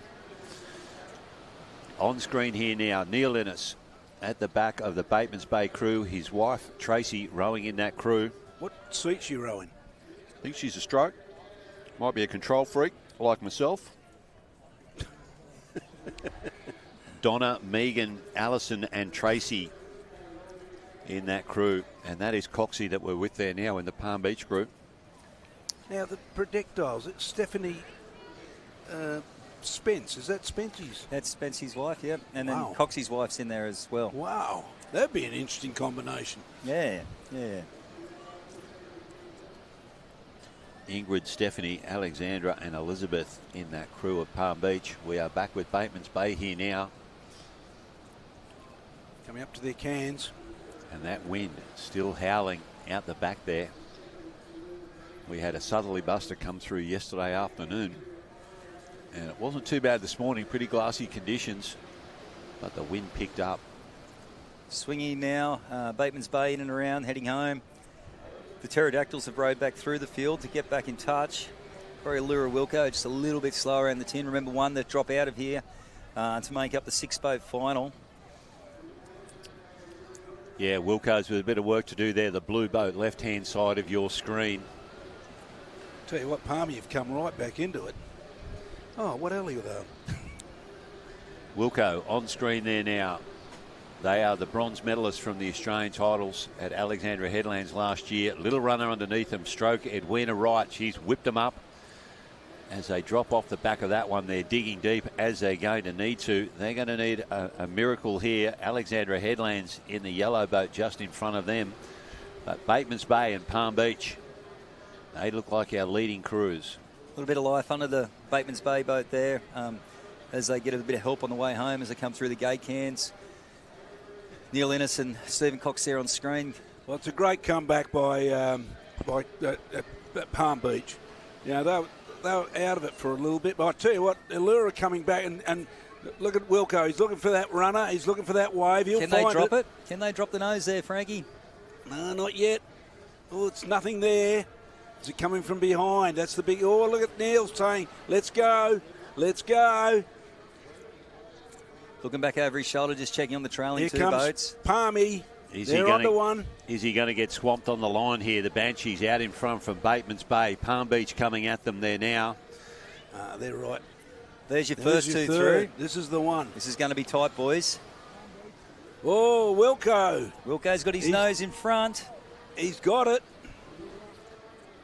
Blue boat of Allura Wilco's might have got themselves over in the qualifying position there.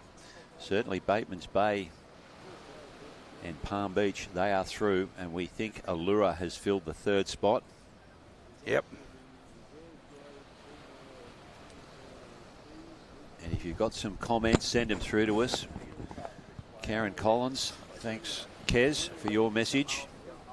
She's wife of the great man, Gary Collins, Huey.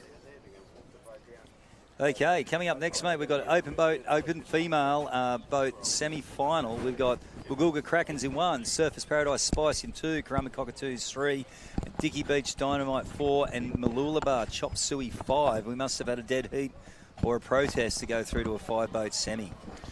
Can't imagine surf boat sweeps protesting, mate. After the protest yesterday afternoon, the last of the female races, open female, I believe anything now. That was just one of the classics. I'm hoping Phil Stefano gets here soon. Just having a shower. The Italian stallion from North Narrabeen. I have to let him do the finals because I just could not let it go. I mean, such a serious guy, and I just need him to be there. And I can then wander off into the sunset.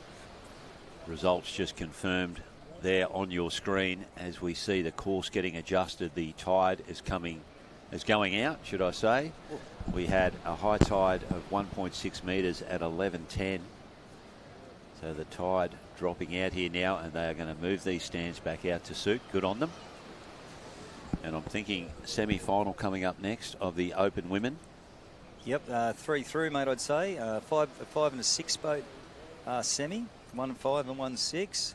So we've got Woolgoolga, Surfers Paradise, Karama Cockatoos, Dicky Beach Dynamite, Mooloolaba Chop Suey in the first one. Coming up in the second, we've got the North Cottesloe Sin Sin, Palm Beach Pirates, South Curly Hoosier, South Curly Shakers, Collaroy Giants, and the Brighton Broncos. First of our semi-finals, Woolgoolga.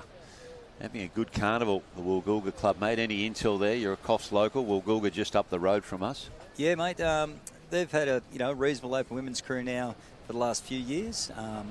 Timmy White doing a great job, sort of taking over the reins up there. Trevor Clark still doing a bit of sweeping. But I think at one of our local carnivals, I think Tim had a crew in every race. He was a tired, thirsty boy at the end of the day. He said his wife rose with him, and then he also gets to sweep his daughter in their under-19s crew. Catherine White, wife of Timmy White. Both started their rowing down there at Bonnie Hills under Gilly and Manfred. Stands in place. Judges will get back up and we'll get racing underway again, guys. First semi-final in open female. Woolgoolga will be in Alley 1. Surfers Paradise Spice in 2. That is swept by Graham Hugel. Currumbin Cockatoos, Australian team representatives in 3. Dicky Beach Dynamite.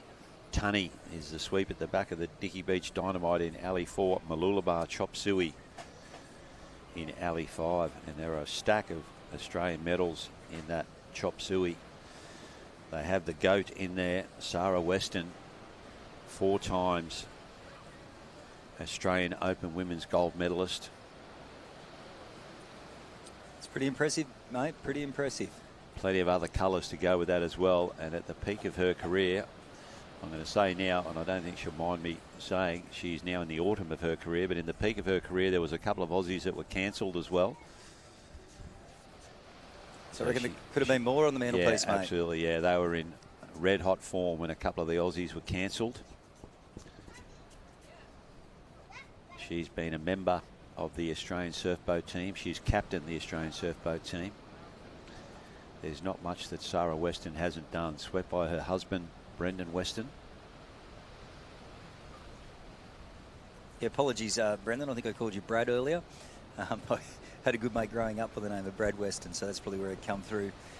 Too many hits in the head with a sweeper, I think, Donnie.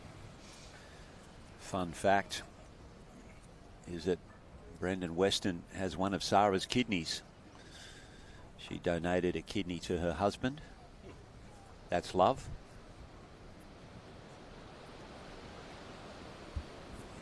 All important officials climbing back up on the finish tower. Great shot of the pier here, or the jetty. Lots of spectators up there. Great viewing from up there. Steve Davies giving the girls a bit of a pep talk. Ready for semi-final number 2 in the Open Women. Steve Davies had a battle earlier on in the carnival where he got DQ'd. The course judges thought that he'd missed his gate can. If you know Steve Davies, he came up and argued the point and said that actually I didn't. And if anyone's going to tell you the truth in a boat sweep, it's going to be Steve Davies, one of the most honest blokes, absolute gentleman on the beach. Eventually he went and got the live stream feed and had to point out to the officials that he actually didn't miss his gate can and he was put back in. Fantastic to be able to do that. That's the beauty of it. In the past, they would have said no. Yeah, bad luck. Yep. Bad luck. See you later. You're out of here. And it's so good.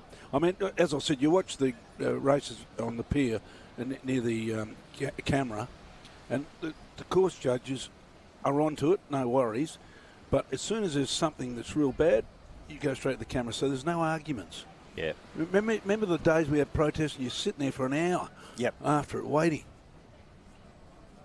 No, it's been fantastic. By the way, Scott, those rolls you made for the officials, mate, tell the people that put them together, fantastic. Yeah, that's courtesy of the Coffs Harbour restaurant, Matty Donovan over there. I had a couple of good steaks and some seafood off him over the course of our weekend here in the carnival bubble of ASRL 2025. Well, I'm going to love you and leave you because I reckon it's about time the fabulous Phil Stefano gets back on, does the rest of the calls, because I'd hate to, and Scott, can I just tell you, you probably won't get a word in edgeways.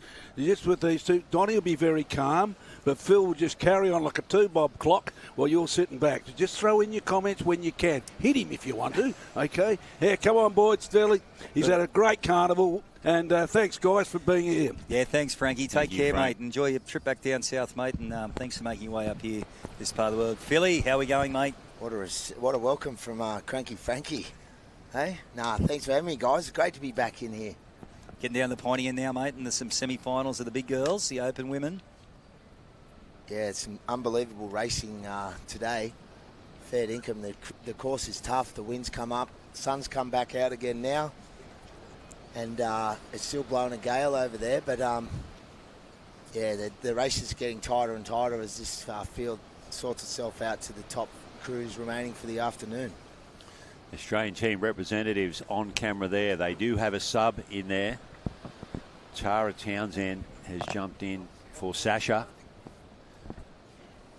Sasha tied up with a work commitment. She is a firefighter and she's doing some training she couldn't get out of. Guns up. We've got Audrey on screen there now. Bowman of the Surface Paradise Spice. You watch her jump over the gunnel. Oh, I hope I haven't given a commentator's curse. In a way, pretty swiftly there in the pink boat with the white gunnels, mate. Hugh stepping straight up over that front quarter bar. Get as much weight forward as he can. Get the bit of run on the boat. It looks like the Cockatoos have shot out just a little bit over the rest of the field here. Well, they're in the middle of the alleys, and I can tell you when I just put my boat away and rode around the course, there's a nice little bow in the middle suiting the centre cruise. So I'd like to have one of those little alleys in the middle for the final. Currumbin are no slouches, and they're set an early lead now, out to sea. These officials have done a wonderful job for us all weekend to keep this carnival going and so smoothly. It's been a great job, Scotty, from you guys. Yeah, it's been a pleasure hosting everyone. Sorry, Donnie. No, all good. Woolgoolga on screen here, swept by Timmy White at the back there. So bottom of your screen, you have Woolgoolga in the pink boat next to them, Surfers Paradise. The Aussie team representatives, Currumbin Cockatoos, with their nose in front there. Beside them, Dicky Beach from the Sunshine Coast, swept by Tunny. And Mooloolaba, Chop Suey. They are down in alley 4 or 5. How good's Timmy going with the Whoopie team? Yeah, he's got it going well up there, mate. Still has a bit of a row in either one of the Reggies or Masters crews as well. Yeah, they had a big day the other day on Thursday across the divisions. And we'll get a bit of an indication here as they come into their turning cans. We think we're with the leading crew there now, the Currumbin Cockatoos. Fresh off their victory for Australia over in New Zealand in the Trans-Tasman Series. They've been able to maintain their win over there and bring the trophy home with them, and they hit the can first. Matt Wildman, the chook, he's going to spin them around. It's tough going when you turn into that southerly out the back there. It's really bumping around. It's brutal. And even the Cockatoos you see there, it's tough for them. So if it's tough for them, everyone's finding it tough. Mate, you're a left-handed sweep, Phil, and you were still finding it tough getting that boat around? Oh, I got it round okay, but it's just the rowers when they face that wind and into the music. You know, I drifted up onto it and didn't turn too badly today, but yeah, it's definitely a lot windier out the back of the turning cans than it is on the beach. Mooloolaba, Chop Suey, Brendan Weston doing his dance at the back of the boat there. The Western Stomp, we call it. Or The what? Western Stomp, I like it. Boom. Queensland's Open Women's representatives on screen there now. They're charging up in alley 6. Between them and the Cockatoos for mine for the all-important first place into the final. Yeah, they're on a run, both of those crews now. Yeah, Milking Currumbin it. working that one nicely, mate. The rating picked up there. Matty Wildman, the back of that boat. Tunny at the back there in the Dicky Beach. We are taking 3 crews through to a final here, and the crews at the bottom of your screen, we feel they're the ones to miss out. So a little bit of life under the back of Woolgoolga here is enough for a late charge. Dicky Beach is stuck in some tricky water, so there's 2 across the line, but the third, all-important third placed on, we're going to see them come onto screen now. Who's going to pop into screen? Oh, it could be Surfers Paradise. It could be Hughes there from Surfers Paradise in the pink boat. Woolgoolga are definitely going to miss out, and we will wait for the judges to tell us whether that was Dicky Beach or Surfers Paradise for the all-important third position to qualify through to the Open Women's Final, ASRL Championship 2025. Yes, it's heating up, fellas. It is. Hey. Getting excitement. You can feel it bubbling on the beach. It's exciting to be back with Donny. They've got Scotty in between us up here. Bit of argy-bargy going on, but it's been a great weekend. Okay, coming up here in the second semi-final, we're going to have North Cottesloe, Sin, Palm Beach Pirates, South Curly Hoosier, South Curly Shakers, Collaroy Giants, and the Brighton Broncos. Cracking semi-final for Open Women there. Northcott, the Chin or the Sin? I'm calling Sin, but Chin. Yep. Maybe some Italian theme there. Yep. Palm Beach Pirates also going well. The Hoosier, New South Wales state team. Captain Berry in that boat in War Daddy with Rob Termite Lowry against the Shakers, their counterparts. Very highly decorated crew as well. Georgie Rowe in that boat from the Olympics. Collaroy Giants, they're all good mates, these girls. And then the Brighton Broncos. It's the humdinger, mate. Who do you like? Mate, I can't pick this. You can't do yourself any favours because all of them could win. Yeah. And that's the course today we're on too. There's run everywhere. Right place, right time. Northcott have been going well today. Mate, they've had a great campaign, the whole carnival, mate. Like strong. Racing their under-19 girls yesterday, very impressive. They did well in this interstate with the relays. Yeah, in and away, nice step start. Very agile, good push there by the sweep for Northcott. Yeah, great push away, and you see a little one to negotiate there. Probably checked Northcott a touch, but the southern end, another one for Northcott there. Looks like the Shakers probably just got the better of the starts, mate, from this angle, and Palmy and the Hoosier right on their heels as they're at the back now. Collaroy Giants just off the tuck of the Shakers, and Brighton up in alley 6. Pretty good start from all crews there, Scotty. Yeah, mate, everyone's just lower that rate now, starting to sit back, try and keep that nose down, get some run out of the boat, mate. Return for your efforts. Yeah. Let that nose carve through. You see now the rhythm, they're finding it. Going through the gate cans, and there's nothing in it now from probably the Shakers to the Hoosier and Palm Beach. Probably just Northcott and Brighton with a little bit of work to do at this stage, mate, to try and get through. I assume we're taking 3 through to the final, so it's going to be disappointing for 3 crews here.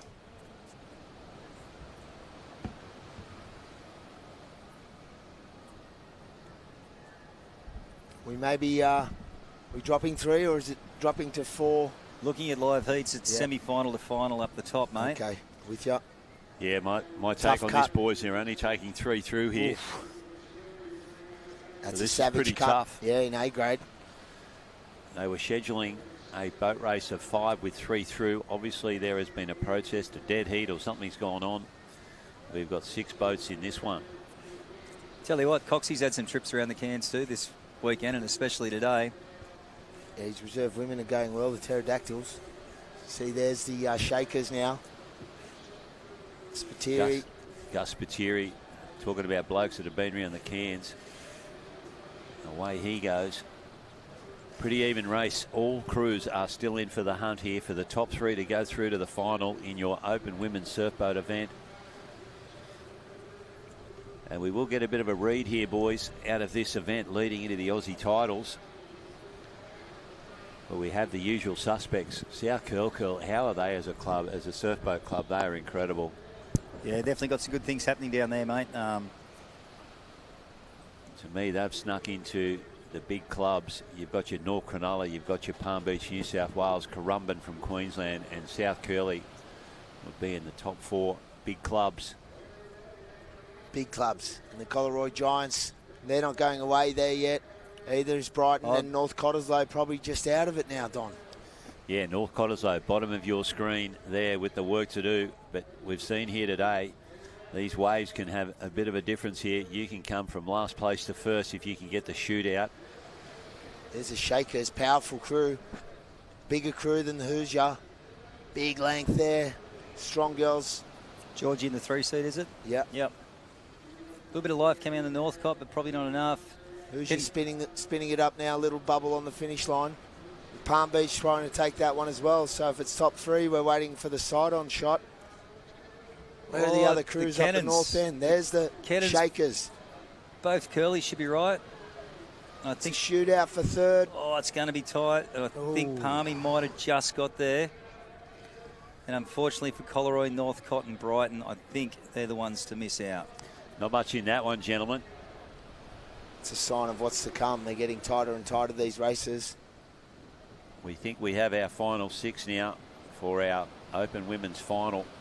And we think it includes 2 South Curly crews and the crew of Palm Beach. Coxie on screen there now. Girls look pretty exhausted there.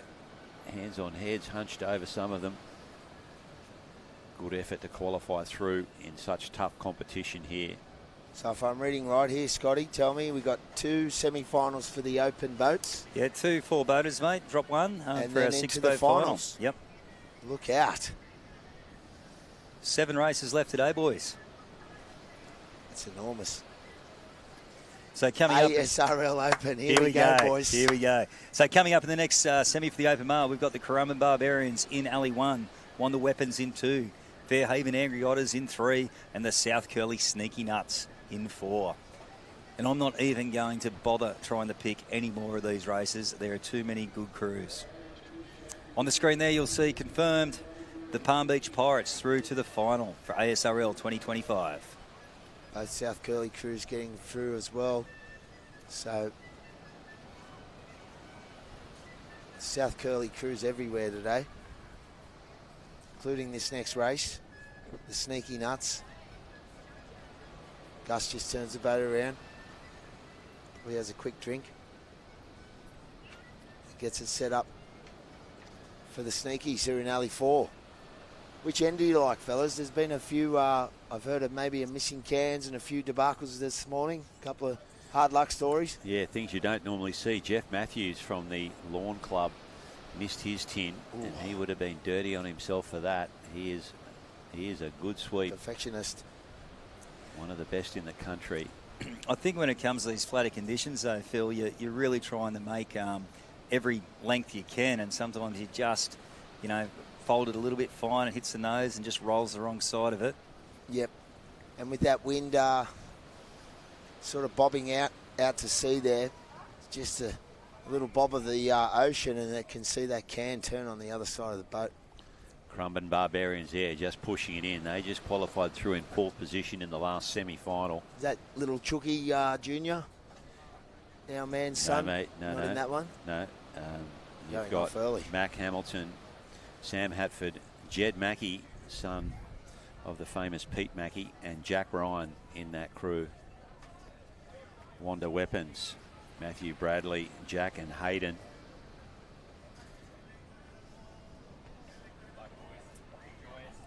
Aaron Tannehill just coming up to say g'day.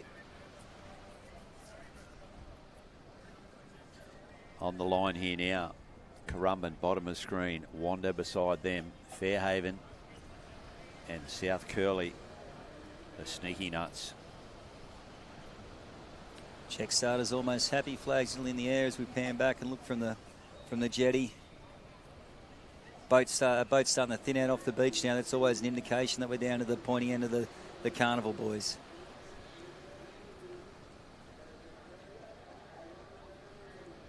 Fairhaven sweep there, poised, ready to push. Look at him.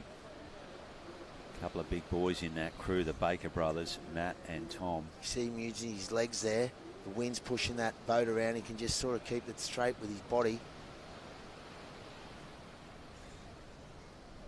Still opting to keep with the cleavers even in this wind. Some crews opt to go back to the spoon blades when they're when the windy conditions like this come up, but not Fairhaven. Check starter fan belt on the screen there now. He's a bit fanatical, is the fan belt. And he is in the Bisley Workwear Fluoro. Yes, great sponsors to the official. No, they're not. It's a great safety company, though, one of the best in the world now, taking on safety across the planet. PIP Global Safety. Well, fan belt's starting to... When he rolls that flag up and starts pointing, you know someone's upsetting him, I've noticed. I like it when he looks behind him and realises sees the other crews behind him too. Yeah. He has a good look, old fan belt. He's got the blinkers on at times. So that's the Death Riders there. Or the Sneaky Nuts. Sneaky Nuts. Sneaky Nuts. Sorry, boys. Been in the sun all day. Where are you from? It's a bit deflated earlier, knocked out the Chili's, but it's great to be here, and Check starter's happy. Semi-final number 1 open boat, Sneaky Nuts. Go must be up the way they just set. In and away. Nice little start there. Jump start by the Sneaky Nuts. Bit of water in front of the crews down there on the southern end of the field. Oh, Wanda, have a look at them. They've ripped off the beach. Might have got their noses in front.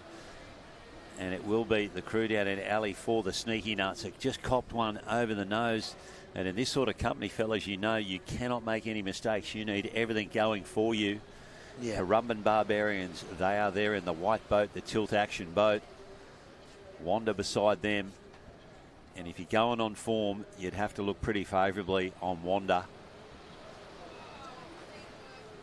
Lyle Clark up the back of the Currumbin Barbarians. We would normally associate that crew with Glenn Williams. Big shout out to Glenn if he is watching, having a year off. And hopefully we will see Glenn back in the surfboat scene next season.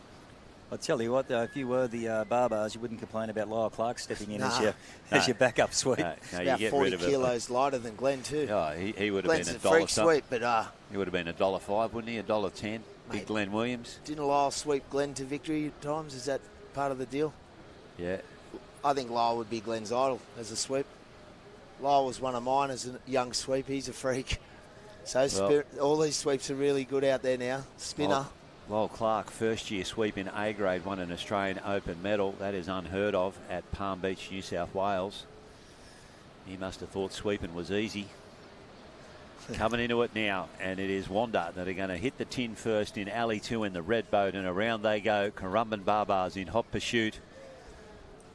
Nathan Spinner up the back there, straightens them up. Quick look over to see where the Barbars are, and they are back into it here. They are powerful boys. They were a pretty handy under 23 crew back in the day, and they've transitioned up into the open boat. Don't let the angle fool you here. We think we've got Wanda out in front and the Barbars in second position. Sneakies have done well, though, to come up to Fairhaven, even on that camera angle, Don. It looks like, and it's one to drop out, isn't it? Yeah, none of these crews are out of it here. A little wave on the edge, a little runner can bring you up right next to the crew that is in front of you.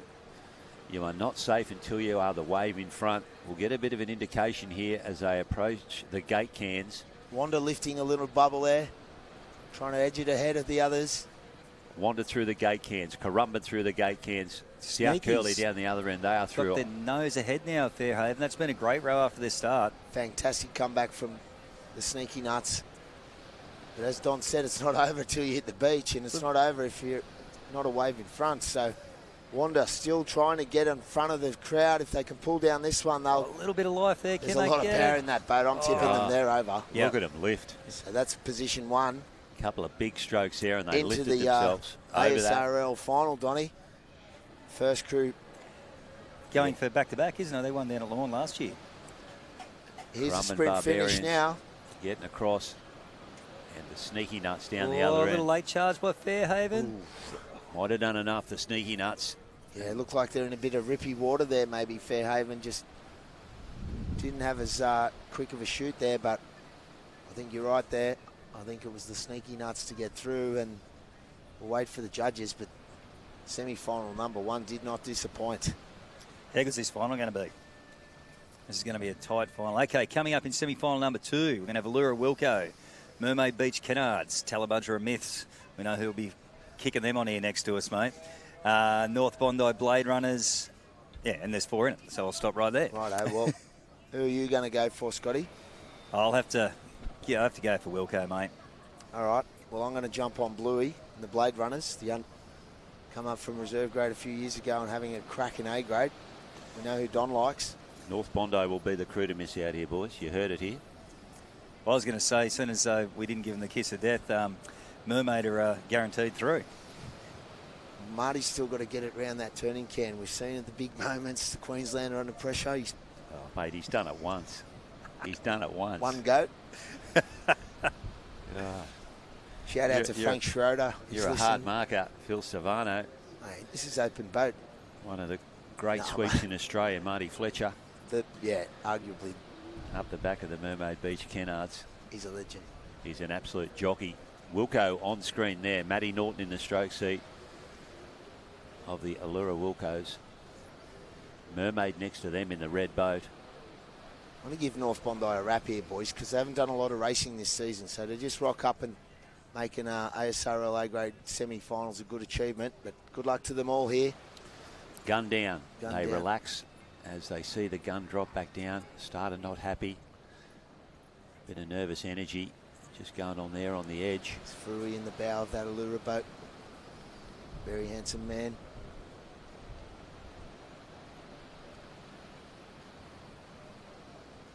Check starters are happy. As soon as they say they're happy, everyone starts walking forward. No? That's how it works. That's the play. There they go, guns up. Boys are crouched and set.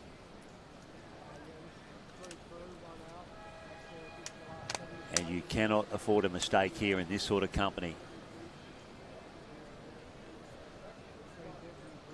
Looking across the line there, we've got the blue boat of Allura, bottom of screen. Red boat of Mermaid next to them. Go You Good Things, the Talabudgera Miss in the Powers boat there. And North Bondi, just possibly half a boat back off the pace here. You've probably got the 2 boats from the Sydney branch and 2 boats from the same branch in Queensland here. One's in the Point Danger branch, that's Talabudgera, the other in South Coast branch. I'm just here to keep the commentary team accurate with their descriptions. We don't know the Queensland branches, I beg your pardon.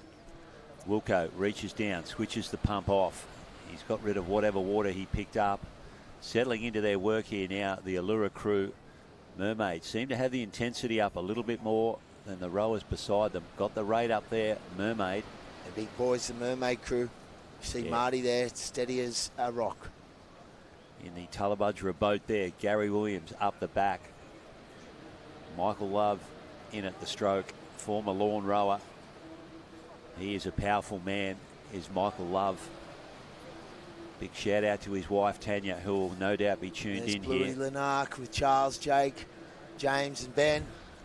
Phil Stefano's tip, Hanging the in North Bondi boys. Tight Not much racing in this. Tight racing, boys. Tight racing. 3 through to the final of the open men. And as they approach their cans now, Tullabudgera and Mermaid just touching the can simultaneously there. Tally will want a good turn. Bo Bailey, the long-haired git there in second bow. Young fella, Chandy in the bow. And there is no give and take here, fellas. That is pretty even across the line there. We'll get a better indications we've been saying when they come through the gate cans. Just the angle of the camera can sometimes put us off, but I think this is anyone's race still, boys. The Mermaid crew and the Tullabudgera crew, they were racing side by side for the Queensland job. Mermaid, the better crew on the day, but here's Tullabudgera right beside them. And North Bondi, Donny, they're going all right up in Alley 4. Little run for Bluey and the boys get down that, and they're still in this North Bondi. There's Tally going with, and Allura's doing a great job. Oh, this is action-packed, boys. Look at this. Oh, there we go. What about Through it? the gate cans. You could throw a blanket over all of these 4 crews. There's Bluey. It's going to come to the run here. Who is going to slip down this? Who is going to get the shootout at the end? If we're going to have 4 boats on the one wave here, is my pick. They're digging deep. Who can run the top of these runners the best? Mermaid, let's look like they've dropped off here. North Bondi still on the top of something, and they reckon they're going to get home comfortably here. Where's the finish line now? There's got about 10 strokes to go. Mermaid have really wound it up here. They're rating it through the roof as they come down that one. And we're looking for the line here. Oh, here we go. It is tight. It is tight. No. Well, I think it's going to be 1, 2, 3. Yeah. 4 from the top of the screen. I think Wilco got it. Yep. I just got a text message here. Big shout out to my mate Roscoe back at home. He would have loved that rating. He loves to rate up at 42 strokes a minute. Apparently not feeling the best, old Roscoe. I hope you're doing all right, mate. Wait for the judges on that one, boys. Yeah, we will be hanging for the decision on that one. It was a cracking race. All crews had a big go there, and there's not much left in the tank, but 3 of those crews will have to find something for the big final. As we start now to get ready for our afternoon finals, fellas. And results are in. Allura Wilco first, Mermaid Beach second, and Tally Miffs in the all-important 3rd place. Well, sorry, Bluey. Kiss of death. Donny jinxed ya. Phil Stefano giving them the kiss of death. Commentator's curse. He reckons North Bondi. We're going to be the crew there. Nothing in it, though. Thereabouts. Exactly. Absolutely nothing in it. Here we go, boys. First one. Oh, yes. So, under 23 final. From the top, we're going to have North Cottesloe Saints in 1. The Palm Beach Finns in 2. North Cottesloe Moose in 3. South Curly Burley in 4. North Cronulla Purge Colts in 5.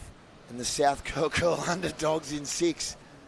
Well, this is one of the greatest under 23 finals we'll see. Those Northcott crews are flying, boys. Yeah, the competition in under 23 men, I think, is the stiffest out of all of the divisions. These crews are absolutely flying. What a good thing for open men coming forward. Like, once these crews start aging out and going open men, I think it's just going to be fantastic for it, boys. Yeah. Fatten up the sport.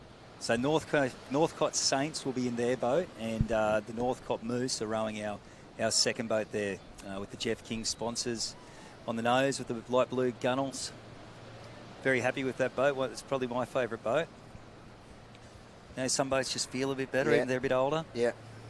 Some you get in and just have a good feel. Others, as we see Don's plane going overhead.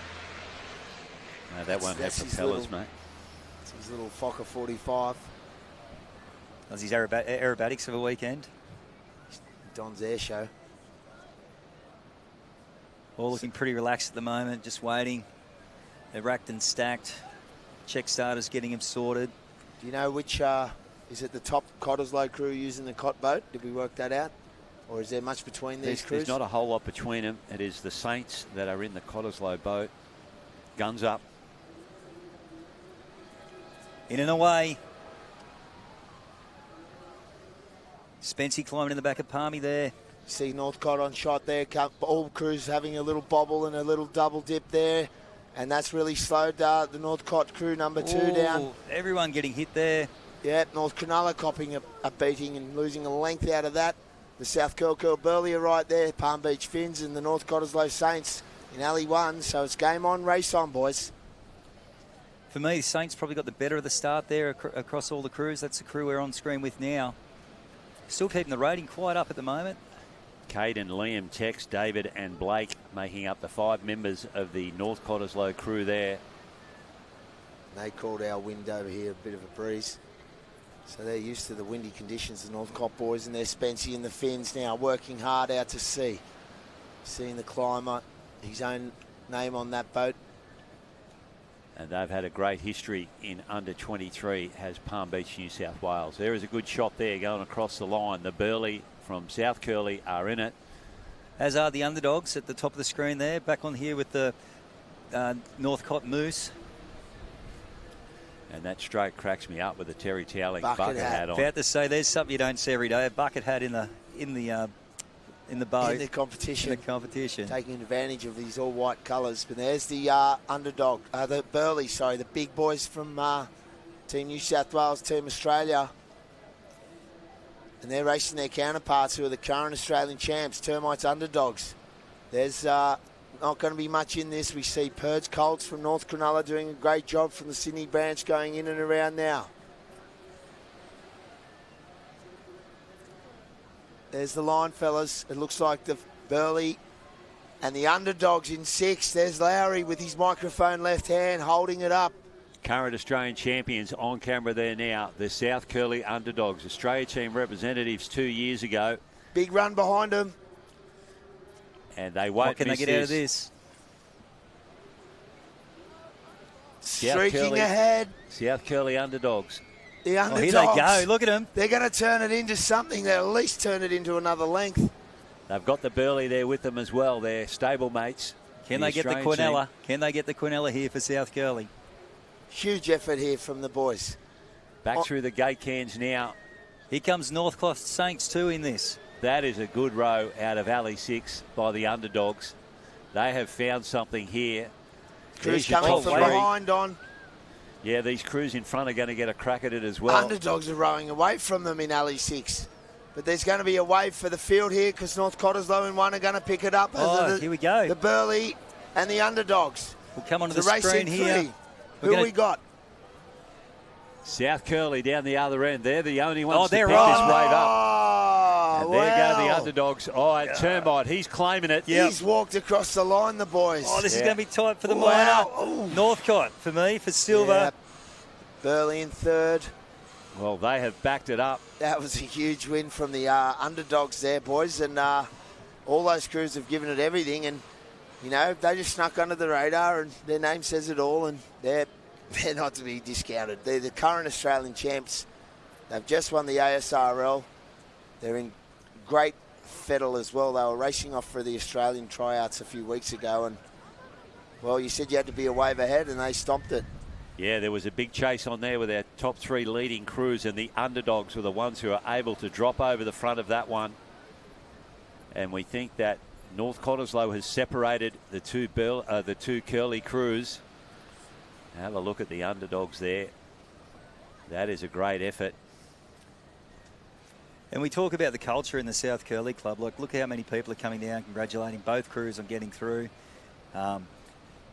Termite won't mind retelling this story 1,000 times tonight. Harrison, Tremaine, Zach and Sam.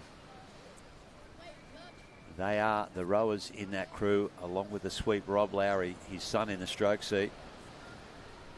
There it is, as called. South Curly underdogs in 1st position, North Cottesloe Saints in 2nd, and the bronze will go to the South Curly Burley. North Cronulla Purds in 4th. All right, second final of the afternoon, gents. Here we go. We've got the reserve grade male final. Alley 1, Queenscliff Major A's. Alley 2 of Boca Beach Pinkies. Alley 3. We're going to throw down to Tash for the interview just before this next final, guys. Tash is with the winners. Okay, we are down here on the finish line. We've got our under-23 male gold medalists.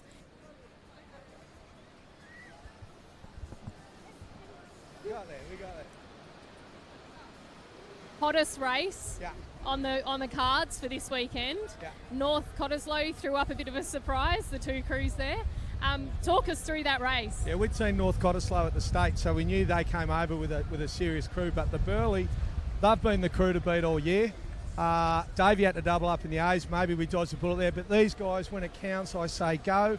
They're big young players. Those I couldn't be. It's a Technical glitch on the mic, missing the key words.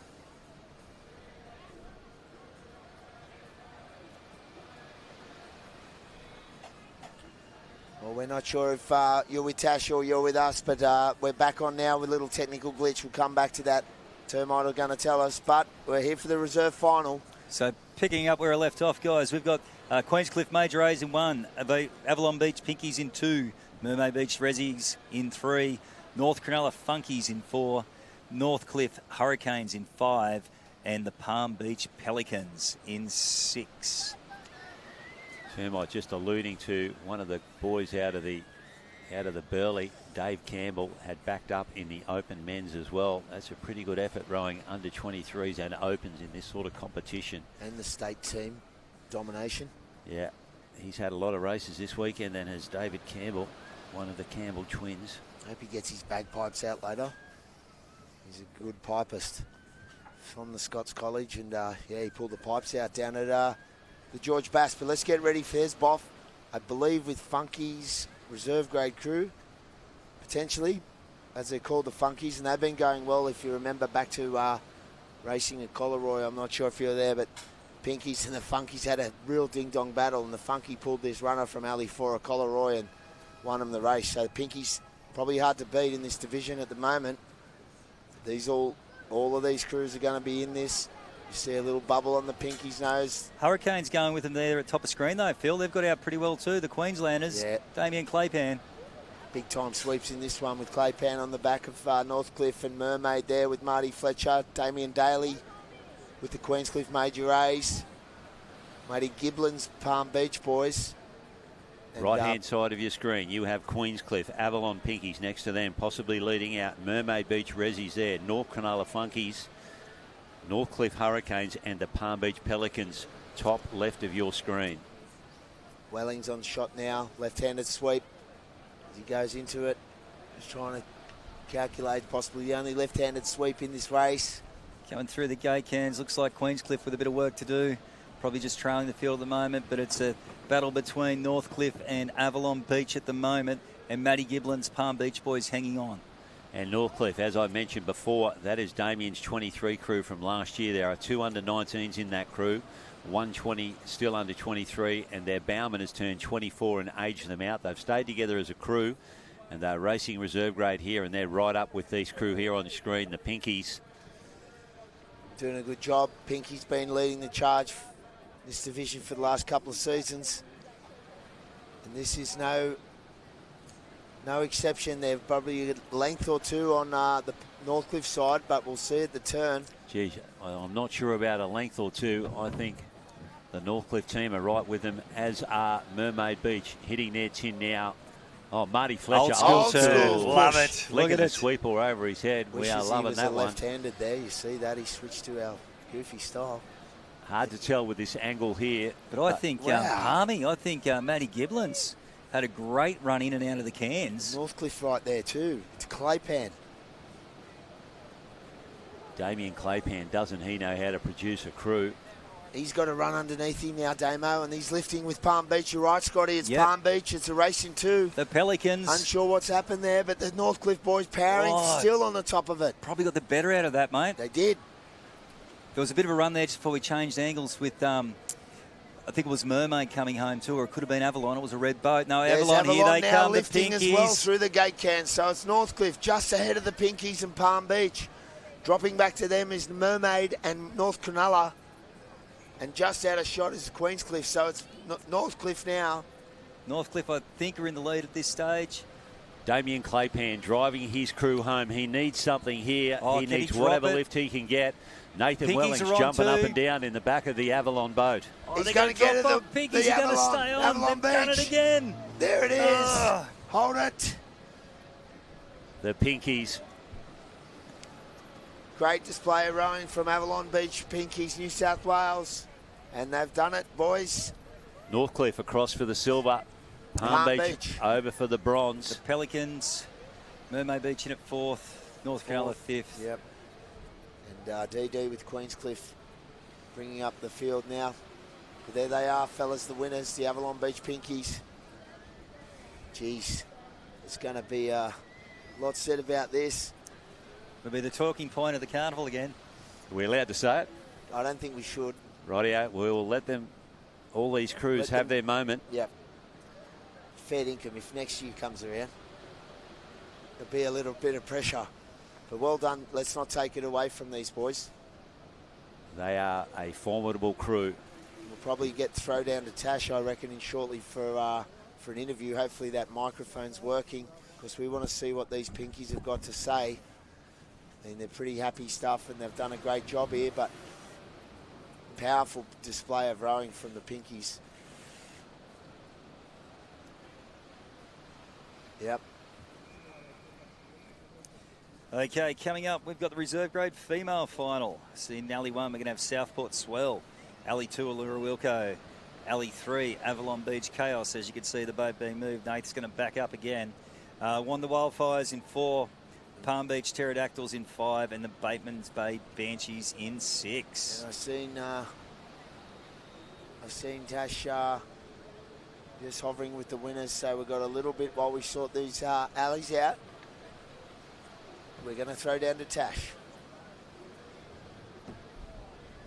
Okay, back on the beach again. We've had our second final now, and it is the reserve grade males. Champions for the 2025 reserve grade division is the Avalon Beach Pinkies. Matt, how's the water out there?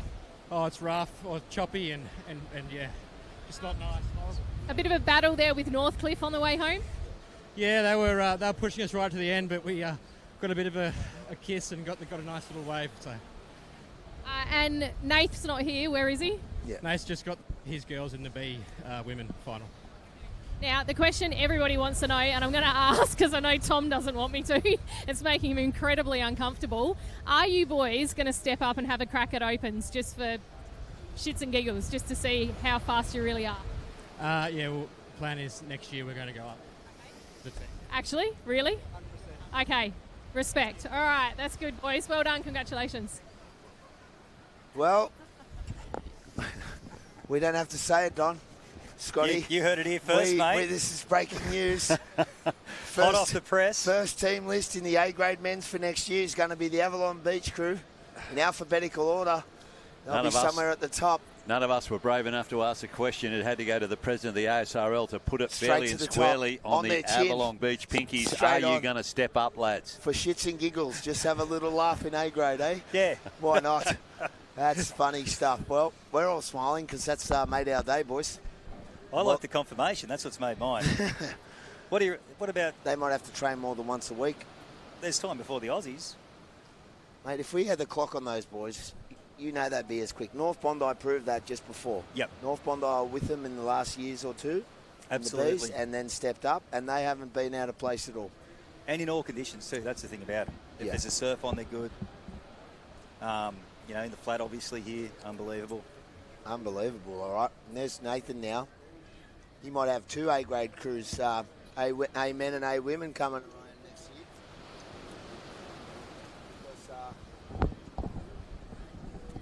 Because these girls are in the reserve grade final as well, and they've been flying all season as well. New South Wales State team, the Avalon Reserve Women. That's the Chaos. So we're going to have an Alley 1 in the reserve female final, Southport, South Australia. The Allura Wilco crew with our friend Eddie in that boat in 2, Avalon 3, Wonder Wildfires 4, the Palm Beach Powerful Pterodactyl crew in 5, the Bateman's Bay Banshees in 6. This is the division I was racing, and there's They're all in there now. This is a top final, guys. In and away. Nathan Spinner at the back there again with the Wonder Girls. Lura Wilco and Southport on screen there. A little bit of a check there for Avalon Beach, but they've probably still got the better of the starts again. Noses in the air. The more airtime you get, the less time you spend going forward. And isn't it great to see Southport, South Australia, bottom of your screen here, competitive at a national level. Ollie will be cheering them on back home in Southport, South Australia. He's probably got a Cooper's Pale Ale in his hand and cheering on his beloved Southport. They're flying and they've had a good carnival. Possibly the rep team earlier in the... As I say, nice relaxed style there too. Yeah, very just settling long. into their rhythm through the middle part of the race. Getting the reward, as you said, Scotty, keeping that nose down and the boat running on. But Avalon Beach, again, with Wellings on the back and his reserve women crew, just probably half a nose in front of Southport in Alley 1. But this is a... this is throw a great. blanket over that, because the Banshees have been on fire all season, as of the Palm Beach Pterodactyls. Placings last year on the Aussie final, the Pterodactyls. Nathan Wellings hardly had a chance to catch his breath from winning that. Reserve men's. Can he go back to back with the reserve females here? Bottom of your screen, Southport, South Australia. That is Jason McGaffin at the back of that boat. Wilco next to him. The winning sweep out of the reserve grade, Nathan Wellings and the Avalon Beach girls. Nathan Spinner there with Wanda. I think it's Coxie there at the Pterodactyls. And, of course, the great gentleman of the sport, Neil Innes, up there in Alley 6 with the Banshees. There's his wife in the boat as well, Trace. The great girls, and they've had a big weekend too, racing from Thursday in the Masters. But it's Wellings, the left-hander now. You see him pushing it up to the red turning can. And then round in 2 and then up on 3. Here they go. The 3 seat getting out of her seat. Lifting it. That is Tegan. She's given it everything there. But it's not over, because 5 and 6 are pushing, and they've got something to say about it, Palm Beach. A little bit of energy under the boats there now, Phil, and as they move forward with a little bit of swell under them. Banshees and Palm Beach now. I reckon it's out of those two in 5 and 6. I don't want to discount Wellings and Wanda, but I know those two crews on the southern end are super strong. I think the camera angle has caught you out again. I'm not giving it to those alleys 5 and 6 just yet, Matt. I think that's our leading crew right there. Righto. Well, again, we need it to be a wave in front if you want to get the job done today. And we've seen the crew that's won has had to work over the front of the wave. But as we come back through the gate cans now, towards them anyway, and you see a little lift for the crews behind Avalon now. Wander on something. Allura trying hard. As we go these gate cans, Donny. Avalon over Palmy and the Banshees in third, I'd call it now. Yep. Rightio, she's up for grabs here now. They'll be looking for runners here, these sweeps. A little peep over their shoulder to see what's coming. And a wave coming for them here now. Can they lift on this? Nathan Wellings jumping up and down at the back of that Avalon Beach boat. Spinning up the wheels now is the Banshees in 6. Working hard over the front. I think they're going to get down something. Who's on it? Can they drop it? Not enough power. Either of them is still on. This could be anyone's now. Who's coming from behind? Exactly. A little bit of lively water there for Avalon. Nathan's done a great job, and he's skipped them ahead again, and that's it. Back to back for Nathan Wellings. Wow. Palm Beach second, the Banshees third. That's how we see it from here. Oh, Nathan Wellings, he didn't stop whipping them either.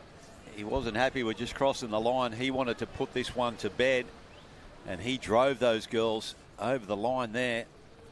Huge row from Avalon Beach again. Well done taking out both divisions in reserve grade. Laura, Tegan, Lauren and Sophie in the Avalon Beach Chaos. There's Tegan with her legs hanging over in second stroke.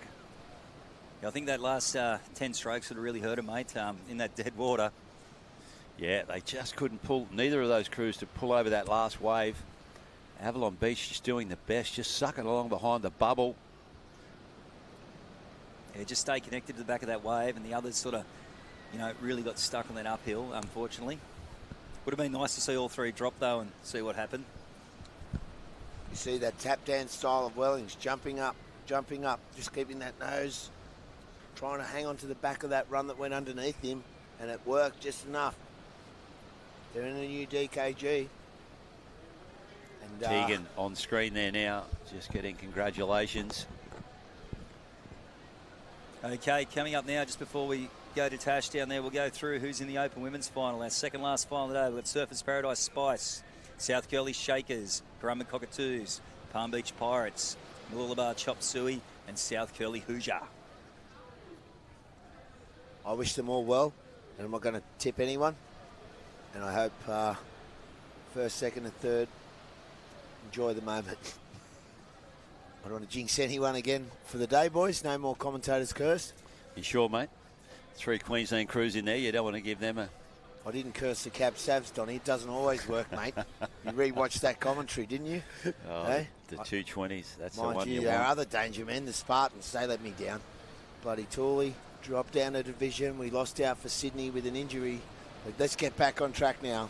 Open female surfboat final, ASRL final, Scotty. 2025 here from Jetty Beach, Coffs Harbour. Coffs Harbour. As we are. There's a little change over there. Coxie going back-to-back here. And the throw to Tash with the winners now with Avalon Beach.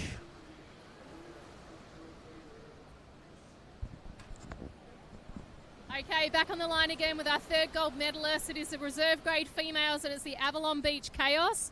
Nath, 2 races, 2 golds in space of about 8 minutes. Not bad. It's been a great day, great weekend, great carnival. That race for the girls, that was a down right to the line. It was awesome. Yeah, it was good racing there, really tight to the line. Loz, how's this season been? It's been good. We've had, I think this weekend we've really together. It's been nice that it's kind of hard work's paying off. Yeah. Well, congratulations. I'll let Avalon go and celebrate and get some photos. Well done, guys. Thanks, Tash, avoiding the big question on that one. But Open Women's Final now, fellas, and let's get excited. The big girls might get a clock on this one to see what we can come up with on the time frame. All looking pretty relaxed still. Just check starters, happy flags are up, but obviously no gun yet. That flag still howling, southerly out there. Camera there in behind the Surfers Paradise crew.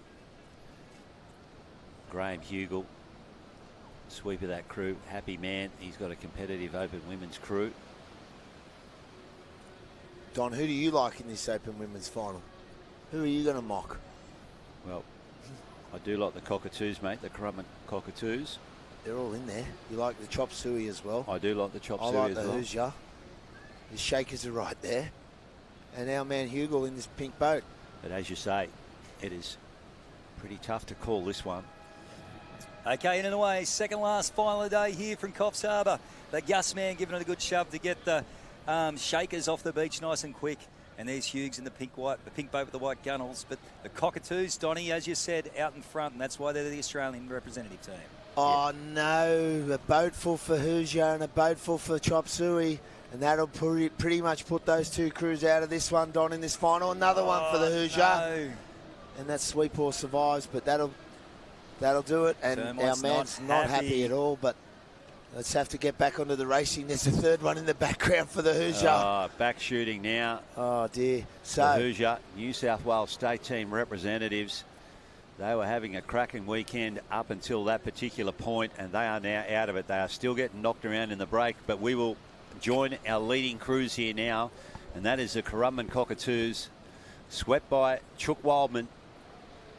Right on his tail there is Stephen Cox's Palm Beach Pirates, and I think not the far Shakers. From them, yeah, the South Curly Shakers with all the with Lara, Georgie, Georgina, and Michaela.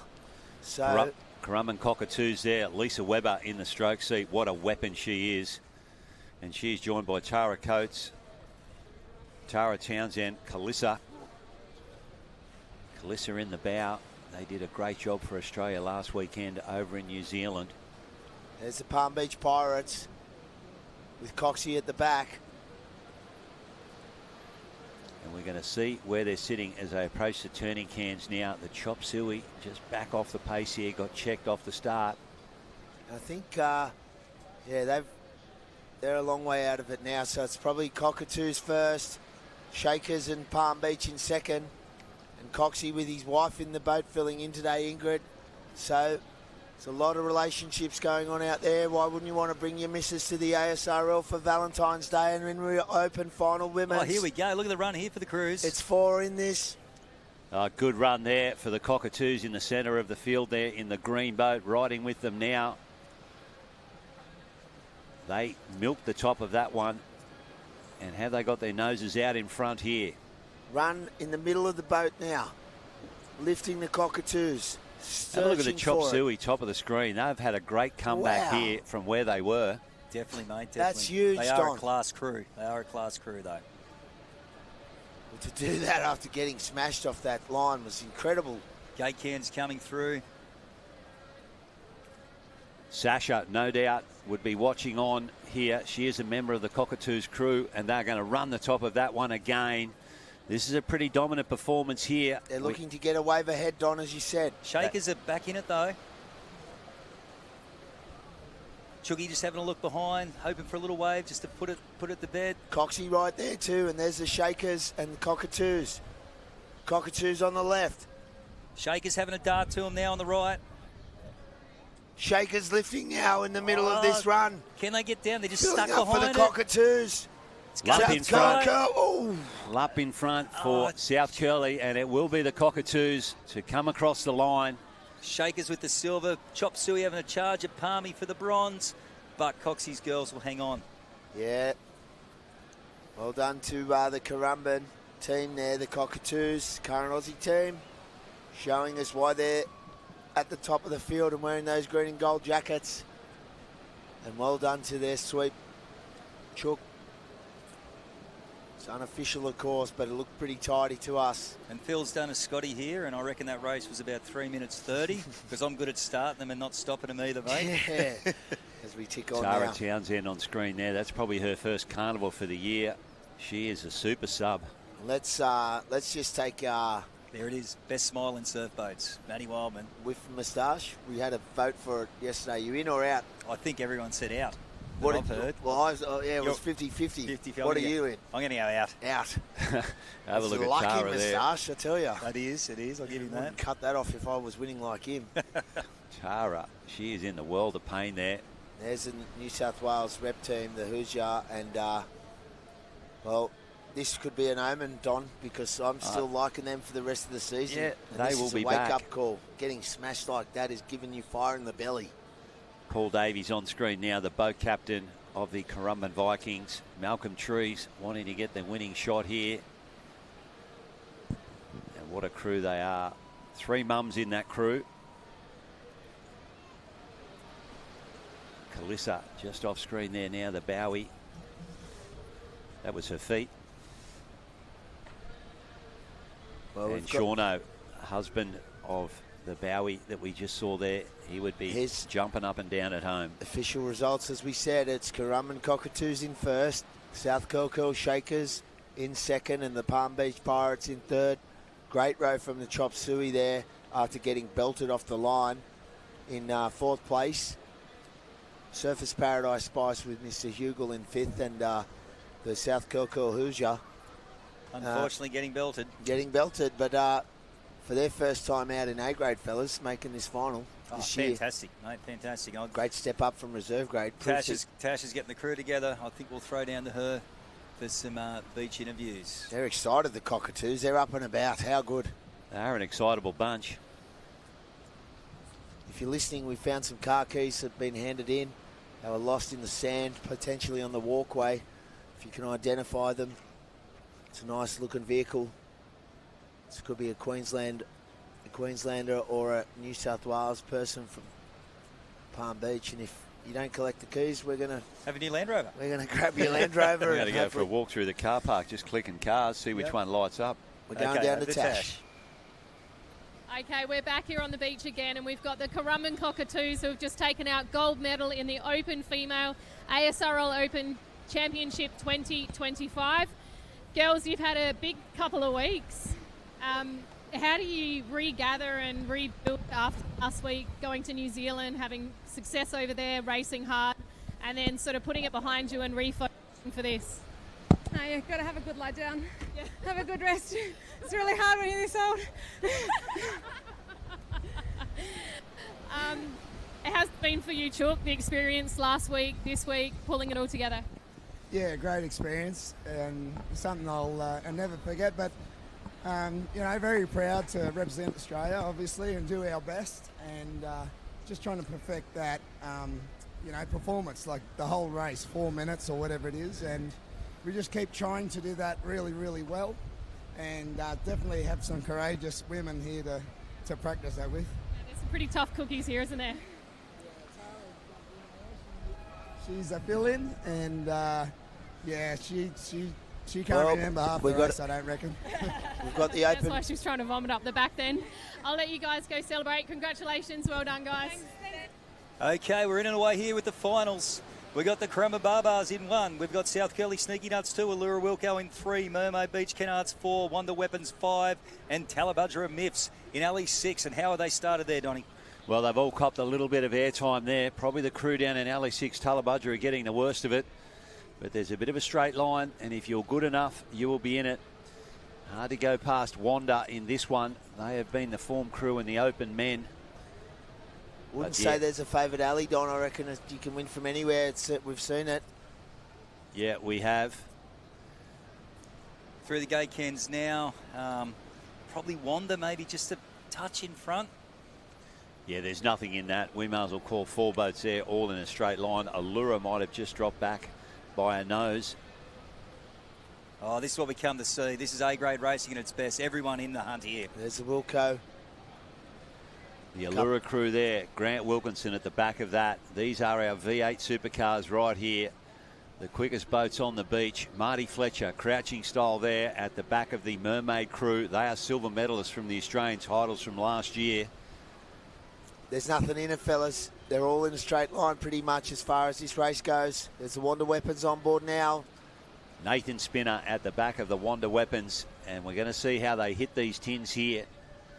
Oh, is that Talabudra? Tally and Wanda folding in first. Don's boys. Go, you good things. Come on, Tally. He's called it. Wanda's up and about with Tally in 5 and 6 now. You see him chasing back down the screen. Yeah, it was an even turn there. All of these crews still in here with a podium chance. Wanda on screen there now. Chance to go back-to-back, winning down in Lawn last year. New South Wales state team representatives as well. They've got youth on their side as well, those boys. And they've lifted the rate and they've taken a length out of the field here, Wanda. And they're still going forward. How long can they hang on to this runner for? That's impressive. That's how they do it. That's how they've been breaking these crews all weekend. They've just been getting the best out of these runners. They Again now. Here's another one. Boom. Up they go. Tally's right there with them, Don. But Wanda are pushing ahead, fellas. Yeah, they just work that runner better than any other crew in the field there. Have a look at it. They are a boat length out in front. They're going to turn this little ripple into a wave if they get a chance. Barbars for having a little push here in alley 1, though. They're on the ripple. They're hanging on. Field's not going away from Wanda. We see just off the tuck of Wanda is Talabudra. Can Lyle drop him? Karumbat in 1. This is it for Wanda now. What is underneath them? Absolutely nothing, and they're just ripping through it. Down the front of it. Oh, that's a great row. The Wonder Weapons, boys. Have a look at that. You're a great chance for ASRL. There's that wave ahead. Come on, Tally. Come on, Talabudra. Oh, might have been Allura Wilco's for the silver. Great row from the Wilcos. Talabudra for the bronze. Definitely on the dice, Donny, your boys. Karumba were out of shot, though, boys, and they were coming home strong, too. Good point. So we're going to have to wait and see the final results, guys, but that was super impressive to win an A-grade final by a wave. What a race, and I don't... that was unbelievable, fellas. That Wonder Weapons crew. Halfway home, they just picked up that runner, and they just worked at another boat length more than any other crew in that field, and that is impressive, and I've seen them do it earlier on here in the weekend as well. That's just where they bust them. Very exciting stuff. Shout out to Shane Julovan and the team who are watching this probably from their lounge room. Yeah, the Bulleye boys. They were the obvious ones missing here from this weekend, but we will take nothing away from Wanda. Not at all. Great win today and great carnival all weekend. Shout out to the #1 supporter of the Wanda boys, Dave Chapman, one of the Cab Savs. He would have been jumping from the rafters seeing his boys from Wanda. Former boat captain of the Wanda Club, Dave Chapo Chapman. He's off down in Sydney watching his daughter Jamie Chapman play NRL this weekend. talented family, the Chapmans. Yeah, he's the dud. There is Talabudgera and Swoop shaking hands with the boys. Big Bo there, needs a haircut. Wanda, the big boy from Wanda. Shout out to Bluey saying goodbye to the team from North Cronulla in the background. See you, Blue. But there. All right, boys, I'm going to tap out and start helping unpack. Thanks to everyone for making their way to Coffs this year. If you get a chance, please duck over to the Surf Club, support the Surf Club. Tell a few lies, spread some stories about it, and thanks for everyone for making the effort to come up to Coffs Harbour this year for the ASRL. Scotty, shout out to you, mate. Yeah. You have done a power of work hosting us here at the ASRL Open. Great bloke, great club, great man to keep us going, and we're grateful that we were able to visit Coffs. We had some great weather, some wild surf, Donny. We looked at it a few times. The right calls were being made. Yeah, we thought we were a chance of getting back over to Park Beach, but it is just too out of control over there. You can have a look at how it is inside the harbour, let alone over at Park Beach. Tell you what these guys have got to do now. They've got to row it over to the boat ramp, which is like 700 metres away. There's a little wave coming through there too. It's not over. There's rocks everywhere over there. So thankfully, or unlucky, the council wouldn't let us get the boats off the other side of the jetty. We snuck them on Thursday. It's been a great place to watch boats, Don. What a weekend it's been for the Wanda Weapons, representing New South Wales, taking out the interstate. There's Allura Wilco. We're waiting on the points because, as Scotty said, Currumbin were thereabouts. So, yeah, Barbarian shaking hands in the shot there. And there's Allura. So, who missed out? Who's got the medals? We are waiting on official places. And, Wanda was clear in front. So, I reckon that was the standout winner. We're going to throw down to Tash now, who are with our winners. Okay, we've got our final race here. It is the Open Male ASRL Open 2025 Championship gold medalist, Wanda. Boys, that was a tough race. All the way out to the can, you guys were pushed. And then you brought it home really, really strong there. Managed to get over a little runner and bring it home nice and clean from the rest of the crews. You've started out, you've been strong all season. Selection, you just finished second in the selections. You got second in the short course. Last year you won this event. You've come back and you've gone back-to-back.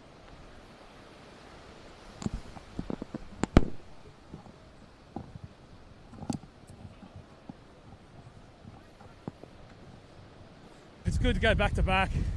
Just really cements that, you're up there with the best. So Got the pace there. So some really good crews in that division. So Mermaid have been very strong up there.